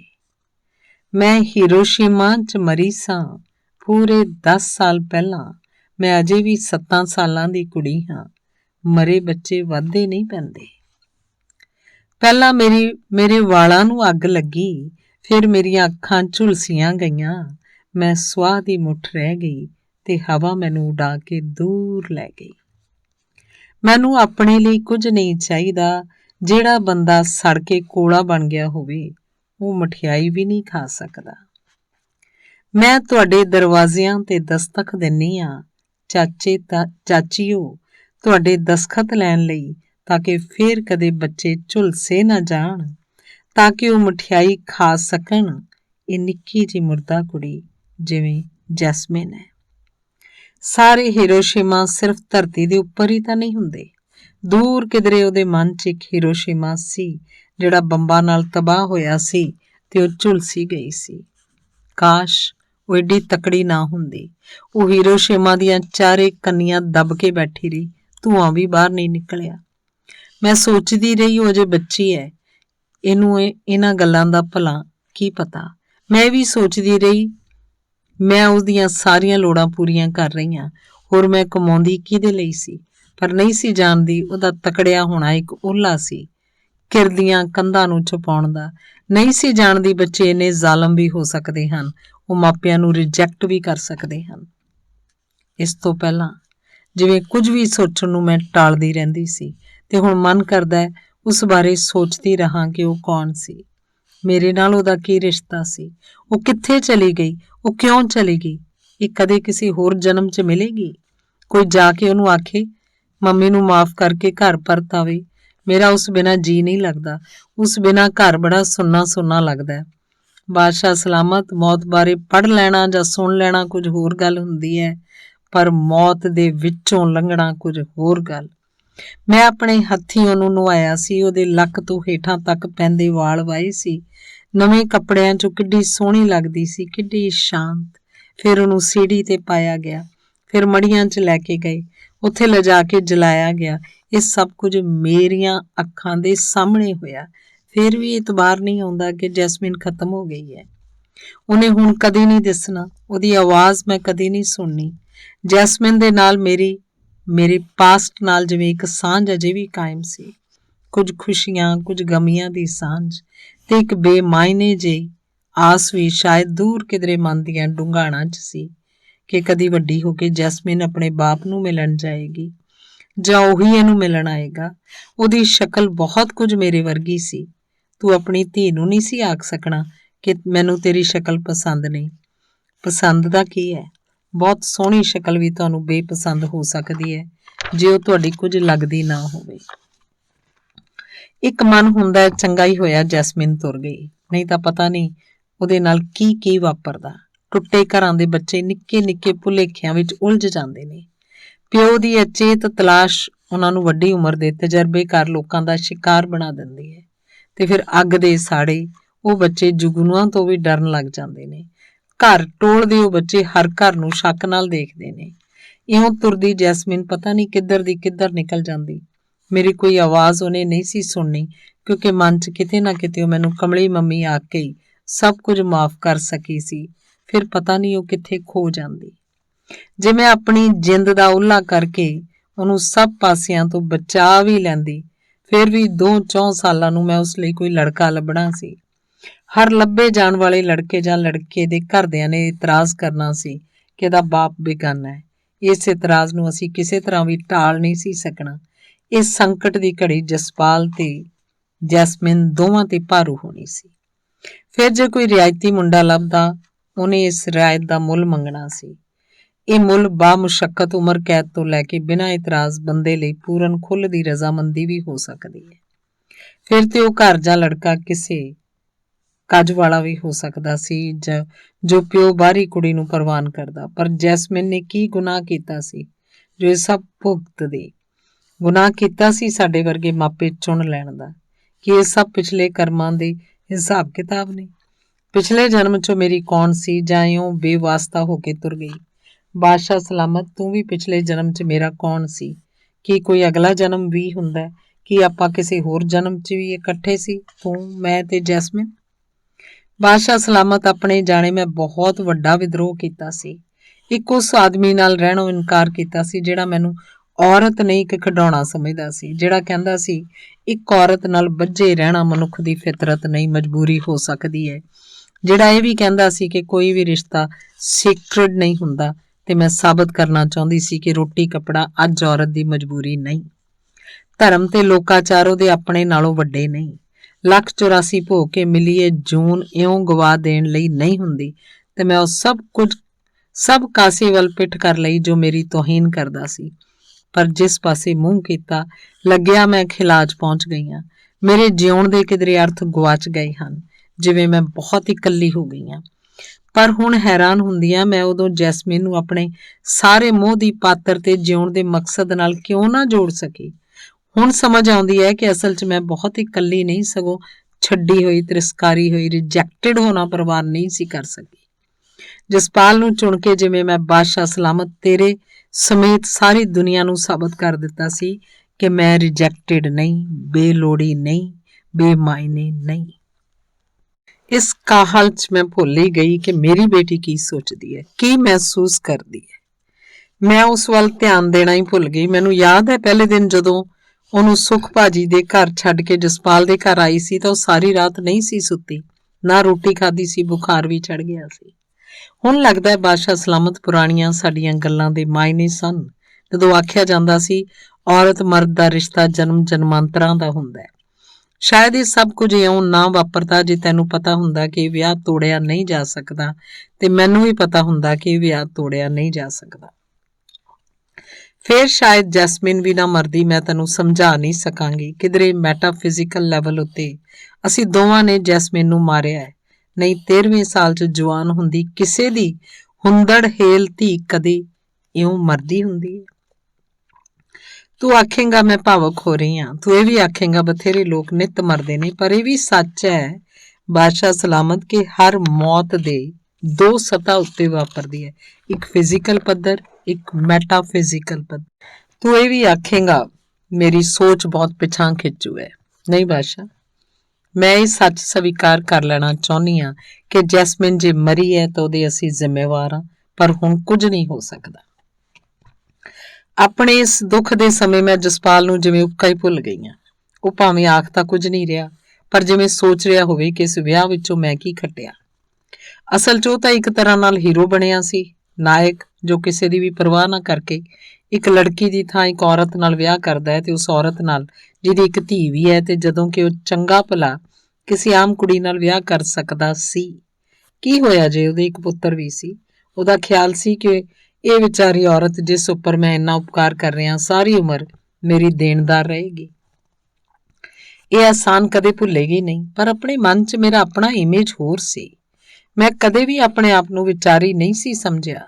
ਮੈਨੂੰ ਲੱਗਦਾ ਸੀ ਕੋਈ ਵੀ ਬੰਦਾ ਬਿਨਾਂ ਸ਼ਰਮਸਾਰ ਹੋਏ ਮੇਰੇ ਨਾਲ ਵਿਆਹ ਕਰ ਸਕਦਾ ਹੈ। ਇੱਕ ਹਾਦਸਾ ਜੋ ਮੇਰੇ ਨਾਲ ਵਾਪਰ ਗਿਆ ਸੀ, ਉਹਨੂੰ ਇੱਕ ਭੈੜੇ ਸੁਪਨੇ ਵਾਂਗ ਮੈਂ ਉੱਕਾ ਹੀ ਮਨ 'ਚੋਂ ਕੱਢ ਦਿੱਤਾ ਹੋਇਆ ਸੀ। ਇਸੇ ਲਈ ਮੈਂ ਕੁਝ ਵੀ ਜਸਪਾਲ ਤੋਂ ਛੁਪਾਇਆ ਨਹੀਂ ਸੀ। ਇਹ ਵੀ ਪਹਿਲੇ ਹੀ ਦੱਸ ਦਿੱਤਾ ਸੀ ਕਿ ਜੈਸਮੀਨ ਵੀ ਮੇਰੇ ਨਾਲ ਹੀ ਰਹੇਗੀ। ਉਹ ਬਹੁਤਾ ਹੀ ਦਾਨੀ ਬਣ ਗਿਆ ਸੀ ਉਸ ਵੇਲੇ, ਉਹਨੇ ਸਭ ਕੁਝ ਪ੍ਰਵਾਨ ਕਰ ਲਿਆ ਸੀ। ਮੈਂ ਸਮਝਦੀ ਹਾਂ ਅਜਿਹੇ ਲੋਕ ਠੀਕ ਨਹੀਂ ਹੁੰਦੇ। ਇੰਨਾ ਉਲਾਰ ਬੰਦਾ ਕਿਸੇ ਪਾਸੇ ਨੂੰ ਵੀ ਉਲਰ ਸਕਦਾ ਹੈ। ਮੈਂ ਜਸਪਾਲ ਨੂੰ ਦੋਸ਼ ਨਹੀਂ ਦੇ ਰਹੀ। ਅਸਲ 'ਚ ਸਦੀਆਂ ਤੋਂ ਅਸੀਂ ਇਸ ਢਾਂਚੇ 'ਚ ਜਿਉਂਦੇ ਹਾਂ। ਸਾਡੀ ਸੋਚ ਵੀ ਉਸੇ ਢਾਂਚੇ ਦੇ ਮੇਚ ਦੀ ਹੋ ਕੇ ਰਹਿ ਗਈ ਹੈ। ਮੈਂ ਸਮਝਦੀ ਹਾਂ ਔਰਤ ਦਾ ਜੇ ਇੱਕ ਵਾਰੀ ਘਰ ਟੁੱਟ ਜਾਂਦਾ, ਉਹਨੂੰ ਦੂਜੇ ਘਰ ਦੀ ਤਲਾਸ਼ 'ਚ ਨਹੀਂ ਤੁਰ ਪੈਣਾ ਚਾਹੀਦਾ, ਕਿਉਂਕਿ ਘਰ ਦੇ ਨਾਲ ਉਹਦਾ ਅੰਦਰੋਂ ਵੀ ਬਹੁਤ ਕੁਝ ਟੁੱਟ ਜਾਂਦਾ ਹੈ। ਉਹ ਆਪਣੇ ਟੁਕੜਿਆਂ ਨੂੰ ਸੰਭਾਲਣ ਦੀ ਕੋਸ਼ਿਸ਼ 'ਚ ਬਾਕੀ ਸਭ ਕੁਝ ਭੁੱਲ ਜਾਂਦੀ ਹੈ। ਕਦੇ-ਕਦੇ ਸੋਚਦੀ ਹਾਂ ਅਸੀਂ ਸਭ ਕੌਣ ਆ? ਸਾਡੇ ਇਹ ਸੰਬੰਧ ਕੀ ਐਕਸੀਡੈਂਟਲ ਹਨ? ਇਹ ਜ਼ਿੰਦਗੀ ਅਸਲ 'ਚ ਕੀ ਹੈ?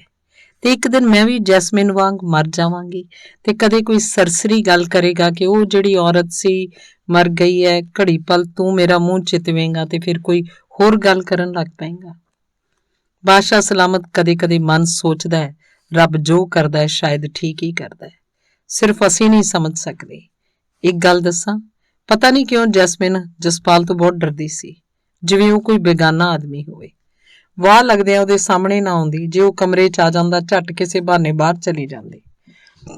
ਉਹਦੀ ਗੱਲ ਦਾ ਛੋਟੇ ਤੋਂ ਛੋਟਾ ਜਵਾਬ ਦਿੰਦੀ, ਉਸ ਵੱਲ ਕਦੇ ਸਿੱਧਾ ਨਾ ਝਾਕਦੀ।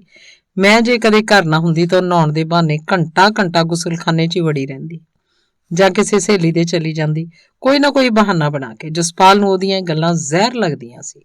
ਕਦੇ-ਕਦੇ ਉਹ ਆਖਦਾ, ਮਨ ਕਰਦਾ ਇਸ ਕੁੜੀ ਦੀ ਮਾਰ-ਮਾਰ ਕੇ ਚਮੜੀ ਉਧੇੜਦੇ ਆ। ਮੈਂ ਜੈਸਮੀਨ ਨੂੰ ਸਮਝਾਉਂਦੀ, ਇਉਂ ਨਹੀਂ ਕਰੀਦਾ ਜਸਪਾਲ, ਤੇਰਾ ਪਾਪਾ ਹੈ, ਤੂੰ ਉਹਦੀ ਬੇਟੀ ਹੈ, ਪਰ ਇਸ ਗੱਲ ਦਾ ਉਹ ਕੋਈ ਜਵਾਬ ਨਾ ਦਿੰਦੀ। ਜਦੋਂ ਮੈਂ ਅੰਗਰੇਜ਼ੀ ਦੀ ਕਿਤਾਬ 'ਚ ਪੜ੍ਹਿਆ ਕਿ ਮਤਰੇਆ ਬਾਪ ਧੀ ਨੂੰ ਬੁਰੀ ਨਜ਼ਰ ਨਾਲ ਦੇਖਦਾ ਤੇ ਵੇਲਾ ਕੁਵੇਲਾ ਤਕਾਉਂਦਾ ਰਹਿੰਦਾ ਤੇ ਮੇਰਾ ਤਰਾਹ ਹੀ ਨਿਕਲ ਗਿਆ। ਉਸ ਦਿਨ ਮੈਂ ਜਸਪਾਲ ਵੱਲ ਸੰਵਾਰ ਕੇ ਝਾਕੀ, ਜਿਵੇਂ ਉਹਦੀ ਧੁਰ ਅੰਦਰ ਅੰਤਰ-ਆਤਮਾ ਤੱਕ ਨੂੰ ਵੇਖ ਲੈਣਾ ਚਾਹੁੰਦੀ ਹੋਵਾਂ ਕਿ ਜੈਸਮੀਨ ਕਿਧਰੇ ਠੀਕ ਤਾਂ ਨਹੀਂ ਸੀ ਰਹਿੰਦੀ, ਉਤੋਂ ਕਿਧਰੇ ਉਹਦੇ ਬਾਲ ਮਨ ਨੇ ਅਚੇਤ ਹੀ ਤਾਂ ਨਹੀਂ ਸਭ ਕੁਝ ਭਾਂਪ ਲਿਆ। ਪਰ ਨਹੀਂ, ਜਸਪਾਲ ਅਜਿਹਾ ਬੰਦਾ ਨਹੀਂ। ਉਹਨੇ ਘਾਂ ਔਰਤਾਂ ਦੇ ਪਿਆਰ ਨਾਲ ਏਡਾ ਰੱਜਿਆ ਹੋਇਆ ਕਿ ਉਹਨੇ ਤਾਂ ਕਦੇ ਮੇਰੇ ਵੱਲ ਵੀ ਧਿਆਨ ਨਹੀਂ ਦਿੱਤਾ। ਮੈਂ ਕਦੇ ਇਸ ਗੱਲ ਦਾ ਗਿਲਾ ਵੀ ਨਹੀਂ ਕੀਤਾ। ਸ਼ਾਇਦ ਮੈਂ ਧੁਰ ਮਨ ਅੰਦਰ ਕਿਧਰੇ ਇਹ ਸਮਝਦੀ ਸੀ ਕਿ ਮੈਂ ਜਸਪਾਲ ਨਾਲ ਇਨਸਾਫ ਨਹੀਂ ਕੀਤਾ ਤੇ ਇਸੇ ਗੁਨਾਹ ਤੋਂ ਛੁਟਕਾਰਾ ਪਾਉਣ ਲਈ ਮੈਂ ਉਹਦੀਆਂ ਸਭ ਗੱਲਾਂ ਮਾਫ ਕਰੀ ਜਾ ਰਹੀ ਸੀ। ਉਹਦਾ ਜਿਸ ਦਿਨ ਮਰਜ਼ੀ ਰਾਤ ਨੂੰ ਘਰੇ ਨਾ ਆਉਣਾ, ਉਸ ਉੱਪਰ ਗੁੱਸਾ ਨਾ ਕਰਨਾ, ਉਹਦੀ ਤਨਖਾਹ ਦਾ ਕਦੇ ਹਿਸਾਬ ਨਾ ਪੁੱਛਣਾ, ਉਹਨੂੰ ਸ਼ਰਾਬ ਪੀਣੋਂ ਵੀ ਨਾ ਰੋਕਣਾ ਆਦਿ ਗੱਲਾਂ ਕਿਸੇ ਤਰ੍ਹਾਂ ਸਮਝ ਨਹੀਂ ਆ ਸਕਦੀਆਂ। ਮੈਂ ਤਾਂ ਜੈਸਮੀਨ ਦੀ ਗੱਲ ਕਰ ਰਹੀ ਹਾਂ। ਜੇ ਅਸੀਂ ਬੱਚਿਆਂ ਪ੍ਰਤੀ ਸੁਹਿਰਦ ਨਹੀਂ ਹੋ ਸਕਦੇ ਤਾਂ ਉਹਨਾਂ ਨੂੰ ਪੈਦਾ ਹੀ ਕਿਉਂ ਕਰਦੇ ਹਾਂ? ਇੱਕ ਬੱਚੇ ਨੂੰ ਸਿਰਜਣ ਲਈ ਮਾਂ ਤੇ ਪਿਓ ਹੀ ਜ਼ਿੰਮੇਵਾਰ ਨਹੀਂ ਹੁੰਦੇ। ਕੁਦਰਤ ਦੀਆਂ ਸਾਰੀਆਂ ਸ਼ਕਤੀਆਂ ਆਪਣਾ ਰੋਲ ਅਦਾ ਕਰਦੀਆਂ ਨੇ। ਮਾਦੇ 'ਚ ਰੂਹ ਪਾਉਣ ਤੋਂ ਲੈ ਕੇ ਉਸ ਰੂਹ ਲਈ ਠਾਹਰ ਸਿਰਜਣ ਤੱਕ, ਤੇ ਉਹ ਠਾਹਰ ਨੂੰ ਉਨੇ ਘੰਟੇ, ਉਨੇ ਦਿਨ, ਉਨੇ ਮਹੀਨੇ ਬਰਕਰਾਰ ਰੱਖਦੀਆਂ ਹਨ ਜਦੋਂ ਤੱਕ ਉਹ ਰੂਹ ਤੇ ਮਾਦੇ ਦਾ ਸੰਗਮ ਧੁੱਪ ਛਾਂ ਦੀ ਦੁਨੀਆ ਨੂੰ ਸਵੀਕਾਰ ਨਹੀਂ ਕਰ ਲੈਂਦਾ।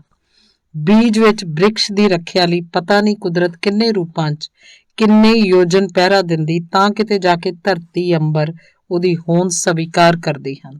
ਉਹ ਵੀ ਕਿੰਨਿਆਂ ਵਾਅਦਿਆਂ ਨਾਲ, ਕਿੰਨੀਆਂ ਸੰਭਾਵਨਾਵਾਂ ਨੂੰ ਚਿਤਵ ਕੇ, ਕਿੰਨੇ ਨਛੱਤਰਾਂ ਗ੍ਰਹਿਆਂ ਦਾ ਤੇਜ ਪ੍ਰਤਾਪ ਲੈ ਕੇ, ਸਾਰੇ ਬ੍ਰਹਿਮੰਡ ਨੂੰ ਸਾਖੀ ਬਣਾ ਕੇ, ਇੰਤਜ਼ਾਰ 'ਚ ਬੈਠੇ ਪਿਤਰਾਂ ਦਾ ਰਿਣ ਸਿਰ ਉੱਪਰ ਚੁੱਕੀ ਇੱਕ ਰੂਹ ਜਦੋਂ ਇਸ ਸ੍ਰਿਸ਼ਟੀ ਨੂੰ ਕਰਮਸ਼ਾਲਾ ਸਵੀਕਾਰ ਕਰਦੀ ਹੈ ਤਾਂ ਬ੍ਰਹਿਮੰਡ ਦੀ ਚੇਤਨਾ ਹੁੰਗਾਰਾ ਭਰਦੀ ਹੈ। ਤਿੰਨੇ ਕਾਲ ਸਿਮਟ ਕੇ ਇੱਕ ਵਾਰੀ ਵਿਸ਼ੇਸ਼ ਸ਼ਕਲ ਧਾਰਦੇ ਹਨ, ਜਿਸ ਅੰਦਰ ਕਬੀਲੇ ਦਾ ਸਦੀਆਂ ਦਾ ਇਤਿਹਾਸ ਆਪਣੇ ਆਪ ਨੂੰ ਨਵੇਂ ਰੂਪ 'ਚ ਦੁਹਰਾਉਂਦਾ ਹੈ। ਸ੍ਰਿਸ਼ਟੀ ਦਾ ਲਘੂ ਰੂਪ ਬ੍ਰਿਕਸ਼ ਬੀਜ ਦਾ ਰੂਪ ਧਾਰ ਕਿਸੇ ਮਾਂ ਦੀਆਂ ਅੰਦਰਾਂ ਦਾ ਆਲਣਾ ਬਣਾ ਲੈਂਦਾ ਹੈ। ਮਾਂ ਸਮਝਦੀ ਹੈ ਜਿਵੇਂ ਉਹ ਇਸ ਰੂਹ ਲਈ ਜਿਸਮ ਹੀ ਨਹੀਂ ਸਿਰਜ ਰਹੀ, ਉਹ ਇਹਦੇ ਲੇਖ ਵੀ ਲਿਖ ਰਹੀ ਹੈ। ਇੱਥੇ ਉਸੇ ਨੂੰ ਟਪਲਾ ਲੱਗ ਜਾਂਦਾ ਹੈ। ਮੈਂ ਤਾਂ ਜੈਸਮੀਨ ਦੀ ਜਨਮ ਪੱਤਰੀ ਜੋ ਆਪਣੇ ਮਨ 'ਚ ਬਣਾਈ ਸੀ, ਉਸ 'ਚੋਂ ਬੱਚੀ ਤੋਂ ਵੱਡੀ ਹੁੰਦੀ ਹੈ, ਵੱਡੀ ਹੋਈ ਦਾ ਉਹਦਾ ਮੈਂ ਵਿਆਹ ਕਰਦੀ ਹਾਂ, ਪਰ ਇੱਕ ਤੌਖਲਾ ਮੇਰੇ ਮਨ 'ਚ ਸੀ ਕਿ ਇਹਨੂੰ ਕਿਹੋ ਜਿਹਾ ਵਰ ਮਿਲੇਗਾ। ਮੈਨੂੰ ਬੜਾ ਮਾਣ ਸੀ ਆਪਣੇ ਆਪ ਉੱਪਰ, ਆਪਣੇ ਖਾਨਦਾਨ ਉੱਪਰ। ਜੇ ਮੇਰਾ ਇਹ ਹਸ਼ਰ ਹੋਇਆ ਕਿਧਰੇ, ਉਂਝ ਤਾਂ ਚੰਗਾ ਹੀ ਹੋਇਆ। ਪਤਾ ਨਹੀਂ ਕਿਹੜੇ ਦੁੱਖਾਂ ਤੋਂ ਬਚ ਗਈ।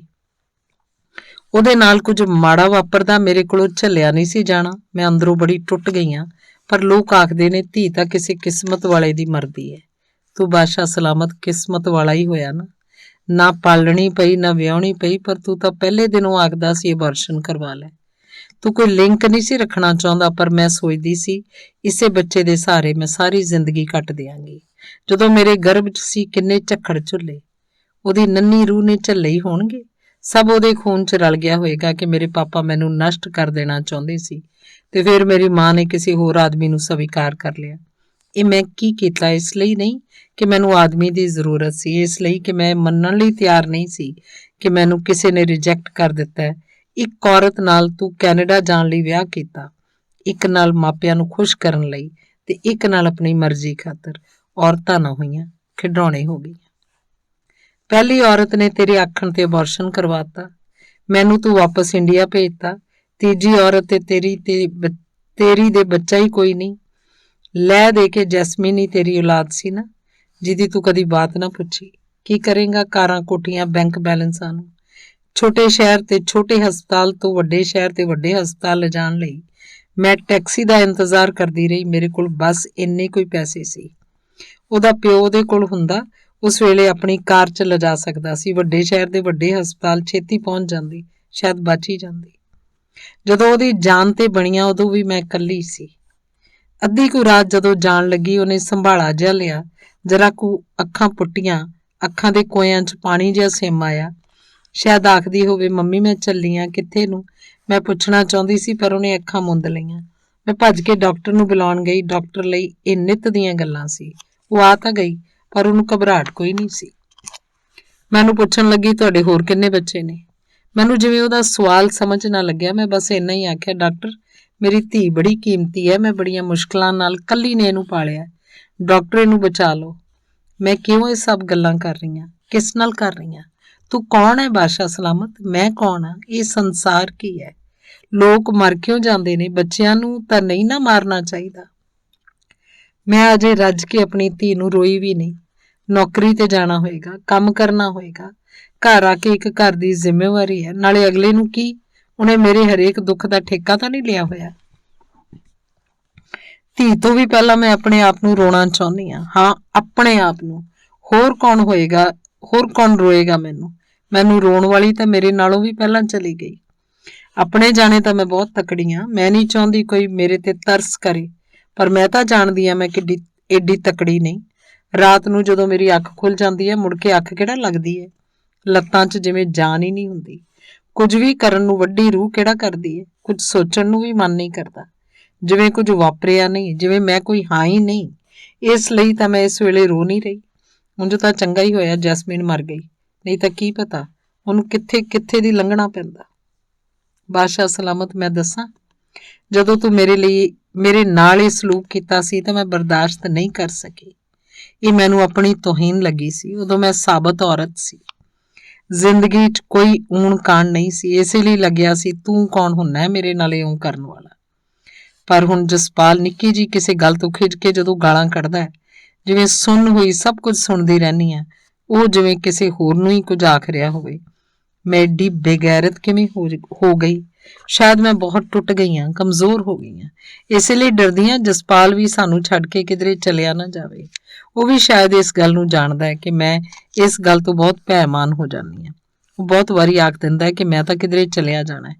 ਮੈਨੂੰ ਪਤਾ ਹੈ ਉਹਨੇ ਕਿਧਰੇ ਨਹੀਂ ਜਾਣਾ, ਜਾ ਹੀ ਨਹੀਂ ਸਕਣਾ, ਕਿਉਂਕਿ ਉਹ ਕਿਹੜੀ ਔਰਤ ਹੋਏਗੀ ਜਿਹੜੀ ਉਹਦੀ ਬੀਵੀ ਵੀ ਹੋਵੇ, ਉਸ ਉੱਪਰ ਹੱਕ ਵੀ ਕੋਈ ਨਾ ਰੱਖੇ। ਮੈਂ ਦੁਨੀਆ ਤੋਂ ਬਹੁਤ ਡਰ ਗਈ ਹਾਂ ਕਿ ਲੋਕ ਕੀ ਆਖਣਗੇ। ਇਸੇ ਲਈ ਹਰ ਵੇਲੇ ਗੈਰ ਹਾਜ਼ਰ ਹੀ ਰਹਿੰਦੀ ਹਾਂ ਆਪਣੇ ਆਪ ਕੋਲੋਂ। ਲੋਕਾਂ ਨਾਲ ਲੋਕਾਂ ਦੀਆਂ ਗੱਲਾਂ ਕਰਦਿਆਂ, ਕਿਤਾਬ ਪੜ੍ਹਦਿਆਂ, ਹੋਰ ਕੰਮ ਕਰਦਿਆਂ ਤੇ ਘਰ ਦਾ ਧੰਦ ਪਿੱਟਦਿਆਂ ਮੈਂ ਆਪਣੇ ਆਪ 'ਚੋਂ ਮਨਫੀ ਹੁੰਦੀ ਹਾਂ। ਪਰ ਜਸਪਾਲ ਨੂੰ ਉਹ ਔਰਤ ਚਾਹੀਦੀ ਸੀ ਜਿਹੜੀ ਸਿਰਫ ਉਸ ਲਈ ਜਿਉਂਦੀ। ਮੈਂ ਜਸਪਾਲ ਕੋਲੋਂ ਬਹੁਤ ਡਰਨ ਲੱਗ ਪਈ ਹਾਂ, ਇਸ ਲਈ ਉਹਦੇ ਸਾਹਮਣੇ ਹੋਣ ਤੋਂ ਡਰਦੀ ਰਹਿੰਦੀ ਹਾਂ। ਜਦੋਂ ਕਦੇ ਅਸੀਂ ਇਕੱਲੇ ਹੋਈਏ ਤਾਂ ਉਹਨੂੰ ਬਹੁਤ ਛੇਤੀ ਗੁੱਸਾ ਚੜ ਜਾਂਦਾ ਹੈ। ਉਹ ਬਹੁਤ ਛੇਤੀ ਛਿੱਥਾ ਪੈ ਜਾਂਦਾ ਹੈ। ਜਿਸ ਵੇਲੇ ਮੈਨੂੰ ਉੱਚਾ ਬੋਲਦਾ ਤੇ ਜੈਸਮੀਨ ਬਹੁਤ ਭੈਮਾਨ ਹੋ ਜਾਂਦੀ ਹੈ। ਉਹ ਗੁਸਲਖਾਨੇ 'ਚ ਚਲੀ ਜਾਂਦੀ ਤੇ ਘੰਟਾ ਘੰਟਾ ਬਾਹਰ ਹੀ ਨਾ ਆਉਂਦੀ। ਉਹਨੂੰ ਇਹ ਗੱਲਾਂ ਸ਼ਾਇਦ ਬਹੁਤ ਔਖੀਆਂ ਲੱਗਦੀਆਂ ਸੀ, ਪਰ ਮੈਂ ਤਾਂ ਗੈਰ ਹਾਜ਼ਰ ਹੁੰਦੀ ਵੀ ਇਸੇ ਲਈ ਇਉਂ ਤੁਰੀ ਫਿਰਦੀ ਜਿਵੇਂ ਕੁਝ ਹੋਇਆ ਹੀ ਨਹੀਂ। ਮੈਂ ਗੈਰ ਹਾਜ਼ਰ ਸੀ, ਇਸੇ ਲਈ ਜੈਸਮੀਨ ਵੱਲ ਵੀ ਧਿਆਨ ਨਾ ਦੇ ਸਕੀ। ਆਪਣੇ ਆਪ ਦੀ ਗੁਫਾ 'ਚ ਉਤਰ ਕੇ ਮੈਂ ਉਹਦੀ ਜੁਆਕੜੀ ਦੀ ਸ਼ਾਇਦ ਕੋਈ ਆਵਾਜ਼ ਹੀ ਨਾ ਸੁਣ ਸਕੀ। ਮੈਨੂੰ ਮਾਫ਼ ਕਰ ਦੇ ਜੈਸਮੀਨ, ਮੈਂ ਤੇਰੀ ਮੰਮੀ ਬਹੁਤ ਕਾਇਰ ਔਰਤ ਆ। ਮੈਂ ਜਸਪਾਲ ਨੂੰ ਇਹ ਨਾ ਆਖ ਸਕੀ ਜਦ ਦਫਾ ਹੋ ਜਾ, ਜੋ ਕਰਨਾ ਕਰ ਲੈ। ਉਂਝ ਵੀ ਤਾਂ ਮੈਂ ਇੱਥੋਂ ਬਹੁਤ ਦੂਰ ਮਨ 'ਚ ਕਿਧਰੇ ਇਕੱਲੀ ਜੀ ਰਹੀ ਸੀ। ਹੁਣ ਜਿਵੇਂ ਭਿਆਨਕ ਸੁਪਨੇ ਤੋਂ ਜਾਗੀ ਹਾਂ। ਸਮਝ ਨਹੀਂ ਆ ਰਹੀ ਮੈਂ ਜਾਗ ਚੁੱਕੀ ਹਾਂ ਕਿ ਅਜੇ ਸੁਪਨਾ ਹੀ ਚੱਲ ਰਿਹਾ। ਪਰ ਹੁਣ ਮੈਂ ਕਾਹਦੇ ਲਈ ਸਭ ਕੁਝ ਜਰਨਾ? ਜਦੋਂ ਤੇਰੇ ਬਿਨਾਂ ਸਰ ਗਿਆ, ਬਾਕੀ ਸਭ ਕਾਸੇ ਵੱਲੋਂ ਵੀ ਸਰ ਜਾਊਗਾ। ਕੁਝ ਵਰੇ ਹੀ ਤਾਂ ਹੁੰਦੇ ਨੇ। ਤੂੰ ਮਰ ਕੇ ਹੀ ਮੈਨੂੰ ਆਵਾਜ਼ ਦਿੱਤੀ ਹੈ, ਮੰਮੀ ਕਿੱਥੇ ਹੈ? ਤੇ ਮੈਂ ਆਪਣੇ ਆਪ ਨੂੰ ਪੁੱਛ ਰਹੀ ਹਾਂ, ਮੈਂ ਕਿੱਥੇ ਹਾਂ? ਤੇ ਮੈਨੂੰ ਆਪਣਾ ਆਪ ਕਿਧਰੇ ਲੱਭ ਨਹੀਂ ਰਿਹਾ। ਮੈਂ ਆਪਣੇ ਆਪ ਨੂੰ ਲੱਭ ਹੀ ਤਾਂ ਰਹੀ ਹਾਂ ਕਿ ਮੈਂ ਕਿੱਥੇ ਚਲੀ ਗਈ ਹਾਂ। ਮੇਰੀ ਬੇਟੀ ਵੀ ਮੈਨੂੰ ਆਵਾਜ਼ਾਂ ਮਾਰ ਕੇ ਚਲੀ ਗਈ। ਹੇ ਪਰਮਾਤਮਾ, ਇਹ ਸਭ ਕੀ ਹੋ ਗਿਆ? ਹੇ ਰੱਬਾ, ਮੈਨੂੰ ਤਾਕਤ ਦੇ ਕਿ ਮੈਂ ਆਪਣੇ ਆਪ ਦੇ ਸਨਮੁਖ ਹੋ ਕੇ ਪੁੱਛ ਸਕਾਂ ਕਿ ਮੈਨੂੰ ਕੀ ਹੋ ਗਿਆ। ਮੈਂ ਆਪਣੇ ਆਪ ਨੂੰ ਲੱਭ ਸਕਾਂ, ਪਹਿਚਾਨ ਸਕਾਂ, ਆਪਣੇ ਆਪ ਤੋਂ ਗੁਨਾਹਗਾਰਾਂ ਵਾਂਗ ਛਿਪਦੀ ਨਾ ਫਿਰਾਂ, ਆਪਣੇ ਆਪ ਤੋਂ ਗੈਰ ਹਾਜ਼ਰ ਨਾ ਰਹਾ ਤੇ ਉਹ ਸਭ ਲੋਕ ਜੋ ਮੈਨੂੰ ਗੈਰ ਹਾਜ਼ਰ ਵੇਖ ਮੇਰੇ ਮਾਸ ਨੂੰ ਸੂਈਏ ਪਰਾਉਂਦੇ ਰਹੇ, ਉਹਨਾਂ ਨੂੰ ਮਾਫ ਕਰ ਸਕਾਂ। ਮੈਂ ਕਾਹਦੇ ਲਈ ਆਪਣੇ ਆਪ ਨੂੰ ਧੁੱਪੇ ਸੁੱਕਣੀ ਪਾਇਆ? ਮੈਂ ਕਿਉਂ ਇਹ ਜੀਵਨ ਵਿਅਰਥ ਗਵਾਇਆ? ਸਭ ਕੁਝ ਗੁਆ ਕੇ ਮੇਰੀ ਹੋਸ਼ ਪਰਤ ਰਹੀ ਹੈ। ਬਹੁਤ ਲੰਮੀ ਸੀ ਰਾਤ, ਪਰ ਹੁਣ ਦਿਨ ਚੜ੍ਹਨ ਵਾਲਾ ਹੈ। ਮੰਦਰ ਦੀਆਂ ਘੰਟੀਆਂ ਖੜਕਣਗੀਆਂ, ਗੁਰਦੁਆਰੇ ਪਾਠ ਆਰੰਭ ਹੋ ਜਾਏਗਾ, ਪੰਛੀ ਚਹਿਕਣ ਲੱਗ ਪੈਣਗੇ ਤੇ ਮੈਂ ਬੇਝਿਜਕ ਹੋ ਕੇ ਸੌਂ ਸਕਾਂਗੀ। ਕੁਝ ਵੀ ਏਡਾ ਜ਼ਰੂਰੀ ਨਹੀਂ, ਮੈਂ ਉਂਝ ਹੀ ਰਹਿੰਦੀ ਰਹੀ। ਮੈਂ ਤੈਨੂੰ ਦੋਸ਼ ਨਹੀਂ ਦੇ ਰਹੀ, ਨਾ ਹੀ ਇਹ ਸਭ ਕੁਝ ਮੈਂ ਕਰਮਾਂ ਦੇ ਲੇਖੇ ਲਾਉਣਾ। ਮੈਂ ਸਮਝਦੀ ਹਾਂ ਇਹ ਸਭ ਕੁਝ ਮੇਰੇ ਨਾਲ ਇਸੇ ਲਈ ਵਾਪਰਿਆ ਕਿ ਸਭ ਕੁਝ ਮੈਂ ਆਪਣੇ ਆਪ ਨਾਲ ਵਾਪਰਨ ਦਿੱਤਾ। ਹੁਣ ਜਸਪਾਲ ਜੋ ਕੁਝ ਵੀ ਮੇਰੇ ਲਈ ਹੈ ਉਹ ਇਸੇ ਲਈ ਕਿ ਮੈਂ ਉਹਨੂੰ ਅਜਿਹਾ ਹੋਣ ਦਿੱਤਾ ਹੈ। ਕਸੂਰ ਮੇਰਾ ਹੈ। ਮੈਂ ਹੀ ਅਜਿਹੀ ਮਿੱਟੀ ਦੀ ਬਣੀ ਹੋਈ ਸੀ ਜਿਸ ਮਿੱਟੀ ਤੋਂ ਸੁਪਨੇ ਬਣਦੇ ਨੇ, ਪਰ ਨਹੀਂ ਸੀ ਜਾਣਦੀ ਸੁਪਨਿਆਂ ਦੀ ਫਸਲ ਦਿਨ ਨੂੰ ਨਹੀਂ ਉੱਗਦੀ ਤੇ ਦਿਨ ਦਿਹਾੜੇ ਮੈਂ ਜਿਵੇਂ ਨੀਂਦ 'ਚ ਵਿਚਰਦੀ ਰਹੀ। ਇਹ ਮੇਰੀ ਗਲਤੀ ਸੀ। ਦਿਨ ਦਿਹਾੜੇ ਕਬੂਤਰ ਵਾਂਗ ਅੱਖਾਂ ਮੀਟ ਕੇ ਮੈਂ ਆਪਣੀ ਹੋਣੀ ਨੂੰ ਟਾਲਣਾ ਚਾਹਿਆ ਸੀ, ਪਰ ਹਨੇਰੇ 'ਚ ਕਿਧਰੇ ਮੇਰੀ ਧੀ ਗੁਆਚ ਗਈ ਹੈ। ਮੇਰੀ ਢਿੱਡ ਦੀ ਅੰਦਰ ਮੇਰੀ ਗਜ਼-ਗਜ਼ ਲੰਮੇ ਵਾਲਾਂ ਵਾਲੀ ਮੋਰਨੀ ਧੀ। ਹੁਣ ਮੈਨੂੰ ਕਾਹਦਾ ਡਰ ਹੈ? ਮੈਂ ਕਿਹੜਾ ਭਲਕੇ ਧੀ ਵਿਆਹੁਣੀ ਹੈ? ਮੈਂ ਸਭ ਕੁਝ ਕਾਹਦੇ ਲਈ ਬਰਦਾਸ਼ਤ ਕਰਨਾ ਹੈ? ਕਿਉਂ ਬਰਦਾਸ਼ਤ ਕਰਨਾ ਹੈ? ਸਦੀਆਂ ਪੁਰਾਣੀ ਔਰਤ ਦੀ ਗੁਲਾਮੀ ਜਿਵੇਂ ਮੇਰੀ ਹੱਡਾਂ 'ਚ ਲੈ ਗਈ ਹੈ, ਜਿਵੇਂ ਮੇਰੇ ਲਹੂ 'ਚ ਘੁਲ ਗਈ ਹੈ। ਮੈਨੂੰ ਕਿਸੇ ਪਾਸੇ ਕਦਮ ਕਿਹੜਾ ਪੁੱਟਣ ਦਿੰਦੀ ਹੈ? ਇਹ ਕਿਹੋ ਜਿਹਾ ਘਰ ਹੈ ਜਿੱਥੇ ਆਪਣੀ ਮਰਜ਼ੀ ਨਾਲ ਹੱਸ ਨਹੀਂ ਸਕਦੀ, ਰੋ ਨਹੀਂ ਸਕਦੀ? ਜਸਪਾਲ ਗਾਲਾਂ ਵੀ ਕੱਢੇ ਤਾਂ ਮੈਂ ਗੁੱਸੇ ਨਹੀਂ ਹੋ ਸਕਦੀ। ਉਹ ਜੋ ਮਰਜ਼ੀ ਬੋਲੇ ਮੈਂ ਜਵਾਬ ਨਹੀਂ ਦੇ ਸਕਦੀ।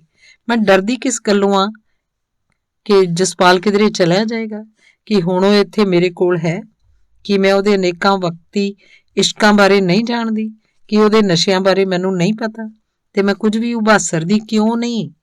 ਇਸੇ ਲਈ ਕਿ ਘਰ 'ਚ ਝਗੜਾ ਹੋਏਗਾ ਤਾਂ ਗੁਆਂਢੀ ਸੁਣਨਗੇ ਕਿ ਗੁਆਂਢੀ ਮੇਰੇ ਆਪਣੇ ਆਪ ਨਾਲੋਂ ਵੱਧ ਜ਼ਰੂਰੀ ਨੇ। ਇੱਥੇ ਕੁਝ ਵੀ ਤਾਂ ਜ਼ਰੂਰੀ ਨਹੀਂ, ਸਭ ਕੁਝ ਹੀ ਵਿਨਸਨਹਾਰ ਹੈ। ਚਲਾਏ ਮਾਨ ਹੈ। ਬਾਦਸ਼ਾਹ ਸਲਾਮਤ, ਤੂੰ ਮੇਰਾ ਕੌਣ ਹੈ? ਜੋ ਇਹ ਸਭ ਗੱਲਾਂ ਮੈਂ ਤੈਨੂੰ ਦੱਸ ਰਹੀ ਹਾਂ, ਤੂੰ ਵੀ ਮੇਰਾ ਕੋਈ ਨਹੀਂ। ਇੱਥੇ ਕੋਈ ਵੀ ਕਿਸੇ ਦਾ ਕੋਈ ਨਹੀਂ। ਇਹ ਜੋ ਸਭ ਦਿਸਦਾ ਹੈ ਮਾਇਆ ਹੈ।